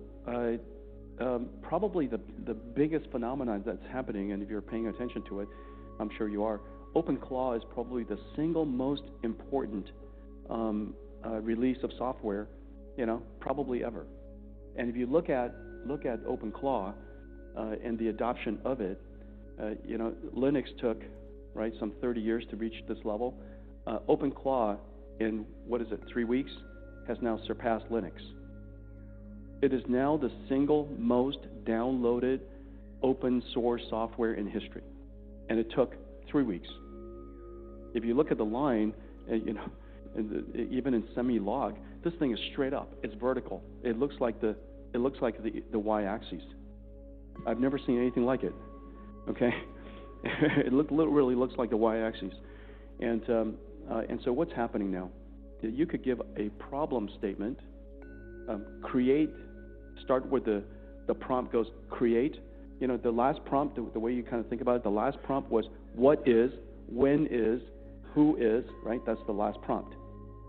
This now prompt goes create, do, build, write. Does that make sense? So what's happened? The last prompt was queries. This prompt are actions. They're tasks. Do something for me. And you describe it as, expressively as you like, as with a lot of intention, and let it infer, or very specific, and it goes off and it just churns, it just thinks. It goes off and it does research and it reads a manual. If it has to use a tool, it's never used it before, it reads the manual of the tool. It goes off and studies what's on the web and it applies the tools and performs the task. Now, I just said we went from one generative prompt, one generative response, to now one that is 1,000 times more tokens, and agents, we call them at the company claws. These claws are now consuming, 1 million times more tokens? They're running continuously in the background. We have a whole bunch of claws in the company, and they're all continuously running, doing things for us, developing tools, developing software. And so now the question is the implication. The amount of compute in our company that we need is just skyrocketed. The amount of compute every company needs is skyrocketing. So in that context, I think over the last few days, it's come out, certainly at Morgan Stanley as a user, maximum bullish on tokens, maximum bullish on doing and creating. It does require the compute you just mentioned. And the question is around financing and the CapEx around that to support that extraordinary large compute. How does it all get financed as you see it from a sort of top of the ecosystem? And how do the AI factory economics play out and evolve? Yeah, and so there's a couple of thoughts that's really important. Remember, I appreciate you using the word factory. Several years ago, I described that these data centers, what people call data centers, is not for storing data as in a data center. They are producing tokens. And so a facility, a plant, with the fundamental purpose of producing tokens is a factory. It's an AI factory. And at the time, people said, Jensen, that sounds so grungy. It's clean. But it produces tokens, and nobody likes to build data centers because who knows what kind of return you're going to get on a data center, but everybody loves building factories. And the reason for that is because factories make money. And we now know for certain that these factories directly generate tokens, and these tokens are monetizable. And the more compute you have, the more tokens you can produce. The more tokens you produce, the greater your top line. We now know for certain that companies' revenues are directly correlated to compute. And we know that for a fact because if Anthropic had 3 times more compute, their revenues will be 3 times higher. We know that. We know that Anthropic is compute limited, factory limited. It's no different than Mercedes being factory limited or any company being factory limited. And so if they had more compute in their factories, they will have higher revenues. If OpenAI right now had more compute, they will have higher revenues. And so the first thought is that compute equals revenues. Now the big idea, of course, compute equals GDP. That we also know. Compute Okay, I'm going to switch to Levitt. I wanted to hear Jensen. That was interesting, but considering the war headlines are the driver, military seeks to accomplish through these major I think your girl might move operations. stuff potentially. Number 1, destroy the regime's deadly ballistic missiles and completely raze their missile industry to the ground. Number 2, annihilate the Iranian regime's navy. And so far, we have destroyed more than 20 Iranian ships, including their top submarine last night, using a torpedo for the first time since World War II. There is not a single Iranian ship underway in the Arabian Gulf, Strait of Hormuz, or the Gulf of Oman. Duolingo kind of dumping. Number 3, Operation Epic Fury will ensure the regime's terrorist proxies in the region can no longer destabilize the region or the free world and attack our armed forces. And thus far, Iran's proxies are hardly putting up a fight. Number 4, this mission will guarantee that Iran can never obtain a nuclear weapon. It's safe to say that thus far, Operation Epic Fury has been a resounding success. American forces have struck more than 2,000 targets, destroying hundreds and hundreds of ballistic missiles, launchers, and drones. As the Department of War said this morning, we expect to have complete and total dominance over Iranian airspace in the coming hours, clearing the skies for our brave warriors to continue achieving these noble and long sought-after objectives. There's been a lot of misreporting and intellectual dishonesty from the American media on why President Trump decided to launch this operation. So let me remind you, Operation Midnight Hammer, which took place last June, obliterated Iran's 3 major nuclear sites. Yet the terrorist Iranian regime has remained fully committed to rebuilding its nuclear program. How do we know this? because Iran has pursued this path of war and violence despite President Trump dispatching 2 of his top and most trusted negotiators to engage in exhaustive and good faith negotiations to try and reach a deal. And the world knows this president's preference is always peace and diplomacy first. Look no further than the 8 additional global conflicts he has ended in the past year as proof. Unfortunately, the terrorist Iranian regime refused to negotiate in good faith. They chose this path of violence and destruction, and they are reaping the consequences of their horrible decision. The regime did what they always have done. They lied, they delayed, they tried to string the United States of America along.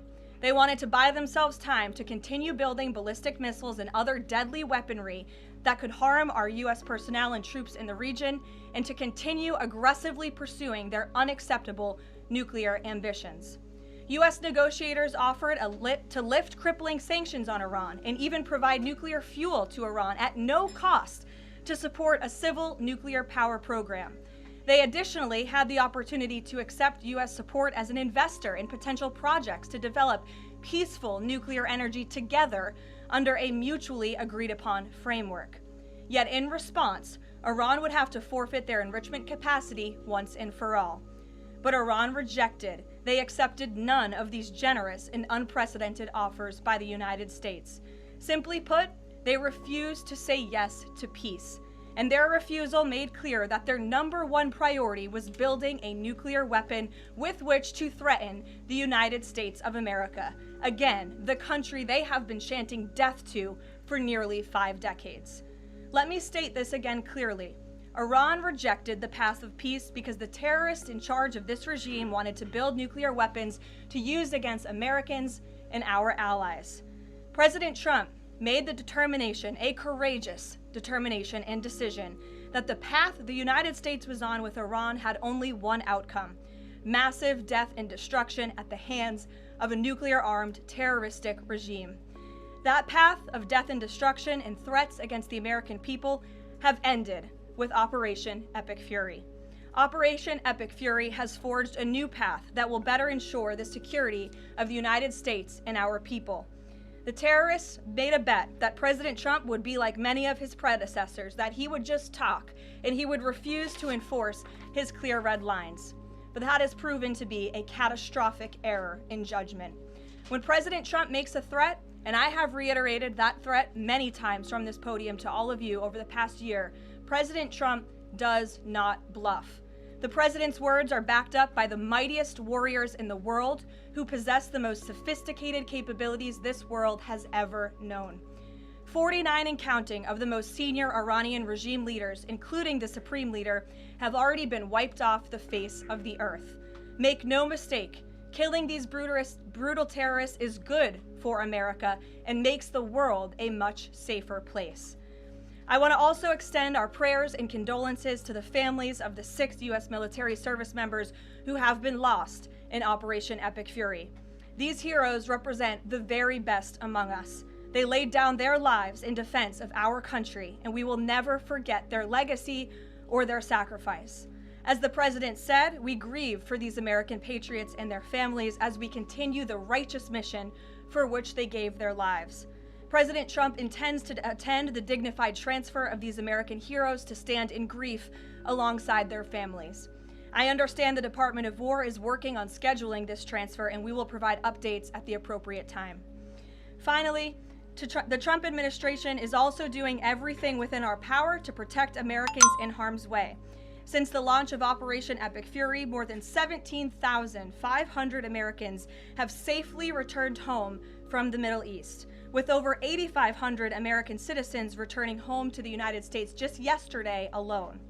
If you are a U.S. citizen in the Middle East looking to return to the United States, the Secretary of State asks that you please register with the State Department at step.state.gov. The State Department will identify where you are and provide travel options directly to you. The administration is already rapidly chartering flights free of charge and booking commercial options, which we expect to become increasingly available as time goes on and the success of this mission further comes to fruition. I know the President and Secretary of State IDF Rubio says have jets been in on their touch way as to well carry with out our allies strikes in the in region Iran. directly about this problem, making it clear that it is a priority of the United States of America to bring every American home. The Trump administration will not rest until every American is home safely and until the terrorist threat from Iran has been completely destroyed. With that, I'll take your questions. Eric, why don't you kick us off today? Thank you for being here. Thanks so much for having me. It's great to be here. As you mentioned, Iran's regime, its leadership has largely been decimated. Do we have a sense right now of who is actually calling the shots in Iran? And we're also hearing reports that the Supreme Leader's son may be named his successor. Do you have any more information about that? I just had a quick follow-up as well. Sure. We've seen those reports as well, of course. Yeah, and this is decent something pop that our on intelligence Synops. agencies are They're closely very monitoring expensive. and looking at. The truth is, we'll have to wait and see. The president has said repeatedly that the objectives of Operation Epic Fury are the 4 military objectives that I laid out for you previously: to destroy Iran's navy, to destroy their ballistic missile capacity, to ensure. I don't know. Synopsis could be through the NVDA thing. Americans, and to also ensure. Yeah, it's up 2%. It was already up a nuclear little weapon. bit. As for Climbing. what comes next for Iran, the president has said, of course, it's a good thing. There's for the decent United ones, but States that's a little want harder to freedom hit for the unless it Iranian follows people, through. And ultimately, we hope that freedom rests in their hands. Muslim nations coming under fire as well. President Trump's vision for the region has been to bring the Arab and Muslim nations to the table together. Abraham Accords, obviously, with Israel. If this regime topples, could we see a new day in the region and really a new Middle East come out of this when the dust settles? Well, the greatest deterrent to true and long-lasting peace in the Middle East has always been the rogue Iranian Bro, terrorist she said regime. it with the tech And our Arab and the Arab torpedo, and bro. both partners I'm in the telling nation you. admit that, as well as, of course, I'm our pretty close friend sure and that ally Israel. military We have has seen like all of the AI Arab Jesus. partners in the region come together, You know, during I mean this that in the time, most on the phone non-blasphemous with way. President My Trump. mom Many will have tell been you there's only commending one him for true this God, bold and I brave agree. action to protect But I'm American very troops and our confident bases in the that region they that are have. housed in many Bro, of they these got Arab some Gulf crazy states. And I know AI, that many bro, of these regional where they're partners are pulling off the contributing their most air wildest defense shit we've capabilities ever as seen. well. What do you mean they Jordan, sunk a Bahrain, ship with Saudi a Arabia, torpedo? The UAE, Qatar, Kuwait, That seems like president an continually, information continues edge to more be so engaged than the with all of fucking them. torpedo. Garrett. Humor me. Axios, I think, was the first to report this morning this phone call between the president and Prime good Minister question. Netanyahu. Microsoft saying that going Netanyahu again. had given the U.S. this information about where the Ayatollah would be, and then No, that's the first ship How that has been was that sunk by a information in the torpedo president since making World the War decision to II. strike where and when he did? So they I haven't think been it was doing important that with in a respect minute. to the timeline. But I think the president, prior to that phone call, had a good feeling that the Iranian regime was going to strike United States assets and our personnel in the region. And the president was faced with a choice.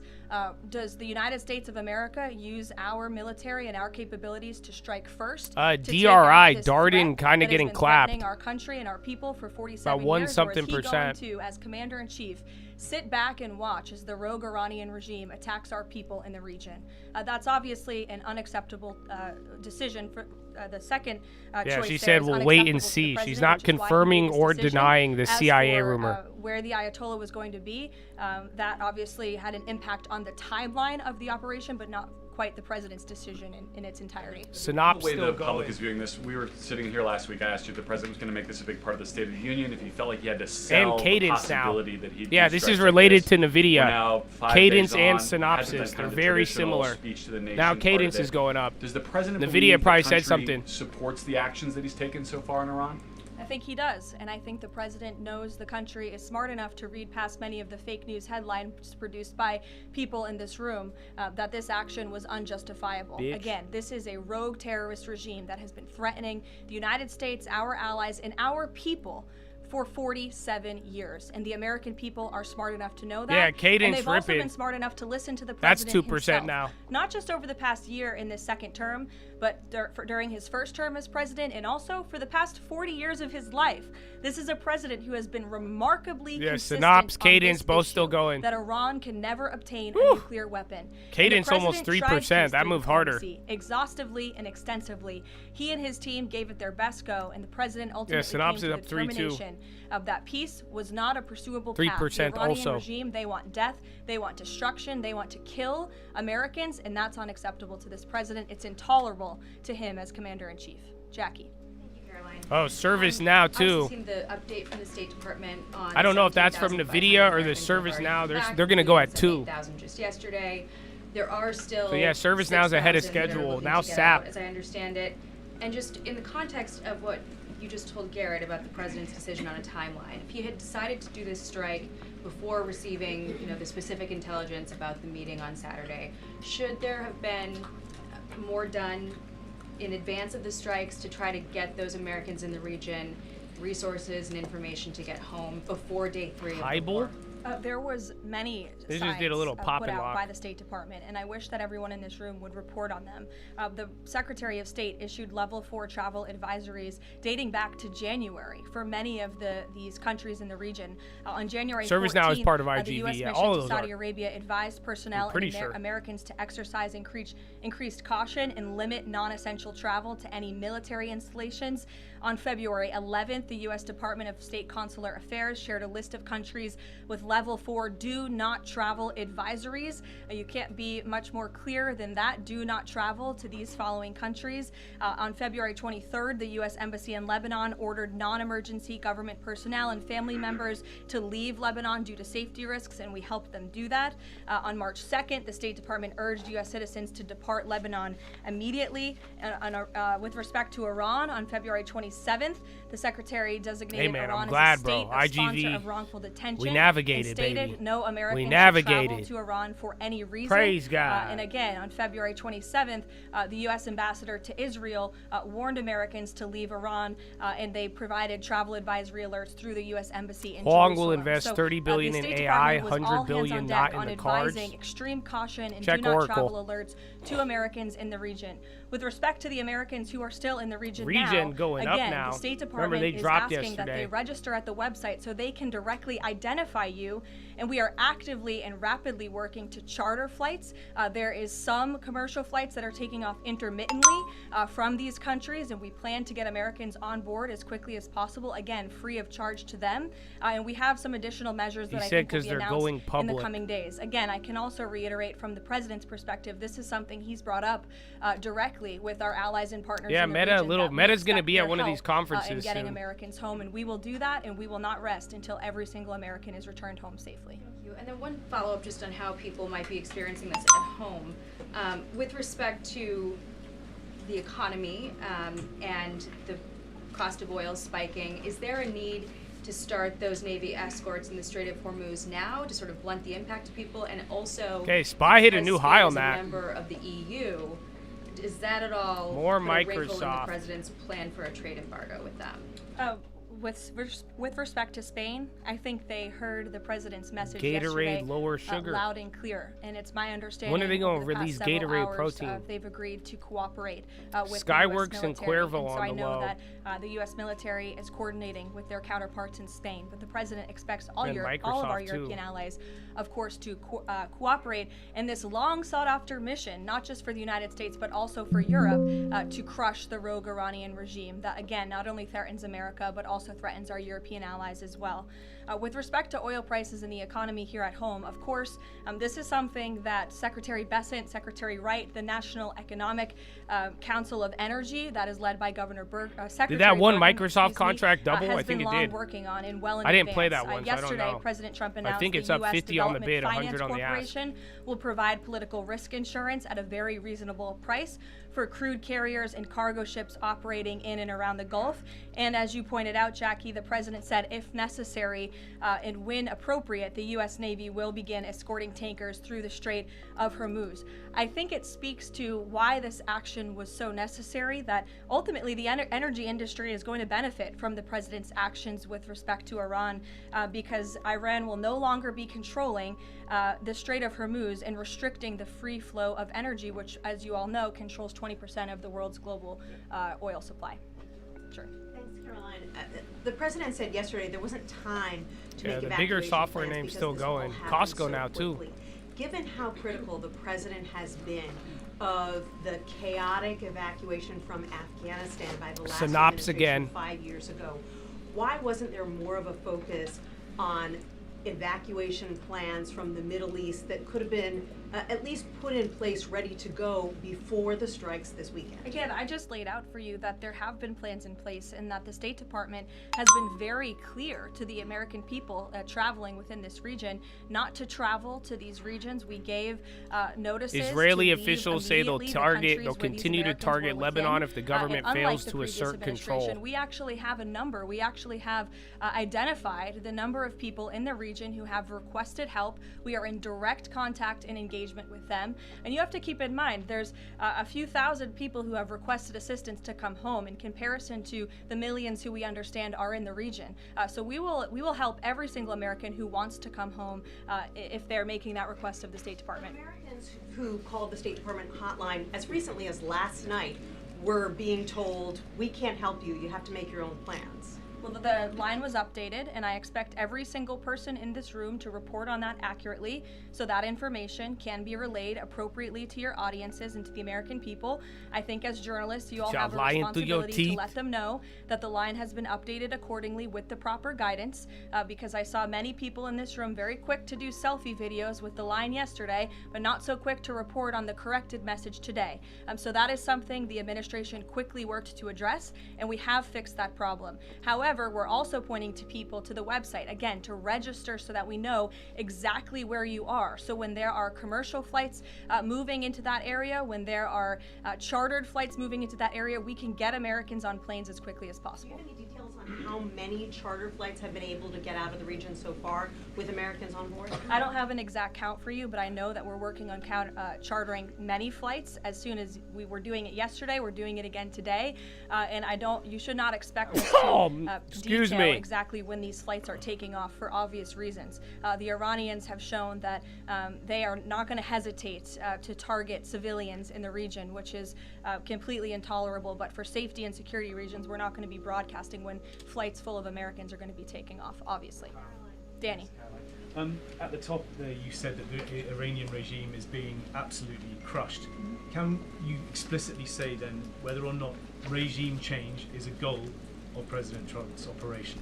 The goals of this operation have been made very clear, Danny, and the president has said them. Yeah, bro. Software just going in waves. When he launched this operation and released that couple video energy in the middle plays of the are night on the to low. all of you and to the world, the stated military objectives of Operation Epic Fury are as follows. Oracle's starting to eliminate Iran's ballistic missile threat, destroy their naval capability, disrupt missile and drone production infrastructure, sever their pathway and end their pathway to nuclear weapons.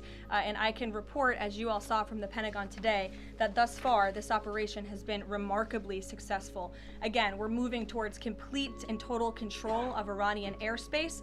We have continuous 24/7 strike operations ongoing. We've had more than 2,000 targets that have been struck. They said that Nearly Khamenei's 2,000 son, munitions Mujtaba, have been employed. is in the a first run for 24 hours of leadership, this but they don't really campaign were know described nearly as twice who's, the like, scale running of it. the 2003 There's still, like, shock other and awe advisors, like campaign. Aragachi, And we've seen that but then people are the saying enemy, his the son. That's what Iranian she said a little bit rogue ago. regime, their UPS still dumping? retaliatory strikes against I got out of the those. They were United over States, 100%. and the That threat one was reduction kinda has reduced significantly. If you look at the Iranian ballistic missile launches, they're down 86% from day one levels. So while the United States military continues to increase its complete dominance over this rogue regime, they are weakening day by day.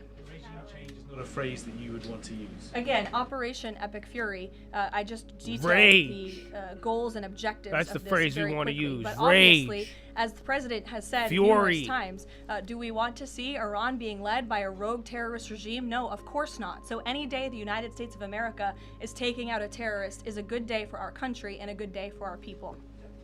Given that point that you just make about the United States wouldn't mind seeing the government overthrown. Heavy Certainly airstrikes President Trump reported has in talked northwestern about wanting to see Iran. the Iranians overthrow the government. Has the president Iran, considered at all NVDA. how he views Okay, so the US Spy's gonna role move with in that. Iran post-conflict? I think it's something Big the tech president is lobby actively group, including considering NVIDIA, and Amazon, and discussing Apple, with his expressed concern to advisors and Pentagon his national security Hegseth team. But about again, designating right now, Anthropic the a focus, supply minute by chain minute, risk. hour by hour, day by day, So is it's on good. They're not ensuring still the discussing quick then. Remember that bullshit effective rumor? success of But Operation yeah, they're trying to lobby him to turn it back on Anthropic. Go ahead. I want to ask you about the U.S. munitions stockpile. I don't even know who's Again, NVIDIA could also be what he's saying at the conference. Caroline, I want to ask you about the U.S. munitions stockpile. President Trump posted on Truth Social on Monday that the U.S. still has a good supply of weapons, but that we still, we're not where we need to be. What does he mean by that? And does President Trump then want to ask on Congress to pass a supplemental to increase funding for missile interceptor systems like the ones being used to defend U.S. bases in the Middle East from Iranian missiles?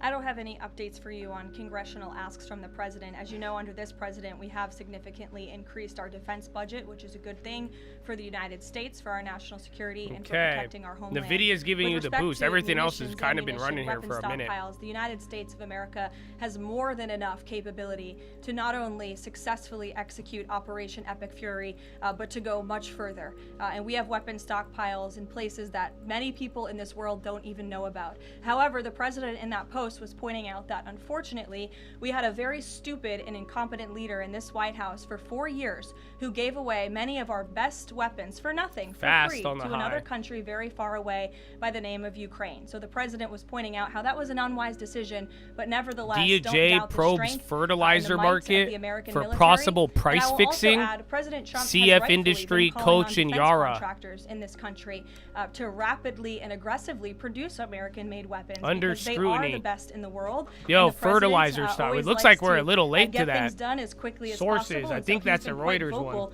In his efforts to try to speed up our defense industry to protect our homeland. Caroline, go ahead. Caroline, go ahead. Could you tell us about the president's current thinking about ground troops and whether they could be used, if they were to be sent into Iran, what would they be used for? What's the situation of that? Well, they're not part of the plan for this operation at this time, but I certainly will never take away military options on behalf of the President of the United States or the Commander-in-Chief, and he wisely does not premiums do the are same hard for on himself. that. I know there's many leaders in the past who like I to think take it might be options where off it says the table sources, without but having a full DOJ, they understanding all of how reacted. things could DOJ develop. probes So again, fertilizer it's not part of the market current plan, for but I'm not possible gonna remove an fixing. option, Nutrient, for the Mosaic, president that is, CF on the Industries, table. all of those got mentioned. Did the United States airstrike a girls' elementary school? And then UPS still getting clapped.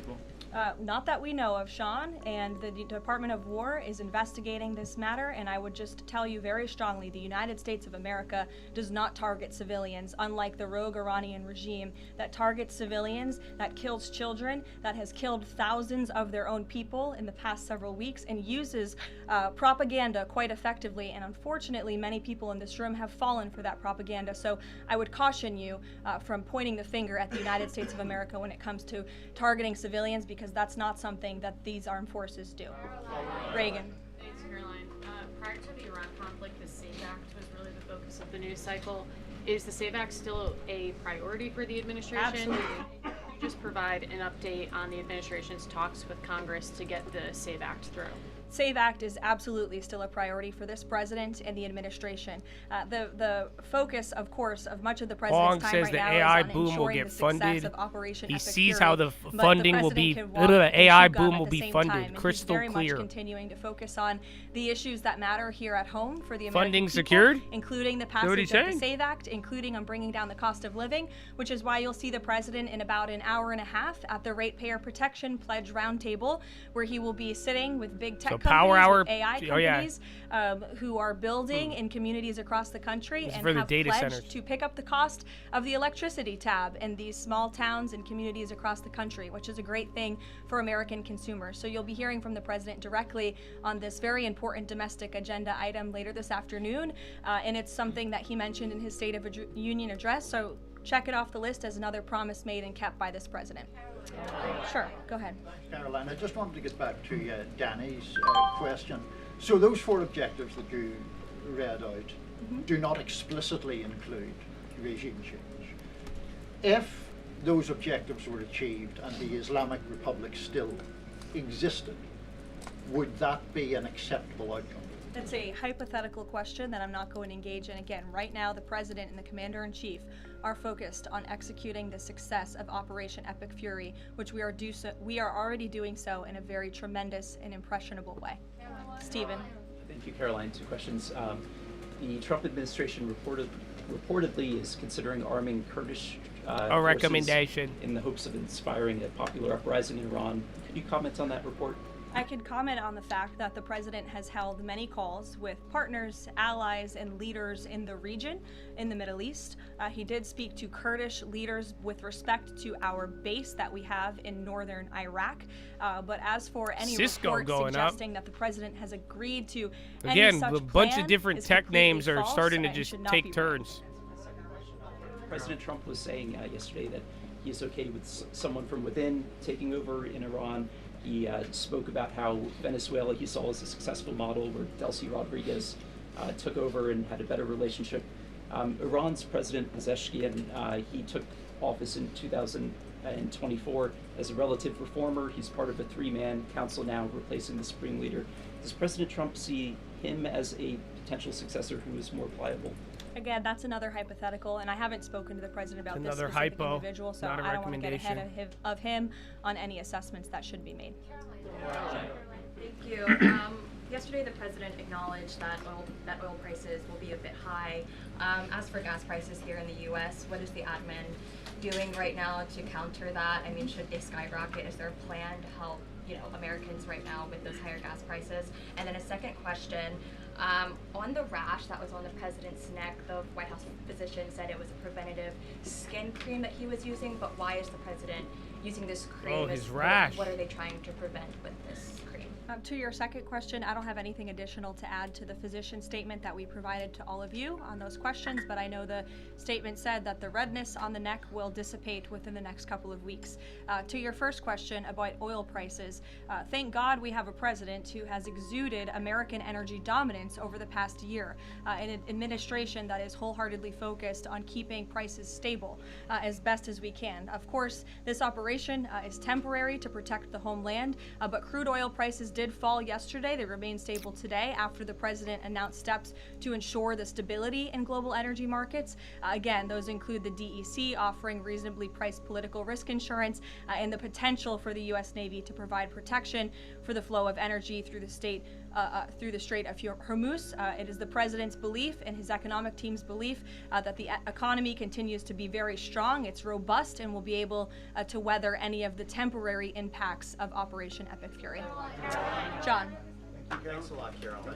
Just to follow up to that, the timeline for making the Strait of Hormuz safe for oil tankers to transport their oil through the strait, what is that timeline, and what can the president do to speed up that timeline? I don't want to commit to a timeline, but certainly it's something that is being calculated actively by both the Department of War and the Department of Energy. They're working very closely. Both secretaries are in all of the briefings on this subject with the president, and this is, again, something they're monitoring, and if and when necessary, the United States Navy will provide assistance to escort oil tankers through the strait.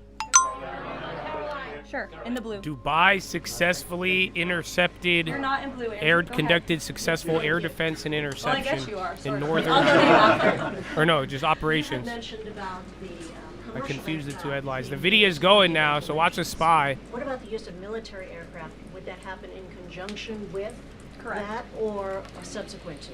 That is something that is definitely underway, and of course we're going to use that in Okay, conjunction. man, We want as 686. many planes, whether they're We got chartered, 10 minutes till the commercial, or top of the military, hour. We're going to do taking philo Americans after out of this, the Middle but East and returning them oil safely. still So stayed yes. steady, still a little Andrew, go higher. ahead. Markets brushed it off, You're but again, we're climbing into that 6,900. That's pretty much the next level. Of grievances against the Iranian government, going back to the takeover of the embassy in '79, VERX bombing in the '80s, etc. But no one from the administration has laid out the imminent threat that was supposed to be taken care of by this. And the rationales offered by, say, Secretary Rubio, the President's National Security Advisor, said that the threat was retaliation against American interests from Iran after Israeli strikes. The President says it was his own feeling that Iran was going to attack. Why is it that across the administration you can't say what the imminent threat against the United States was that required us to launch this? And also, Prime Minister Starmer told Parliament today that his reason that he didn't allow the use of British bases was that he was not satisfied that there was a lawful basis and a viable, thought-through plan. Was there an attempt to provide the UK government with a legal basis for these strikes and a viable, thought-through plan? To the first question, I completely reject the premise of your question. You have had the President of the United States, the Secretary of War, the Chairman of the Joint Chiefs, the Vice President of the United States, the Secretary of State, and now I am out here today to explain to you exactly what led the President to make the decision to launch Operation Epic Fury. And President Trump does not make these decisions in a vacuum. This decision to launch this operation was based on a cumulative effect of various direct threats that Iran posed to the United States of America, and the President's feeling based on fact that Iran does pose an imminent and direct threat to the United States of America, based on the fact that they are the world's leading state sponsor of terrorism, based on the fact that they were rapidly and aggressively building up their ballistic missile program to give themselves immunity within their country alongside their navy, so that inside their country they could continue to create nuclear weapons and nuclear bombs, which would of course pose a risk to Americans in the region and even Americans one day here at home. And then another point on this is the President found that through these extensive, exhaustive, failed negotiations with Iran, that they were hell-bent on death and destruction. So again, the President was not going to be just another president on a very long list who sat back and stood NASDAQ by 80 in the passed green, the 20 in buck the of this red. direct threat to the next SPY administration. 292 the green, President had a feeling, again, 201 in based the on red. fact, that Iran was going to strike the United States, was going to strike our assets in the region, and he made a determination to launch Operation Epic Fury based on all of those reasons. And I would like the media to actually report on all of them, rather than just picking sound bites from one person in this administration and saying, oh, they're contradicting the other person. No, again, these decisions are not made in a vacuum. They are made by the President's feeling that Iran was going to strike the United States and our assets in the region, and he was not going to sit back and watch that happen. The determination was made that the President was going to strike first alongside Israel, and that has obviously been proven to be the right decision and an effective one at that. Libby, go ahead. Thank you, Caroline. A two-part question for you here. First, has the President spoken with the family members of those U.S. service members that were killed? Second, given what again, that latest secured the Strait of Hormuz. Oil's kind of ticking down. Sunk a bunch of Navy ships. I'm surprised Spy didn't move more in the video, but what can QQQ Americans going. expect the goal to be moving forward now that the U.S. has accomplished all of this? What is victory, given we've even taken out Iran's supreme leader? That was an explicit goal. Again, victory will be determined by the Commander-in-Chief once the goals and the objectives that we have repeatedly laid out are fully realized. Again, we just in the next few hours will be achieving that yes, you ring. Skies, which means other the United Dawn, States other military Dawn. Will be raining missiles and weapons down on Iran to hit these specific targets that have been identified as crucial to take out by the Department of War. Sure, John. Thank you so much, Caroline. Has the U.S. posture changed in regard to a nuclear North Korea, given the latest strikes on Iran and the fact that the stated goal is to make sure that Iran is not a nuclear country? I don't have any. We're gonna do change in philo position, after this. With respect We're to listening in the video, but then Quick this came follow-up. on. There's Given been reports we're that headline Ali Khamenei's sensitive, son has been elected I as the thought we next should Supreme listen. Leader. Does the administration think that he is a part of the same regime as his father? Would they like people in the country to uprise or rise up and get him out of There's power? reports he's been elected or that he's assuming to be elected. One of the likely options. Pardon me, what was that? That he's one of the likely options or that he has been elected. Okay, so we'll wait to confirm until someone actually is elected. Caitlin. You just mentioned that the President is going to attend the dignified transfer for these families. Given what Secretary Hegseth said this morning, is it the position of this administration that the press should not prominently cover the deaths of U.S. service members? No, it's the position of this administration that the press in this room and the press across the country should accurately report on the success of Operation Epic Fury and the damage it is doing to the rogue Iranian regime that has threatened the lives of every single American in this room. If the Iranian regime had their choice, they would kill every single person in this room. And so we can all be very grateful that we have an administration and that we have men and women in our armed forces who are willing to sacrifice their own lives for the rest of us in this room and for every American across the country and for every troop that is based in the Middle East. That's what these... Secretary Hegseth was complaining that it was front page news about these 6 service members who were killed. That's not what the secretary said, Caitlin, and that's not what the secretary meant, and you know it. You know you are being disingenuous. There is not, we've never had a secretary of defense who cares more. Drones get through or tragic things happen. It's front page news. I get it. The press only wants to make the president look bad. Yeah, As you know, we cover the deaths of U.S. service members under every president. The press does only want to make the president look bad. That's a fact. Especially you. No, listen to me. Especially you and especially CNN. And the Secretary of Defense cares deeply about our war fighters and our men and women in uniform. He travels all across this country to meet with them, to connect with them, and your network has hardly ever probably reported on that. You also had the chairman of the Joint Chiefs, Chairman Kane, who's a brave patriot, standing alongside the secretary at the Pentagon this morning, again expressing his condolences to these families. And I just told you that the President of the United States will be attending their dignified transfer. So please, That's not making the president look bad. That's showcasing that. We expect you to cover that as you should. We expect you to cover that as you should, Caitlin. But you and your network know that you take every single thing this administration says and tries to use it to make the president look bad. That is an objectable fact. I don't think covering troop deaths is trying to make If you're trying to argue right now that CNN's overwhelming coverage is not negative of President Donald Trump, I think the American people would tend to agree, and your ratings would tend to disagree with that as well. Go ahead. Thank you so much. On the school strike, back to that for a minute. I understand that the U.S. does not target civilian infrastructure. That's what you said. Can you say that there's any evidence right now that it was not a U.S. strike? And then also, you didn't mention Israel in that. Is there any assessment about Israel's potential likely role in that, if at all? Again, the Department of War is currently investigating this matter, but again, I will reaffirm that the Department of War and the United States Armed Forces do not target civilians, as does the Iranian regime, who kill and execute their own people. Christian. On two separate issues, Caroline. First, what can you tell us about the military operation in Ecuador?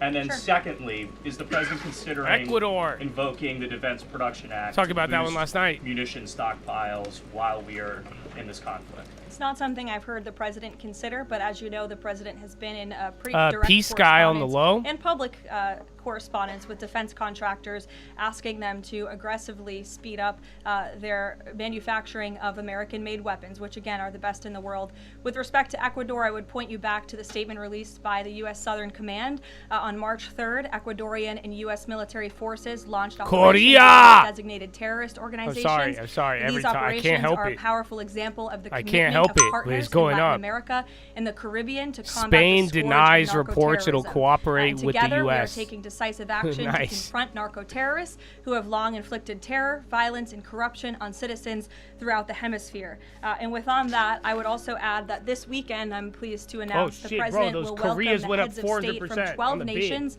across our Western Hemisphere in Miami, Florida. 300 on the bid if you want The him. point of this newfound Latin 400. America Summit is to promote freedom, security, and prosperity in our region.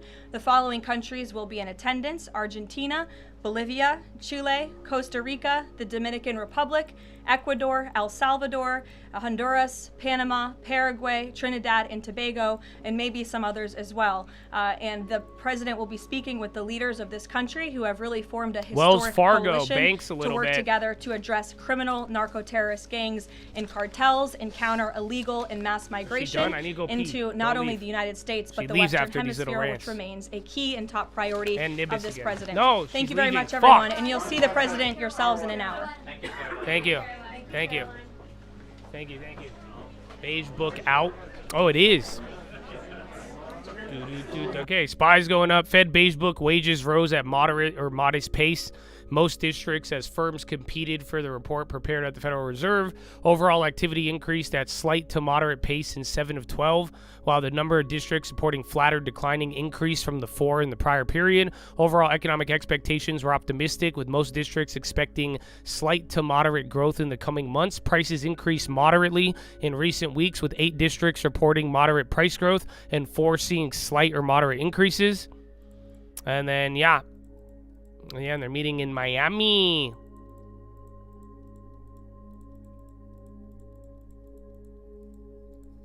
How long is the delay? Anywhere from 40 seconds to a minute or a minute and a half, depending on how YouTube gives it to you.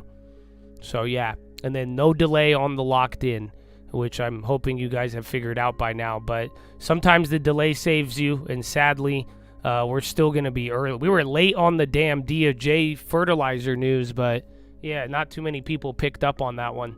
So you're oddly early, even though you have a delay. And then again, I can't control your internet. YouTube's been lagging some of y'all. It don't matter what we do, bro.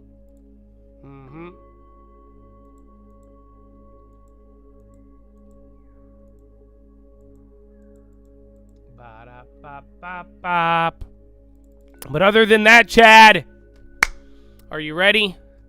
Are you ready for some philosophy? Yeah, Chipotle, a little climb, everything. I mean, we're doing good. Again, that one comment, what was it that brought it? When they were talking about securing the Strait of Hormuz, she talked about how they're working with the Department of Energy to do that. Oil started coming back down, back to the lows of the morning, and then we never gave anything up. Korea keeps ripping, and then everything else is catching a bid. So here we are, my friends. Here we are. But yeah, I'm going to get ready now, and then we will begin Philo. How does that sound? Do you guys sound like you're ready for Philo? I think Philo sounds like a good idea. So yeah, get ready for Philo. If you're demonic, feel free to leave. I'm sure you're going to take the cue without me asking. Maybe prove it. If you could sit through Philo without turning into salt, I will be impressed. Today's not even a religious Philo. I don't even like religion, to be honest. But other than that, I have a chemistry one, man. I had a chemistry one. So other than that, my friends, get ready. If you would like to listen, feel free. If not, I hope you still get your headlines and everything else you need in this historic market. And get ready for the trading fraternity video so you can get your long-term. Yeah, oil again, those energy comments on securing the Hormuz. That's what happened, the Hormuz. Okay, yalla habibi, time to go. Get ready. New financial disclosures? What? Some Trump buys what? Jesus. Praise God. Amen, amen. It's a call, baby. Yeah. If we talking plays, yeah, I'm in there like swimwear. I've been there, I've done this shit for 10 years. You could have it all, but you been scared, big scare. Funny part, there wasn't even risk there. My thoughts been my own, yeah, I've been clear, no fear. Oh dear, who you try to control here? My God is the weapon, I ain't boasting. Nah, it's done. Daddy said it's finished, made me in his image, but that always made me timid. Wonder why we different, don't you ever get it twisted. It's the only way we get it, set apart from the start. And the heart isn't ours, it's a hippie with the love, but it's David with the sword. I want peace, so that means you gon' kill me if it's war. Nietzsche, Trotsky, can't beach on the arc. Want it easy or hard, want a genie or a god, then believe me, lil' bro, you a child, you a son of the highest in the bud. Don't deny it, we don't like it when they tell us who we are. I can tell you who I was, I can tell you who he is. I can make another song that's telling y'all about the crib. But for a second, keep it real, it's not the reason they will kill. It's the freedom in believing, they want death to bring the will. But I'd rather have it now, and I ain't never backing down. Lion gonna eat me or turn his ass around. Either way, I will remain up in his name and say it proud. Here, let's say it now. Jesus. I put Jesus on the beat so I can listen to it. I got reason to believe that we living in it. You could say it's one hell of a decision in it. Ayy, if we talking plays, yeah, I'm in there like swimwear. I've been there, I've done this shit for 10 years. You could have it all, but you been scared, big scare. Funny part, there wasn't even risk there. My thoughts been my own, yeah, I've been clear, no fear. Oh dear, who you try to control here? My God is the weapon, I ain't boasting. Amen. Amen. Amen. Thoughts been my own, yeah, I've been clear. Amen. Oh, Chatadonia. Are you ready? This is a good one, bro.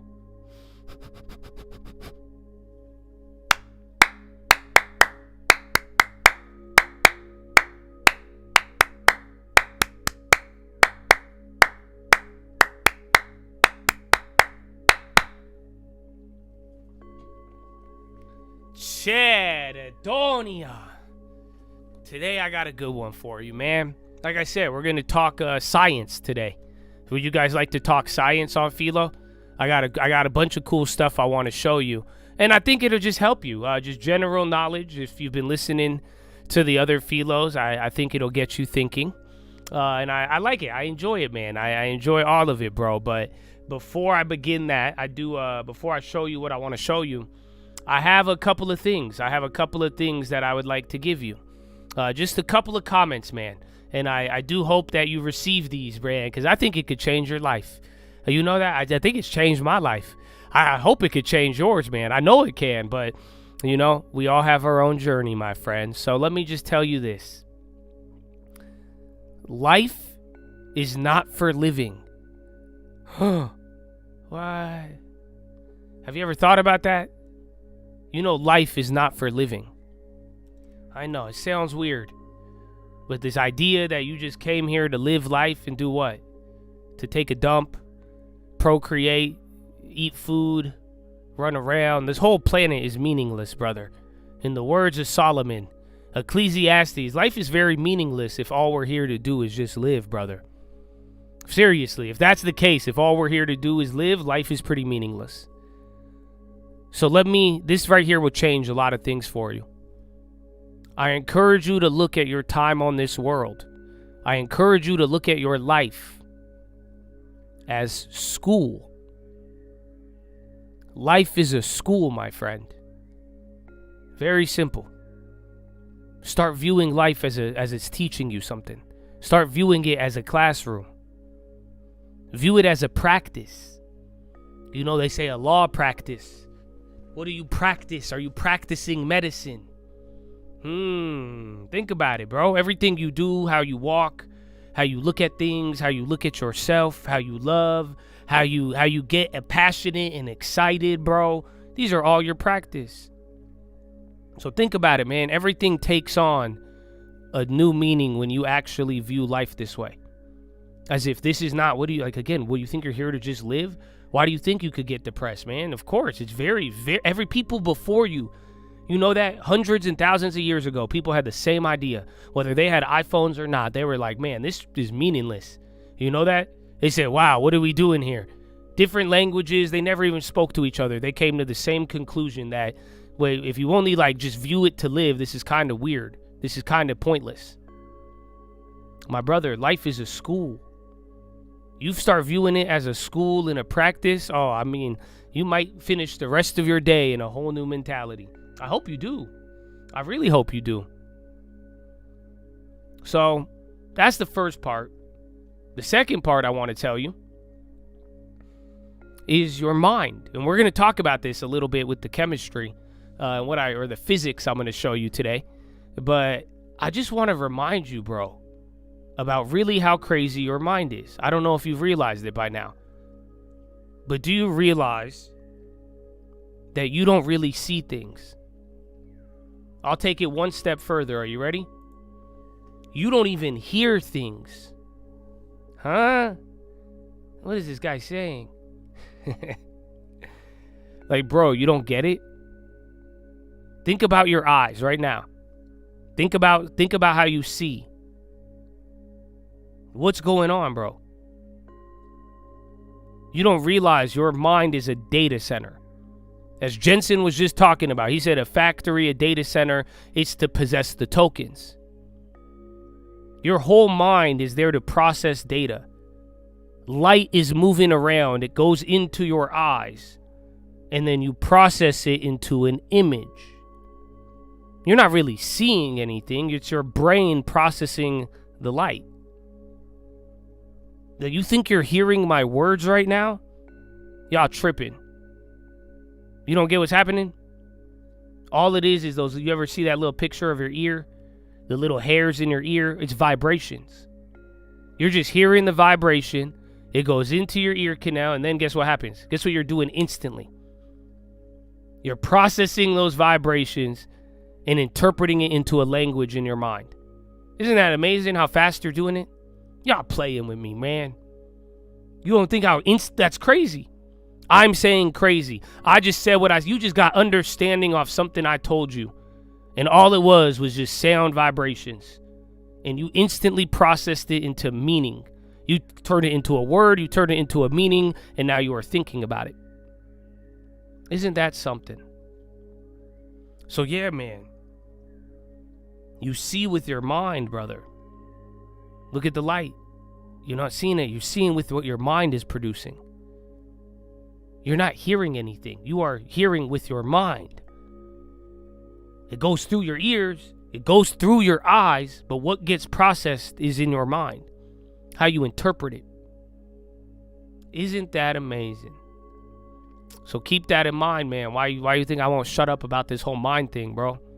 Why do you think I don't shut up? Why do you think I keep telling you it's crazy hardware?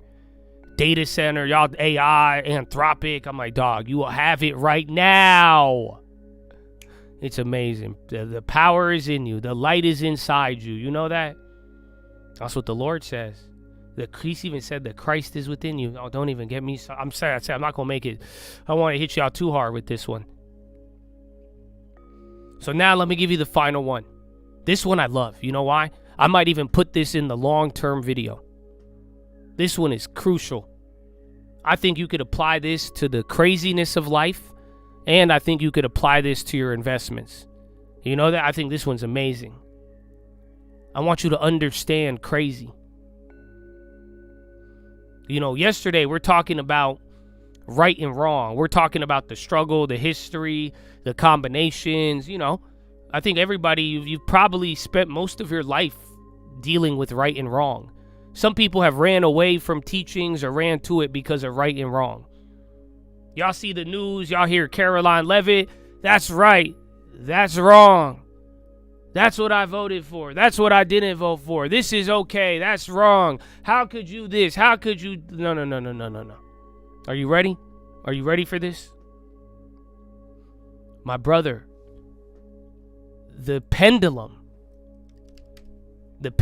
does not swing from right to wrong. You know that? This is how I want you to start thinking. And like I said, this will help your investments. Because you deal with this every day in the investing world. How do you know what's right and wrong with an investment? Again, look how crazy the world is. How do you know what's right and wrong? How, in a postmodern world where nobody can agree on anything, how do we even know right and wrong? That's why truth is so important.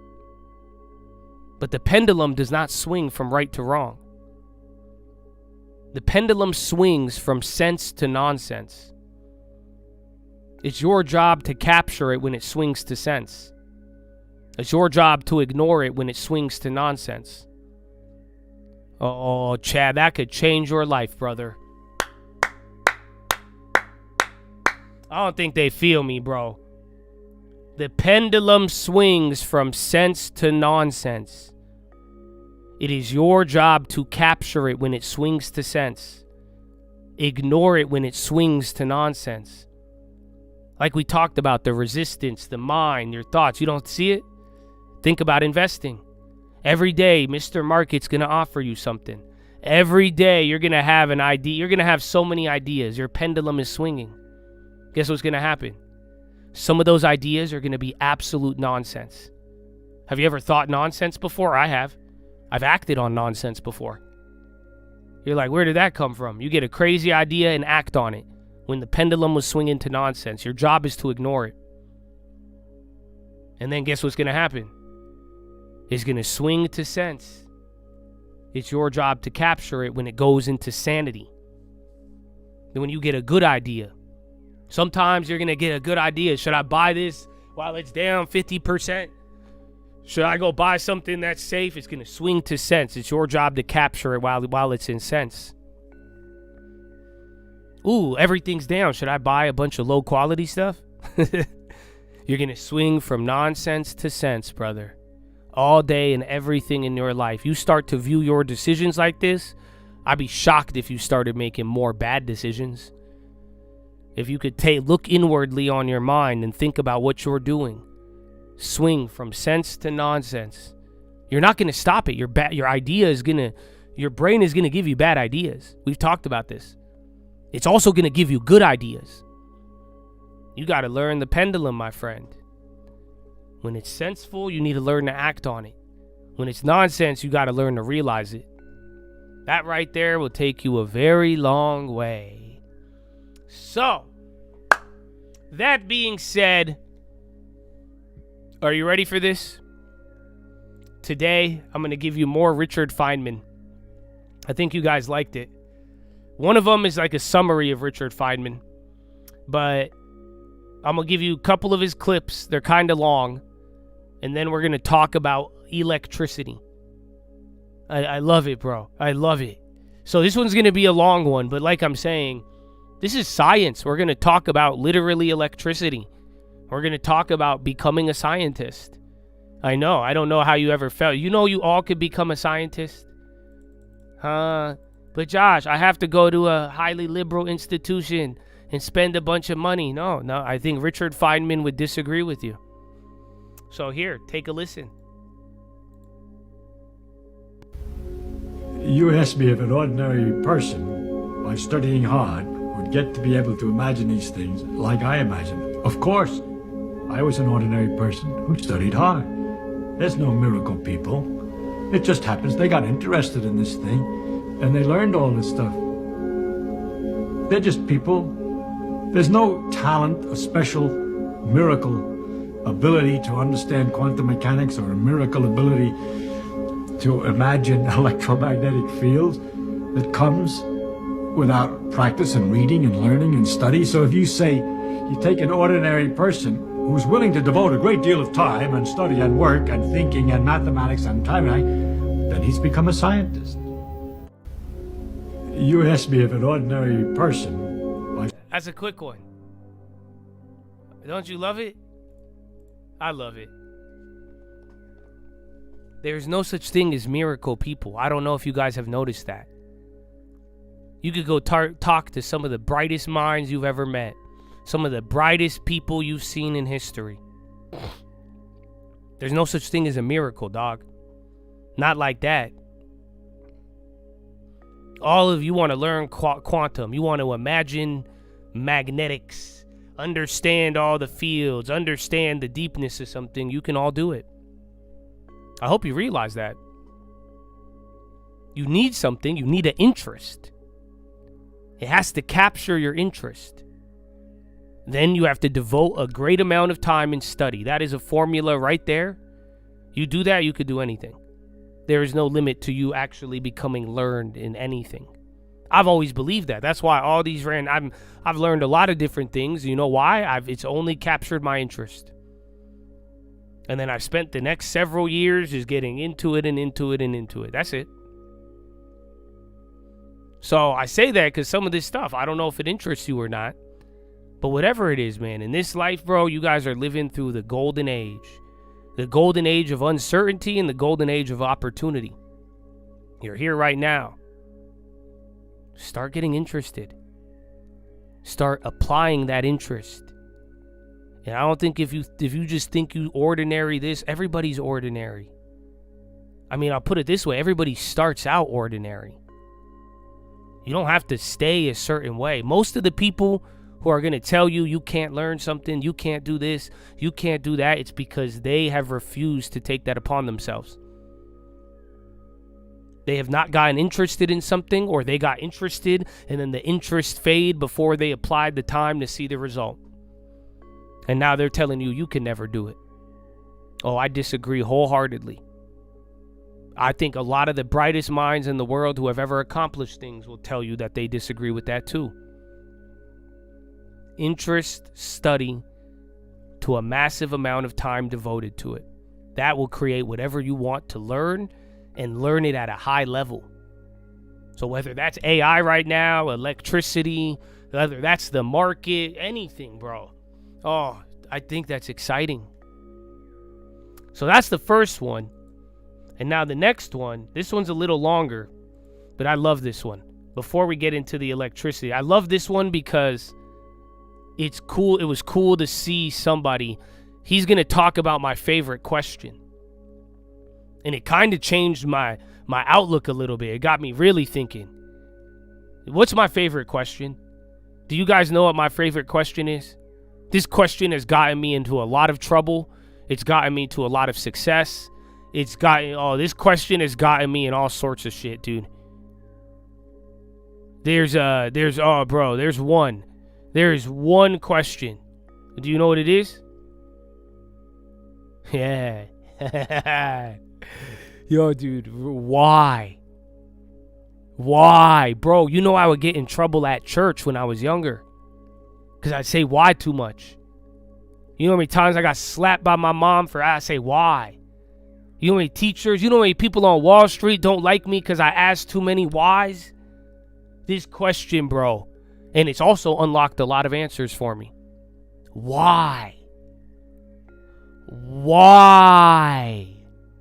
So yeah, man, you'll see why this tripped me out, because I was like, you know, this is a very interesting talk. Again, this is Richard Feynman.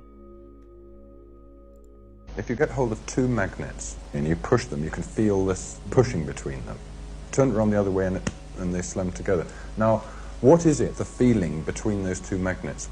What do you mean, what's the feeling between the two magnets? There's something there, isn't there? I mean, the sensation is that there's something there when you push these two magnets together. Listen to my question. What is the meaning when you say that there's a feeling? Of course you feel it. Now, what do you want to know? What I want to know is what's going on between these two bits of metal. Magnets repel each other. And well, then what does that mean, or why are they doing that, or how are they doing it? You're asking. I must say, I think that's a perfectly reasonable question. Of course, it's an excellent question. Okay. But the problem that you're asking, you see, when you ask why something happens, how does a person answer why something happens? For example, Aunt Minnie is in a hospital. Why? Because she went out and she slipped on the ice and broke her hip. That satisfies people. It satisfies, but it wouldn't satisfy someone who came from another planet, knew nothing about things. You first should understand why, when you break your hip, do you go to the hospital? How do you get to the hospital when the hip is broken? Well, because her husband, seeing that she had the hip was broken, called the hospital up and sent somebody to get her. All that is understood by people. Now, when you explain a why, you have to be in some framework that you allow something to be true.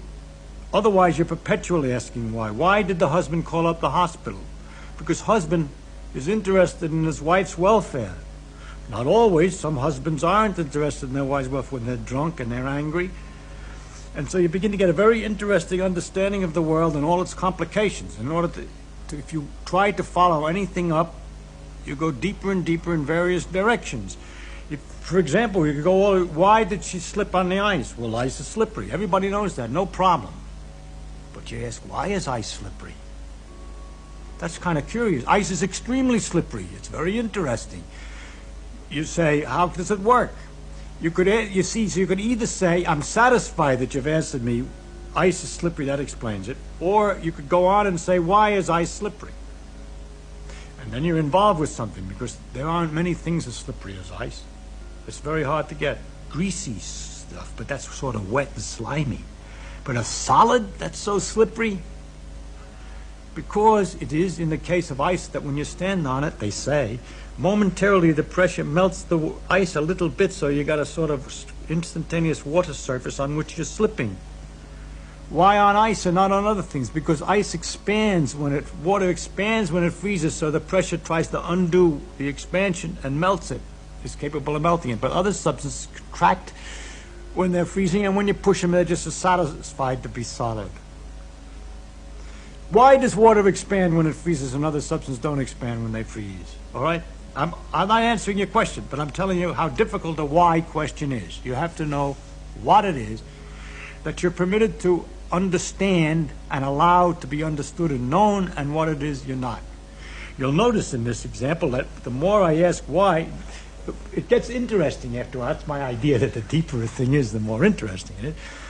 And we could even go further and say, why did she fall down when she slipped?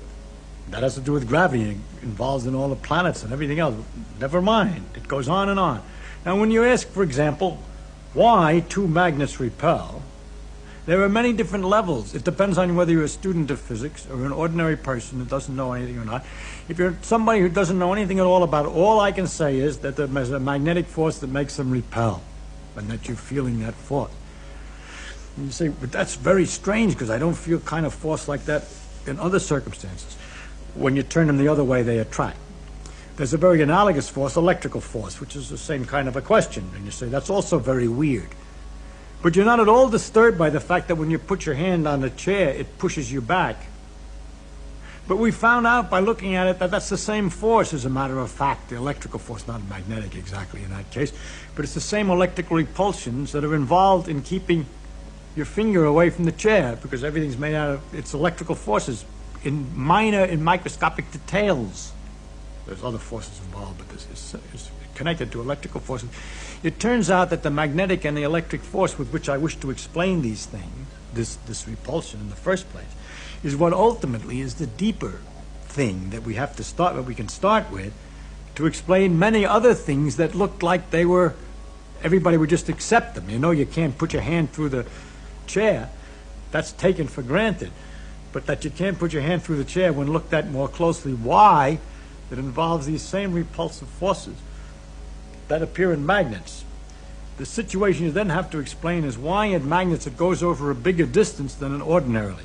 And there it has to do with the fact that in iron, all the electrons are spinning in the same direction. They all get lined up, and they magnify the effect of the force until it's large enough at a distance that you can feel it.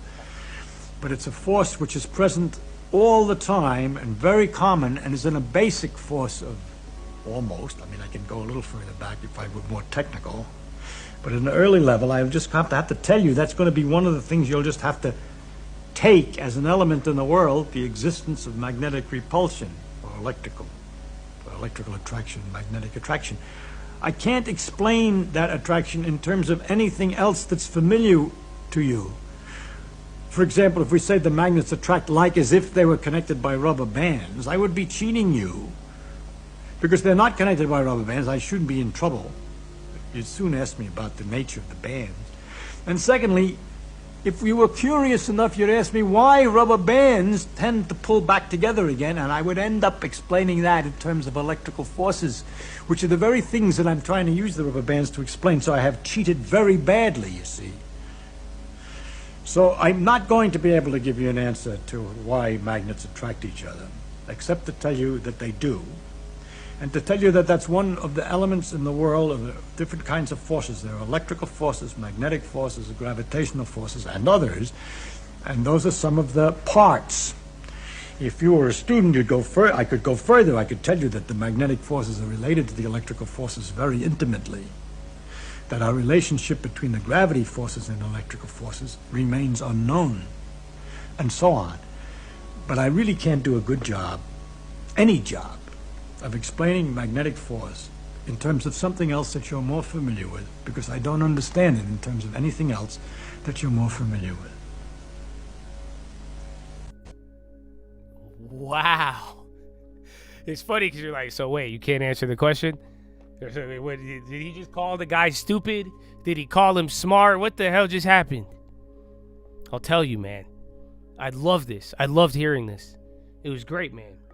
Because I'll tell you, for all of you guys who like asking why, and especially if you want to understand things, it does go back to what I was telling you in the beginning. There's some things in this life you're going to have to accept. You may, again, I don't think everybody has figured out. Even though we know it, you've learned it in school, you don't really know all the electricity. Do you know about the iron and the stuff you can't see, the microscopic stuff? I mean, think about it. There's many things in this life you have just come to accept. But you want to go deeper on something? What did he say? You got to become a student.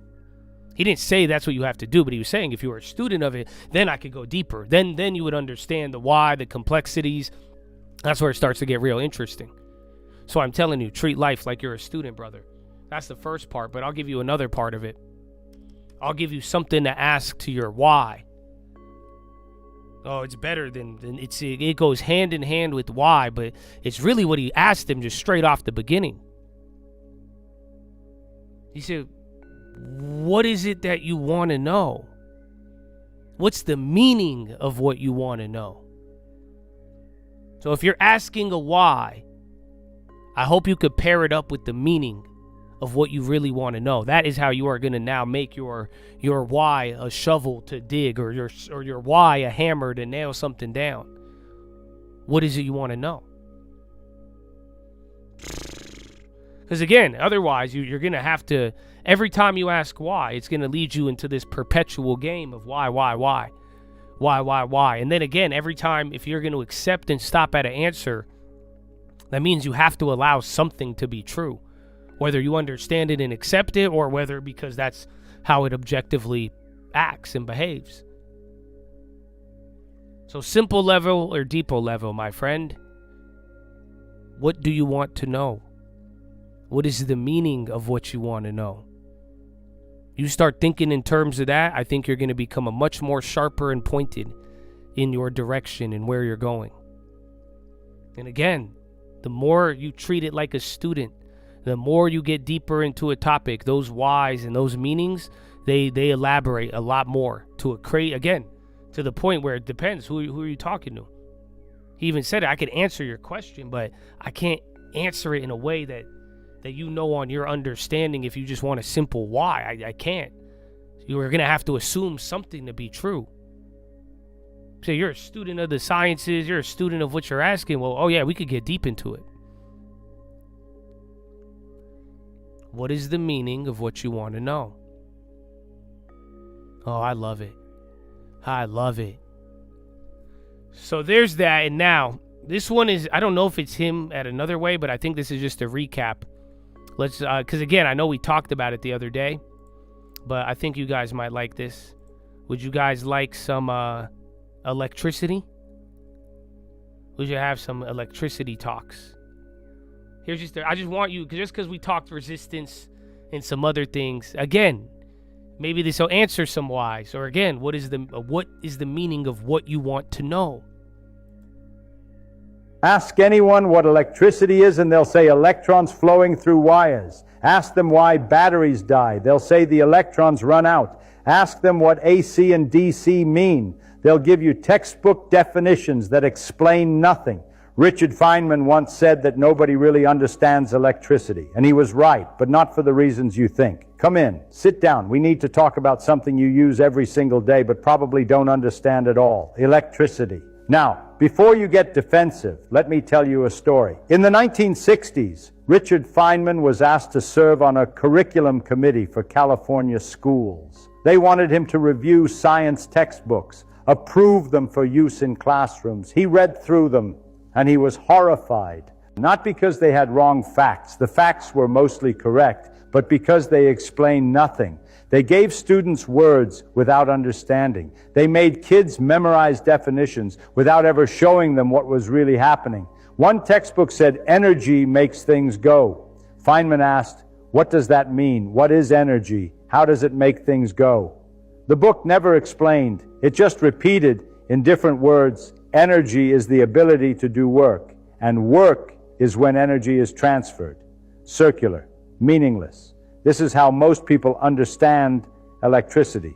They know the words: current, voltage, resistance, Ohm's law. They can plug numbers into formulas, but they don't actually understand what's happening. So let me tell you what everyone gets wrong. Not just one thing, multiple things. A whole collection of misconceptions that textbooks either teach directly or allow to persist through vague language. And then I'll show you what Feynman would show you, the real picture. What's actually happening when you flip a light switch, charge your phone, or get shocked touching a doorknob. Here's the first thing everyone gets wrong. Batteries don't store electrons. You probably think a battery is like a tank full of electrons. You use them up, the battery dies, you throw it away or recharge it to refill the electrons. Wrong. Completely wrong. A battery doesn't store electrons. It stores chemical energy. And it uses that chemical energy to push electrons that are already in the wire. Think about it. You have a wire. That wire is made of copper. Copper is a metal. Metals have free electrons throughout their structure. Trillions upon trillions of electrons already there, ready to move. The battery doesn't provide those electrons. The battery provides the push. It creates an electric field that makes those electrons drift in a particular direction. How? Through chemistry. Inside the battery, chemical reactions create a separation of charge. One terminal becomes negatively charged, excess electrons. I just sold the The Korea other play becomes for positively 1,100%. charged, deficit of electrons. This charge separation creates an electric field. When you connect a wire between the terminals, that electric field pushes electrons through the wire. The electrons were already in the wire. The battery just pushes them. And when the battery dies, it hasn't run out of electrons. It's run out of chemicals that can create the charge separation. The chemical reactions have gone to completion. There's no more energy available to maintain the electric field. You can recharge the battery by forcing the chemical reactions to run backward, restoring the original chemical configuration. You're not adding electrons. You're restoring the chemical energy. This is fundamental, and most people never understand it. Here's another one. You're taught that current flows from positive to negative, and you're also taught that electrons flow from negative to positive. And somehow you're supposed to hold both of these contradictory facts in your head simultaneously. Let me clear this up. Electrons, which are negatively charged, flow from the negative terminal to the positive terminal. That's the actual physical motion of actual physical particles. But we define current as flowing from positive to negative. Why? Because of a historical accident. Benjamin Franklin in the 1700s decided that there were two types of electricity, positive and negative. He had to choose which was which. He made a guess. He said that current flows from positive to negative. He guessed wrong, or rather, he didn't know about electrons yet. Nobody did. Electrons weren't discovered until 1897. By the time we discovered electrons and realized they were negatively charged and that they moved from negative to positive, we'd already built an entire electrical engineering convention around Franklin's definition. Changing it would mean rewriting every textbook, every schematic, every technical document. So we kept the convention. We defined current as the flow of positive charge from positive to negative, even though what's actually moving is negative charge from negative to positive. This is called conventional current, and it works fine for calculations. Direction-wise, a flow of negative charge to the right is equivalent to a flow of positive charge to the left. The math works out the same. But it confuses students because they're told electrons go one way and current goes the other way, and nobody explains that this is just a convention. It's arbitrary. We could have defined it the other way. Feynman hated this. He'd tell students, forget about conventional current. Think about what's physically moving, electrons, from negative to positive. That's what actually happens. People talk about voltage like it's the strength of electricity. High voltage is dangerous. Low voltage is safe. More voltage means more power. This is confused thinking. Voltage isn't strength. Voltage is potential difference. It's the amount of energy per unit charge available to push charges through a circuit. Think of it like height. If you have a ball on a hill, the height of the hill determines how much potential energy the ball has. The higher the hill, the more energy it can release as it rolls down. Voltage is like that height. It's a measure of energy per charge. High voltage means a lot of energy per electron. Low voltage means less energy per electron. But here's the critical part. Voltage alone doesn't tell you how much total energy is involved. That depends on how much charge is moving, on the current. A static shock from touching a doorknob can be 10,000 volts or more, but it doesn't kill you. Why? Because the total amount of charge involved is tiny. High voltage but infinitesimal current. Very little total energy. A car battery is 12 volts. Very low voltage, but it can deliver hundreds of amps of current. Low voltage but huge current. Enormous total power. That's why you can touch both terminals of a 9-volt battery with your tongue and just feel a tingle.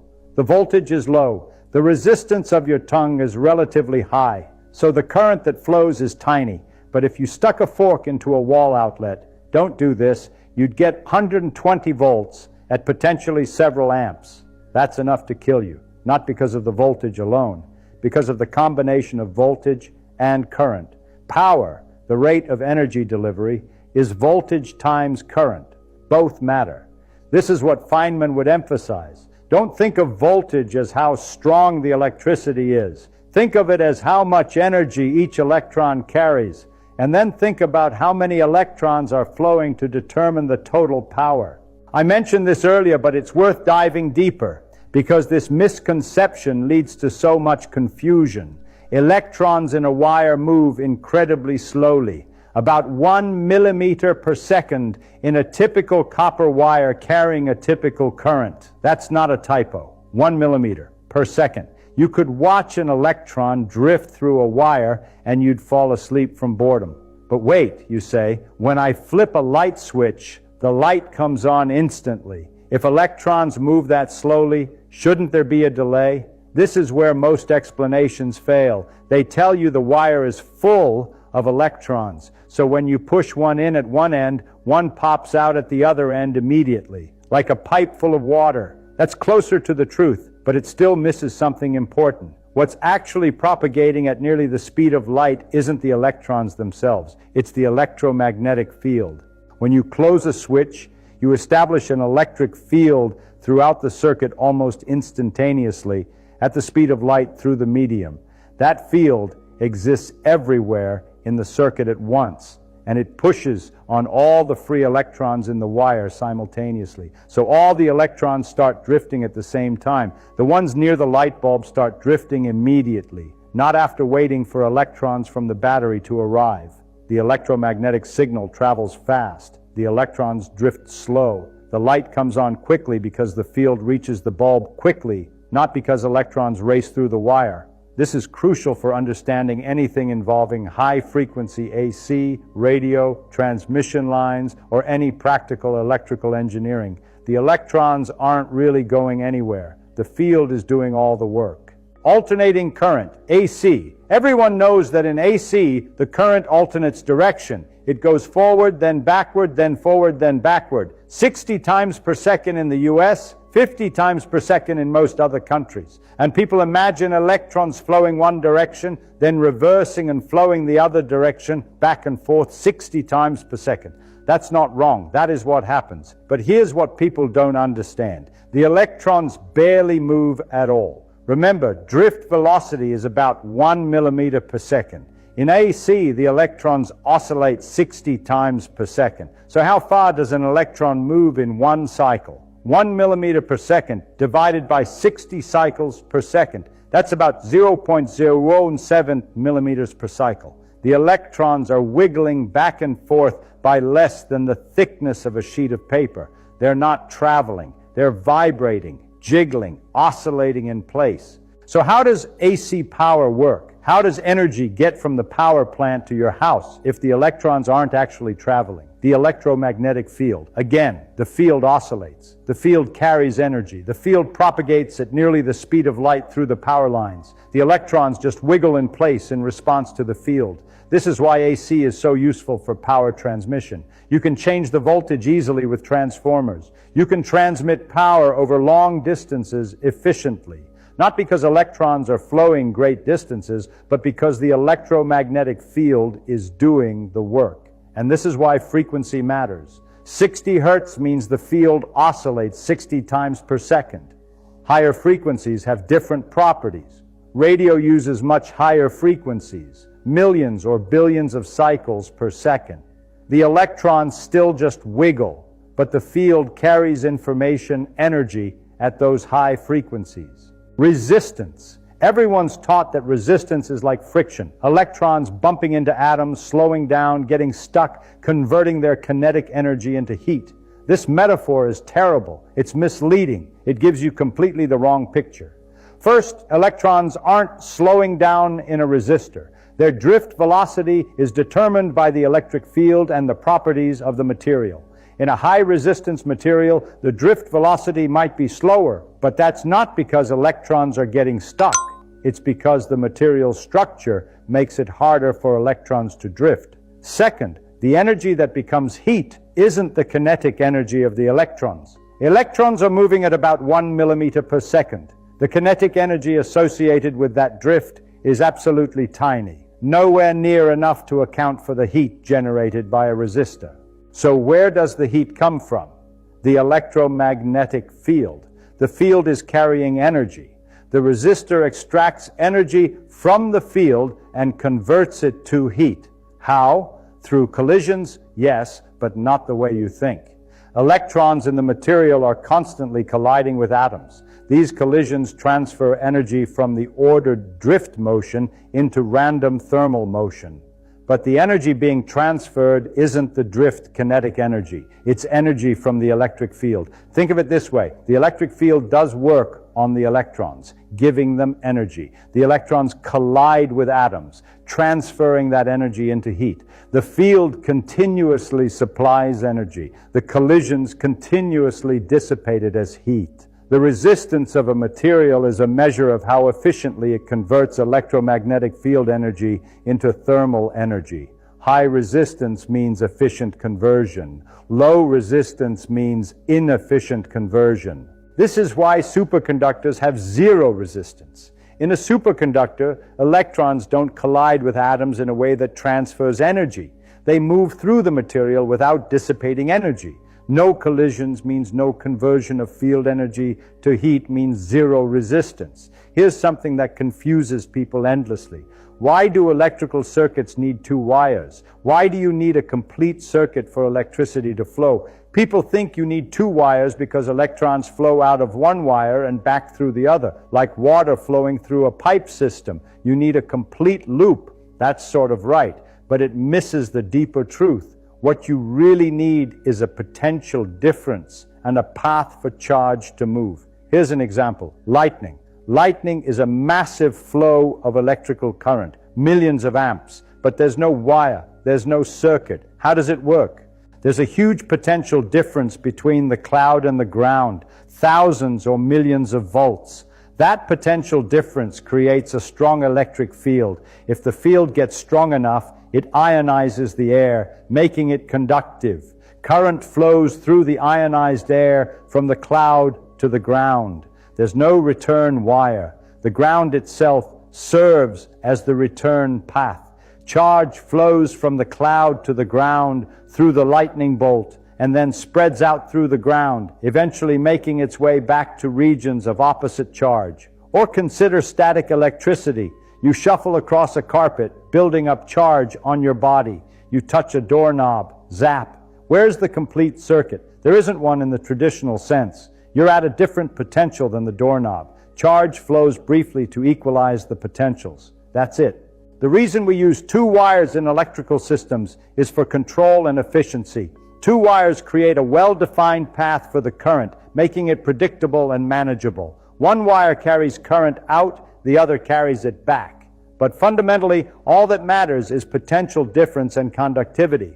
In some systems, you don't even need two wires. Single wire earth return. SWIR systems use one wire and the ground as the return path. Radio transmission uses antennas, one wire effectively, and the return path is through the electromagnetic field and ground. This is what Feynman would emphasize. Don't think of circuits as needing loops because electrons need a round-trip path. Think of them as needing a potential difference and a way for charge to flow. The two-wire setup is just the most practical way to achieve that in most cases. Grounding, the earth connection, the third prong on your plug. Everyone knows it's for safety, but most people have a completely wrong picture of what it does. People imagine that if there's a fault, excess electrons leak into the ground wire and get dumped into the earth, safely dissipating, like pouring water onto the ground where it just soaks in and disappears. That's not what happens. The ground isn't an infinite sink for electrons. Electrons aren't disappearing into the earth. Here's what grounding actually does. It establishes a reference potential, 0 volts. By convention, we call the potential of the earth 0. When you ground something, you're connecting it electrically to the earth, ensuring it's at the same potential as the earth, 0 volts. Why does this matter? Because potential differences cause current to flow. If a wire in your toaster shorts against the metal case, the case becomes live. It's at the same potential as the hot wire, maybe 120 volts. If the case is grounded, there's now a potential difference between the case trying to be at 120 volts because of the short and the ground at 0 volts. Current flows through the ground wire, a lot of current, enough to trip a circuit breaker. The breaker trips, the circuit goes dead, you're safe. If the case isn't grounded and you touch it, you become the path to ground. The potential difference is between the case, 120 volts, and you touching the ground, 0 volts. Current flows through you. You get shocked, possibly killed. The ground wire isn't absorbing electricity. It's providing a low resistance path to 0 potential, so that if there's a fault, current flows through the ground wire instead of through you. And the electrons that flow through the ground wire, they don't disappear. They flow through the wire, through the earth, and eventually back to the neutral wire at the power panel, completing the circuit. The earth is just part of the conductive path. This is what Feynman would make clear. Ground isn't a magical electron sink. It's a reference potential and a safety path. So what is electricity, really? If all these common explanations are wrong or incomplete, what's the true picture? Electricity is the organized motion of charge carriers, usually electrons, in response to an electromagnetic field. That field is created by a potential difference, usually maintained by a battery or generator. The field extends through space, carrying energy. The electrons respond to the field by drifting slowly, but the field propagates quickly. When you flip a light switch, you complete a circuit, allowing the electromagnetic field to establish itself throughout the system. That field pushes electrons everywhere in the circuit simultaneously. The electrons wiggle or drift slowly, but the field delivers energy to the load at nearly the speed of light. Resistance is a measure of how efficiently a material converts electromagnetic energy into heat. Voltage is energy per charge. Current is charge flow per time. Power is the product of voltage and current, the rate of energy delivery. AC is when the field oscillates, making electrons wiggle back and forth. DC is when the field is steady, making electrons drift consistently in one direction. Batteries don't store electrons. They store chemical energy that creates and maintains a potential difference. Ground isn't an electron sink. It's a reference potential and a safety path. The dangerous part of electricity isn't voltage alone or current alone, but the combination, the total power delivered to your body if you become part of the circuit. This is the real picture. Not water in pipes, not friction, not electrons racing through wires, but electromagnetic fields permeating space, pushing charges, delivering energy, following Maxwell's equations. Richard Feynman once said, "I think I can safely say that nobody understands quantum mechanics."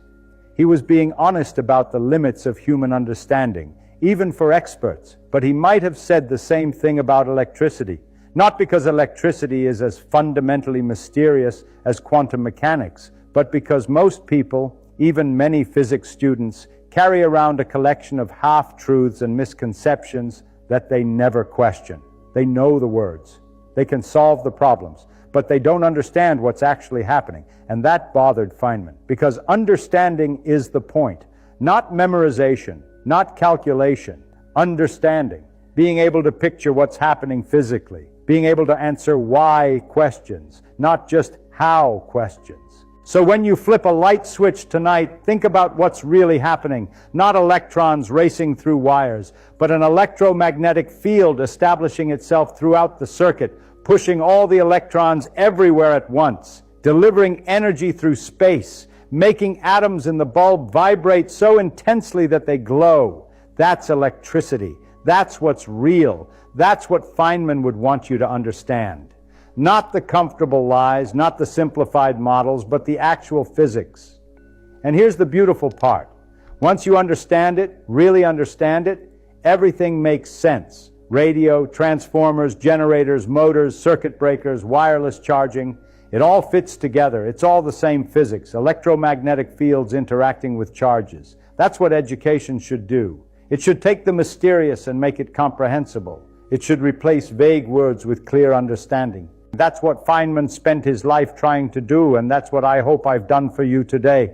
Now you know what everyone gets wrong about electricity, and more importantly, you know what's right. Ask any...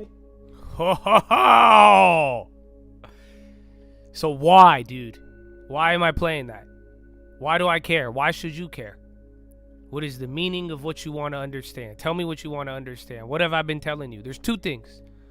I'll give you the easy one. Look around, bro. The brain of AI is electricity. It needs electricity. They're scrambling to build electricity. The future technology revolves around electricity. It always has, you could argue, but especially now. And then, why would I care about this? What was I trying to learn? I was just telling you how your brain is electrical signals. See with your mind. I want to understand it a little bit more. That's what I've been doing. So I don't know if you got some of the connections, bro. Some of you were shocked by the Ben Frank accident. But I like batteries. I don't know if... Do you see the physical similarities between how electricity operates in yourself? I like the battery. I feel like I've been the same way. I think some of you guys are like that. You just need a push. You're not... The battery doesn't create any new energy. It's already there. It's a chemical reaction. And then you know what you got to do sometimes to recharge? You got to run it back. Force the chemical reaction to go backwards. And then all you need is a push. Out comes power from a battery. You don't think that's fascinating? You don't think that applies anywhere in your life? Electrons move from negative to positive. My brother, I feel like that is our whole entire lives. I feel like that is a pendulum of some sorts. I feel like that's how I've seen with the Chad. I feel like we got our own little electrical field here. And I've seen people go from negative to positive, positive to negative. Depending on what's going on. It's like a bunch of electricity going back and forth. This is the one I like, man. Voltage. You know what he was saying about voltage? It's not as if voltage is high power, more or less. It's like a hill. High voltage is like a steep hill. You push it down the hill. That's your potential difference, the steepness. And then it charges it through the circuit. My friend, I like that. I want to push you down a steep hill. I want high voltage. I give you a difference between what you could learn and where you could fail, and you make it a little steeper. You're going to be able to push a bigger charge. Oh, they don't feel me. App is going again? How much charge is moving through? That's what the voltage is telling you. That steepness gives you that potential. And I like, you guys don't get it? This is why I think your brain is important. I want to know how electricity moves through my brain. I want to know why too, because it's going to be moving through the brain of the future and all the AI. But dog, movement is key to this. I've told you guys this the other day. Movement. Why do you think I've been so hell-bent on I said, listen, man, you don't be a fool. You think you have to agree with me? You think I really care about that? All I care is you move.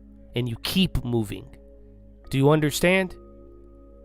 I would argue that's what electricity needs. You have to keep moving. You'll move back and forth. Maybe you'll jiggle around and vibrate a little bit. Keep moving. DOJ files lawsuit against Boeing.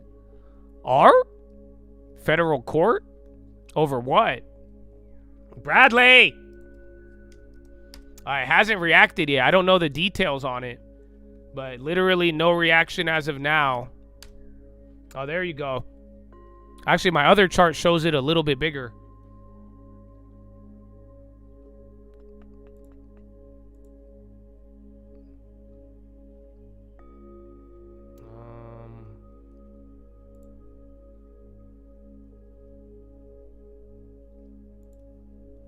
Where was it at yesterday?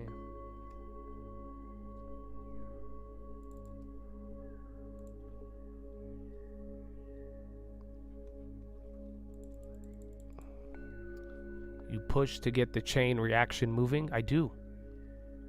It's the battery. It's already in you.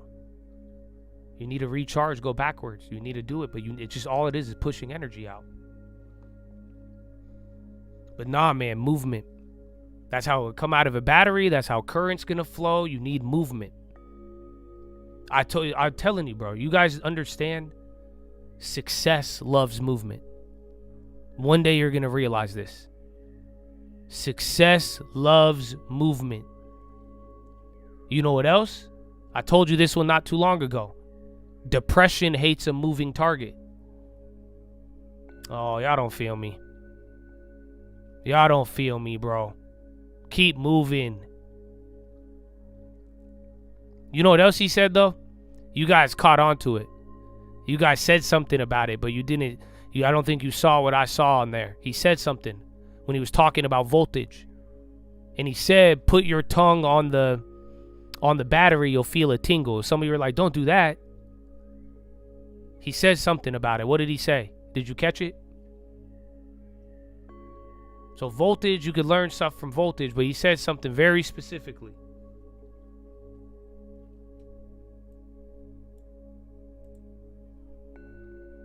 What was it? Over cleanup costs in Washington and Duwamish Rivers outside Seattle? Yeah. Bro. He said, you know, why would you feel the tingle? If you put your tongue on a battery, if it's low voltage, you will feel a tingle. Why? Why? What's the reason electrically?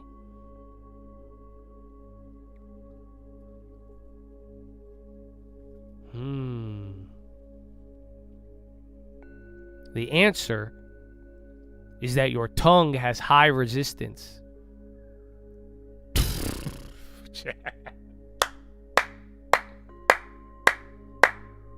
Y'all don't feel me, dog. Nah, bro. Y'all don't feel... The tongue has high resistance. Dog, are you fucking kidding me? Are you kidding me? Are you serious, bro? Do you get it? How many philos do I gotta give you on the tongue? Life and death. The resistance. Your tongue has high resistance. Does it make some electrical sense why what you say is so important? Oh, man. And then what are you saying? Electrons move slow. This one I think is fascinating. This one I think explains a lot of the bigger point, and then even when you understand how it works in your mind in application to things. He said the electrons move slow. What do you say? Was that 60 milliseconds? Or was it every meter you go 60, or every second you go a millimeter? Every 60 seconds you're going a millimeter. Something like that. They're very, very slow. So how come when you turn the light on, something instantly happens? If these electrons are moving so slow. He said you could see the electron travel down a wire. And then, because again, it starts moving. The other ones that were already moving at the pipe, they get pushed out immediately. The new one doesn't start going. It gets pushed out the pipe. The electron gets pushed out at the end. The ones near the end get pushed out. Yeah, I like that. You know why? Why do you think I keep pumping new ideas into you all the time? You may not get today's philo, but maybe 4 weeks ago's philo might have just pushed out. Why do you think you got to keep filling yourself with information? Oh, this relates even more to the market, bro. You know why? You know what he said? Let me give you one more with electricity. Electrons move slow, but the signal comes fast. Oh, y'all don't feel me, dog. Y'all don't feel... Let me say, electrons move slow, but the signal comes fast. How does that relate to the market? This is why Feynman was stressing it, and I would stress this too. This is why I truly believe in understanding. You have to understand the field. Because what's going to happen? The signal is going to come fast one day. Boom, the ones at the end are going to get popped out. But you need to understand. It's going to take you time to understand. Those electrons are going to move slow. understanding the long-term value, what's going on. Why do you think I've always told you that? Ask me, how do I respond to certain things so quickly? Do you think my electrical signal is that fast? It's not. There's already a field of knowledge that I've been accumulating every single day live on here showing you. All of you too, if you spent the time. That's why understanding, though. Not just, I know I was there. Oh yeah, I saw it, I remember that. No. Send an electron through the wire. Send it through the field. Let it start moving a little bit. You're going to understand what oil does for both the global economy broadly, in the short term, the long term. Understand the dollar. That's going to move very slow, bro. Every single understanding truly in the market, from your long term to short term, a true understanding is going to be slow. Flip the switch, that signal is going to come in fast. If you have the electron already moving and you're understanding it, that electron will be ready at the end to pop out when the signal comes. Wow. You know what else he said? These are just facts. This is just how it works. The material that's making up the field where all these electrons and the current, everything's moving. The field. AWS introduces OpenClaw on Amazon Lightscale to run AI agents.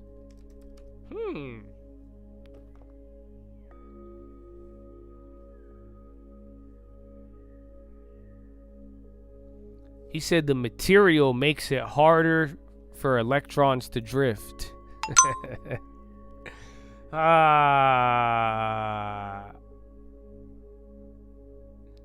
The material makes it harder for things to drift. I'm just going to leave that one right there. So let me ask you, this is a question I wanted to learn more of. This is what I wanted to find out. What is resistance?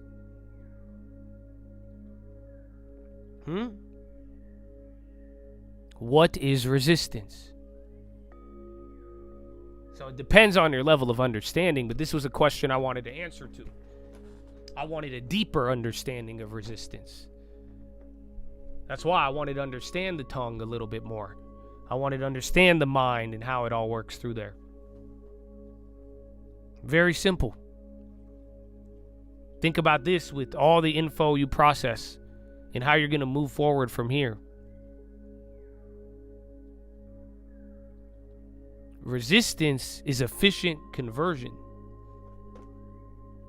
Yeah, Trump's about to go live. He did post the True Social on Delcy Rodriguez. Is doing a great job. Very well. The oil's beginning to flow.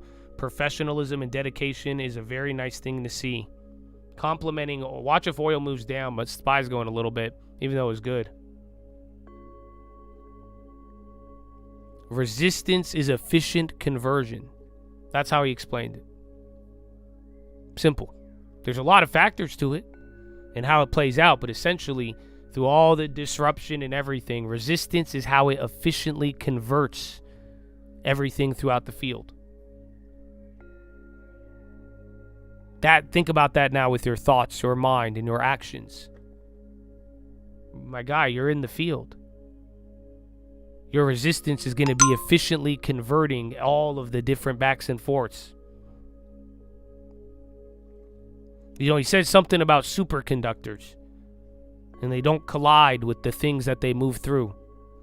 They go through it without giving it energy and colliding. I thought that was fascinating. And they're talking lightning, cloud to the ground. That sounds like AI. But all of this, my friends, is understanding. And this is what he says about understanding. He said it at the end. Richard Feynman is known for talking about this. He's saying understanding isn't memorization. Again, this has to go with the electrons, that pipe in the field, being ready for the signal. You can't just memorize. He's saying if you understand something, you could visualize all these things. Understanding, I could give you any sort of situation. You don't just produce an answer, produce a formula. you're able to replicate it with any input or output. It doesn't matter. True understanding. That's what all of his stuff was. Even making all these physics videos, he was just bothered by not understanding. He wanted people to understand. Anybody can memorize, but memorization is not understanding. Same thing with electricity.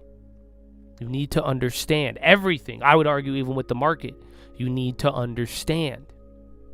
Life, understanding. So Chad, I hope you enjoyed today's philo. I hope you learned something. I think some of you, we got electricians in the house. I think it added to it. You're like, hell yeah, I love it. And ask why. And tell me what you want to know from your why. I think all of you could learn as a deep of a level of whatever you get interested in. But again, bro, you got a lot of electricity in your brain. And a lot of it, man, if you see the parallels to this world we live in, bro, stop playing with me. It's hard to ignore them if you, I don't know if you just listen to what I listen to. I know it may sound a little weird at first, but again, you guys are doing something now. There's energy flowing, there's a field, there's back and forth, so you let me know, my friends. But take that to the bank. That is your philosophy, ladies and gentlemen. Make sure you guys are subscribed. We're live Monday through Friday, 30 minutes before open. Drop your thumbs up on the video. Here on mobile, press hot chat, X out the chat, hit the thumbs up button. Second link for your latest video that you all need to watch and make sure you don't fall behind. But yeah, that's it. I got all the headlines, didn't really move stuff. You would have thought they would have moved oil, but and then Trump is not. I read the True Social one. I read that out for you while it came out. But yeah, Trump is gonna go live here in a second, but we only have 45 minutes left in the day. So yeah, bro. We will see. So I'll give you one track and then we'll get back to it. We'll see if anything moves. And yeah, I sold out that Korea play, 1100, dog. That was nice. Electricity, dog. I liked it. Isn't that? Oh man, I gotta love philo, bro. I loved it. I'm too fucked up, bro. I just be loving all these deep connections. I get maybe I get interested a little too easy, but I love it, bro. I love it. Dreams, you know what I'm saying? But if you blessed enough to have a dream, chase it, bro. That was a good sell on EWI, son.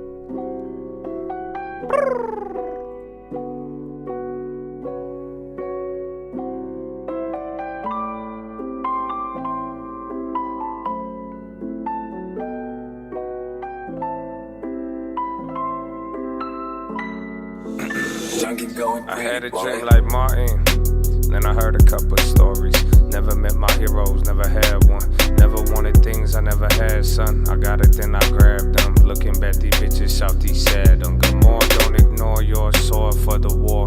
Armor's no good if you leave that shit at home. I don't care if that match up with the drum. I ain't young, I ain't care about looking dumb. Out my way, we could talk when I'm done. Does it look like I'm finished? Even if I was, dog, I do my own dishes. Why the fuck you in my business? I ain't tryna be a menace.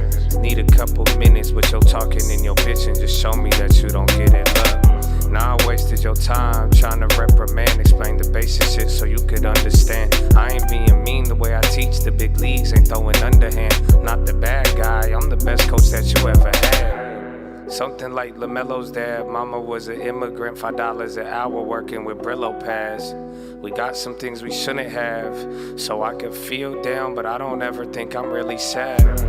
Life a miracle, but I won't give you one. But I could teach you shit, and you'll walk away with dividends. Wish you'll buy more, and then you'll wish you did it young. You missed the first harvest, but tell me about the second one. Trying to build while looking at the clouds. I'm looking at my hand, then I'm looking at the ground. Peter walked on water, but fell. When he looked around, I heard that story all my life. I think I start to get it now. Slow in the fast lane, answers in my last name. They really didn't listen, that's a damn shame. But that don't mean my plans changed. Maybe just the landscape did what I said without a handshake. 3,004 an ounce, that sound like a fair rate. Word is gold, they only kept theirs too late. So I'm on with your new face. A snake can move a few ways. And life a bitch that lie about how the fruit tastes. Welcome back.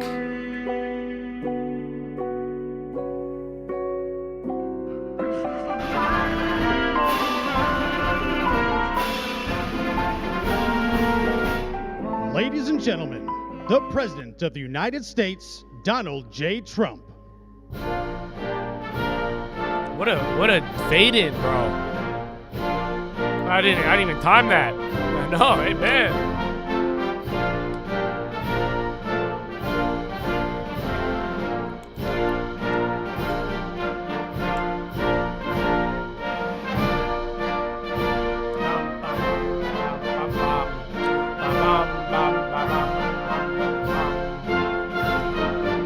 Yeah, burn all day from that boxes, whatever it was.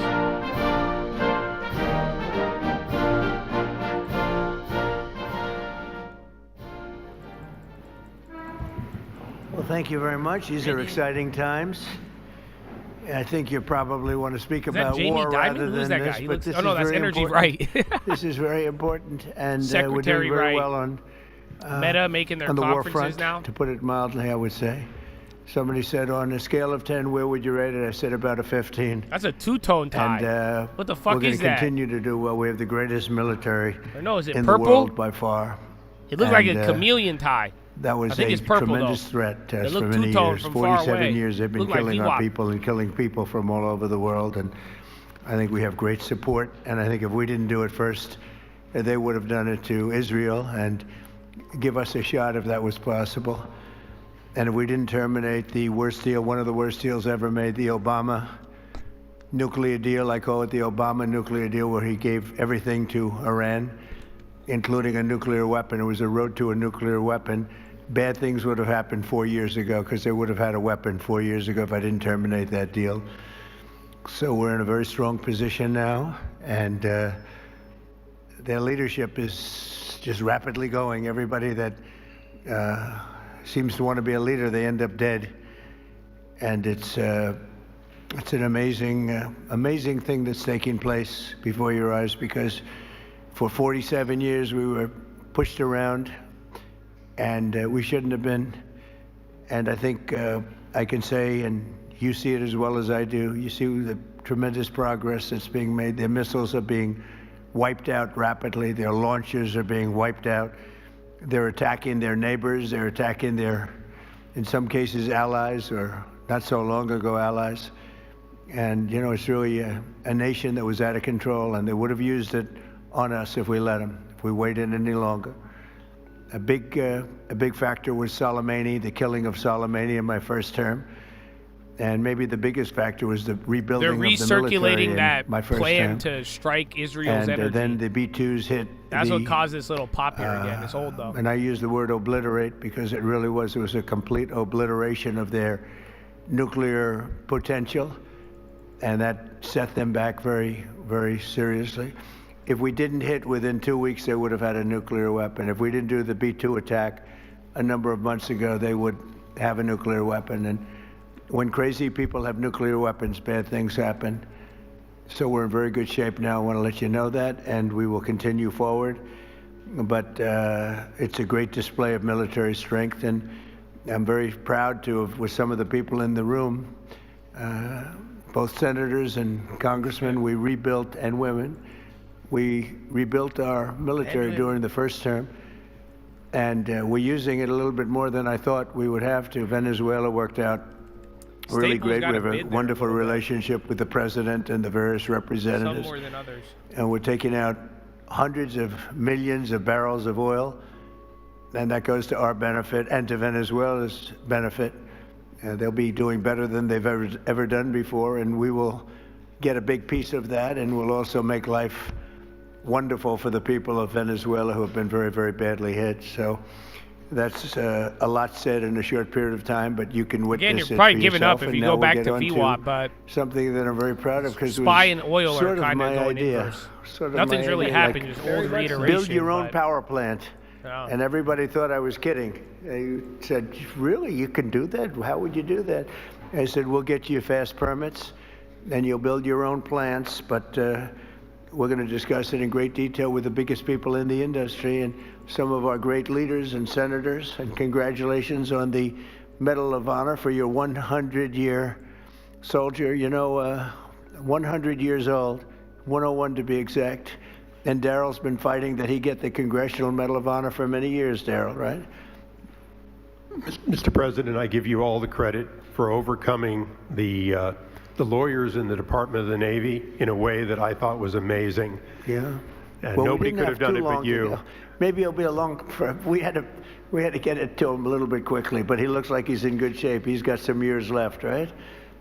He's planning to come back here for your next Medal of Honor ceremony, and he's also going to be the star at Tailhook this summer if you want to come to Reno. Well, I congratulate you for that success. That was amazing. He didn't stop. I've known him a long time. He never stops. So congratulations. It's very nice. We're here this afternoon for a historic signing that will help keep down utility bills very, very substantially, and electricity prices for millions of Americans, and in many cases for a lot of people that don't really understand why they're going up, but they're not going to be going up, they're going to be actually going down. Today we follow through on an announcement I made in my State of the Union address last week as America's largest tech companies officially signed the Ratepayer Protection Pledge. It's a big deal. Going to have a tremendous impact on electricity costs. We're bringing down all of the costs. We have this little interlude to do what we have to do because we had it going, but these interludes are very important, especially this one. But the economy has never been like this. We broke 50,000 on the Dow.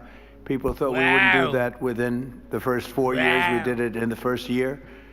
And we brought 7 on the S&P, 7,000 on the S&P. They said that's even less likely to happen. And we did that too, all within the first year. Under this new agreement, big tech companies are committing to fully cover the cost of increased electricity production required for AI data centers. And that would be prices for American communities will not go up, but in many cases will actually come down and very substantially.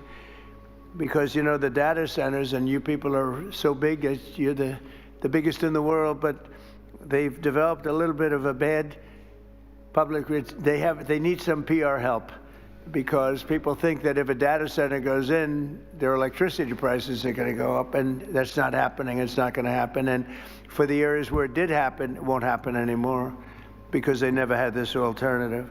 It's actually going to mean the prices come down. You're going to see how badly they want. Some centers were rejected by communities for that, and now I think it's going to be just the opposite. This means that the tech companies and the data centers will be able to get the electricity they need, all without driving up electricity costs for consumers.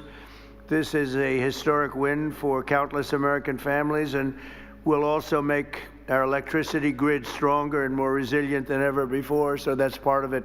It's going to be strengthened up. And they're going to be getting a lot of excess electricity from the data centers where they build their own plants. They're going to be creating their own electricity. We're pleased to be joined today by Speaker Mike Johnson, who's got a difficult job, but he does it as easy as anybody I've ever seen do that job. It's never easy when you have a majority of 2, or sometimes less. I was going to say, sometimes less. But he's amazing. And Energy Secretary Chris Wright, who's worked so hard, and Senators Katie Britt, Bernie Moreno, John Husted. Thank you, everybody. Really great. Thanks, Katie. Representative Darrell Issa and Derek Van Orden. Thank you both. And Derek, thank you. Nice to see you. OSTP Director Michael Kratsios, AI and crypto czar David Sachs, as well as the commissioners of the Federal Energy Regulation and Regulatory Commission, and an audience. In the audience, you have Laura Sweat, David Rosner, Lindsay C., and Judy Chang, all very well-known people, especially in this group is this of the highest it's geniuses. We're getting back to the high of the intraday level. And a lot of geniuses that are also very strong people. Israel struck militants in Lebanon. Labor. We love labor. You got we love Spanish these guys. and UK drama, but they're just reiterating they're going to destroy fucking Israel's nuclear to sign shit. the pledge, and this is a That pledge threat that's from going to be a earlier very important is pledge to the recycled, country and then to oil started their moving. companies also. They benefit also very substantially, including President of Google. Ruth Porat. That's a good company. That's a good company. That's big stuff. Google. That's You know, it used to be U.S. Steel and things like Tell that. Now Google it's to stop and shadow other banning me. Places. At President least of stop lagging Meta, them out, bro. Dina I'm fine Powell, with who the was shadow with me. ban. Dina Powell was Stop making them with lag me out for a every long 15 time, minutes, and Google. I called up Mark and Neil. I said, congratulations, that was a good hire, right? That was a good hire. She's fantastic, and her husband is fantastic. He's a great senator, and he ran in a place called Pennsylvania, and he ran against somebody that was very tough to win. It was very, very tough to win, and he won pretty easily, actually. People were shocked. I wasn't. You and I weren't surprised. U.S. meets with insurance broker but he's on a spectacular man. ships. President of Microsoft, Brad Smith. Thank you, Brad. It's good Google to see is you. a good company. Microsoft is unbelievable. CEO of OpenAI, Brad Lightcap. Brad, where are you, Brad? Brad, you're so young. Banks are coming Look at up. how Oil, young. it's the highest it's been all day. Intraday. Yeah, I think you have to be young in that world, perhaps. Thank you, Brad. CEO of Amazon Web Services, Matt Garman. Matt, thank you, Matt. Very well. Say hello to my friend, right? Doing a good job. CEO Say hello to of my data center. Oracle, Clay Oracle. Mootsquark. Oracle, sir. Mootsquark. Is that fairly good? Wootwork? I don't know. His name is Wootwork? I'm not sure. I usually don't, I just go right over it and I say, Moothquark. But how are you? Thank you very much. Appreciate it. I give you a hard job. It's a hard name. You did good. You did well for the difficulty of that name. That's right. I think so. Thank you very much. And Gwen Shortwell,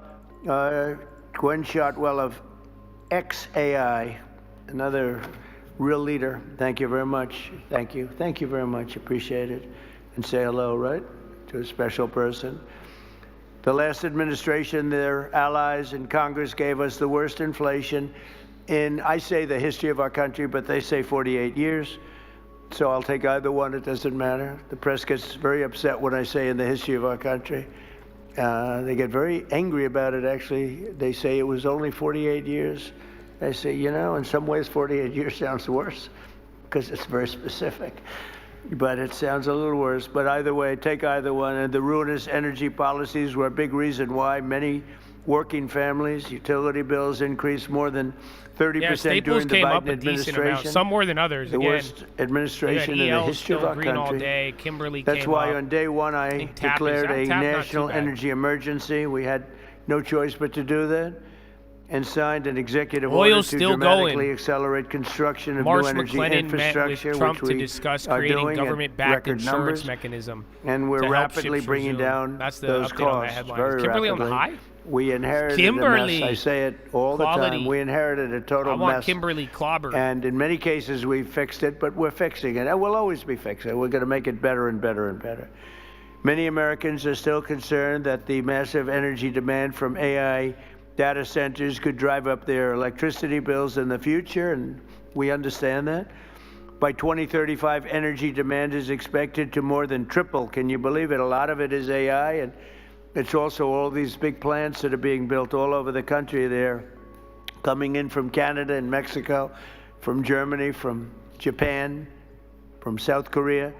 They're all coming here to build cars again. You know, we lost 54% of our car industry because we had presidents that, honestly, on trade and business, they didn't know what the hell they were doing. I could say the same thing for the chip industry. We lost the chip industry, but it's all coming back. You could have stopped it so easy. All you would have had to do is put a charge or a tariff on.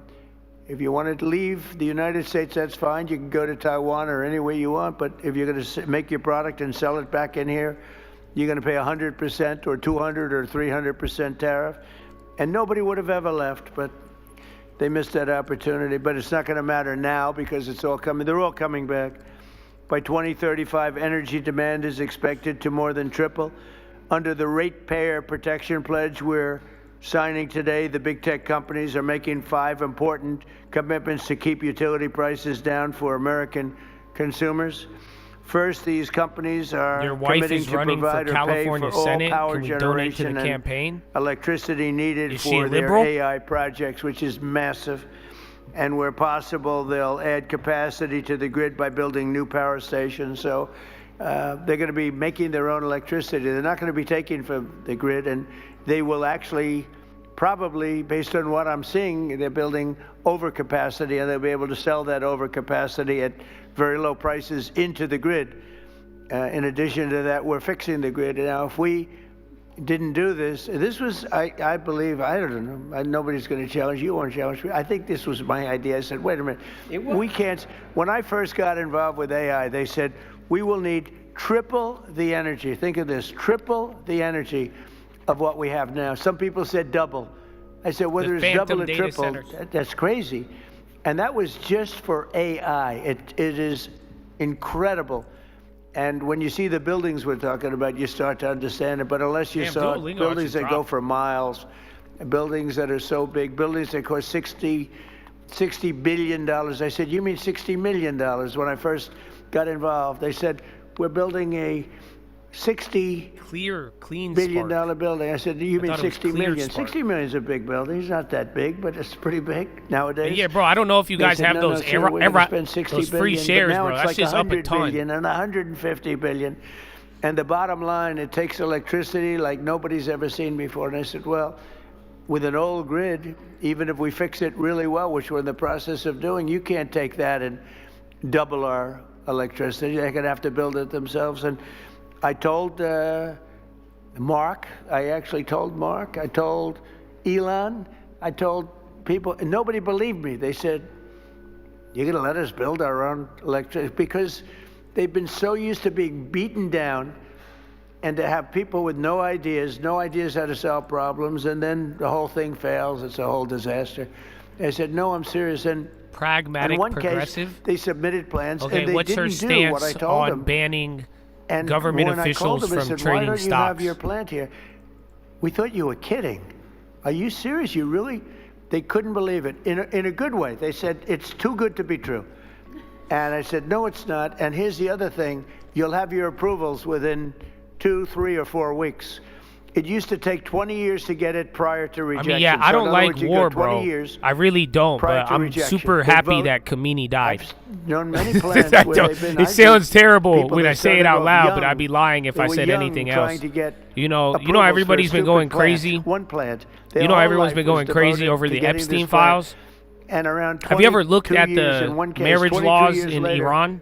He got rejected. You know, on I said, average, that's not good. about He wasted, 20 to let's say, 30,000 half of his minors working life under on the getting age an of approval, 15 and he didn't get, are now we sent get it in to 2 marriage weeks, 3 in weeks, Iran maybe every 4 year weeks. since 2002. When I came in originally in my first So term, we had I don't like 2 Kamini. big Again, LNG I don't like plants in war either, Louisiana. so I would be They were more in the pissed if 14th they year didn't of kill getting Kamini. approvals, and But the they've fact just that they been got rejected. him, I'm got down with it. involved. They were tremendous plants. They're up now. They're working beautifully. They built Yeah, the go look third it one. up.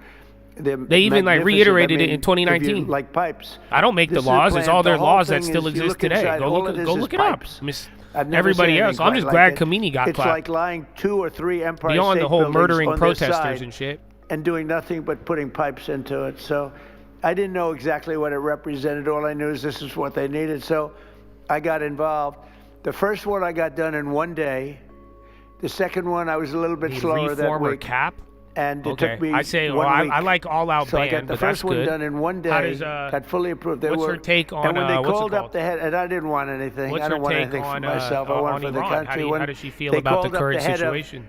A company like a Microsoft or like any one of the people in this room, but they called up the heads. They said, no, we got rejected. No, you just got approved. It was 1 day and 1 week, and they were built, and they're in your state, by the way, right? And they are big, and they're doing great, right? And there are lots of pipes, right?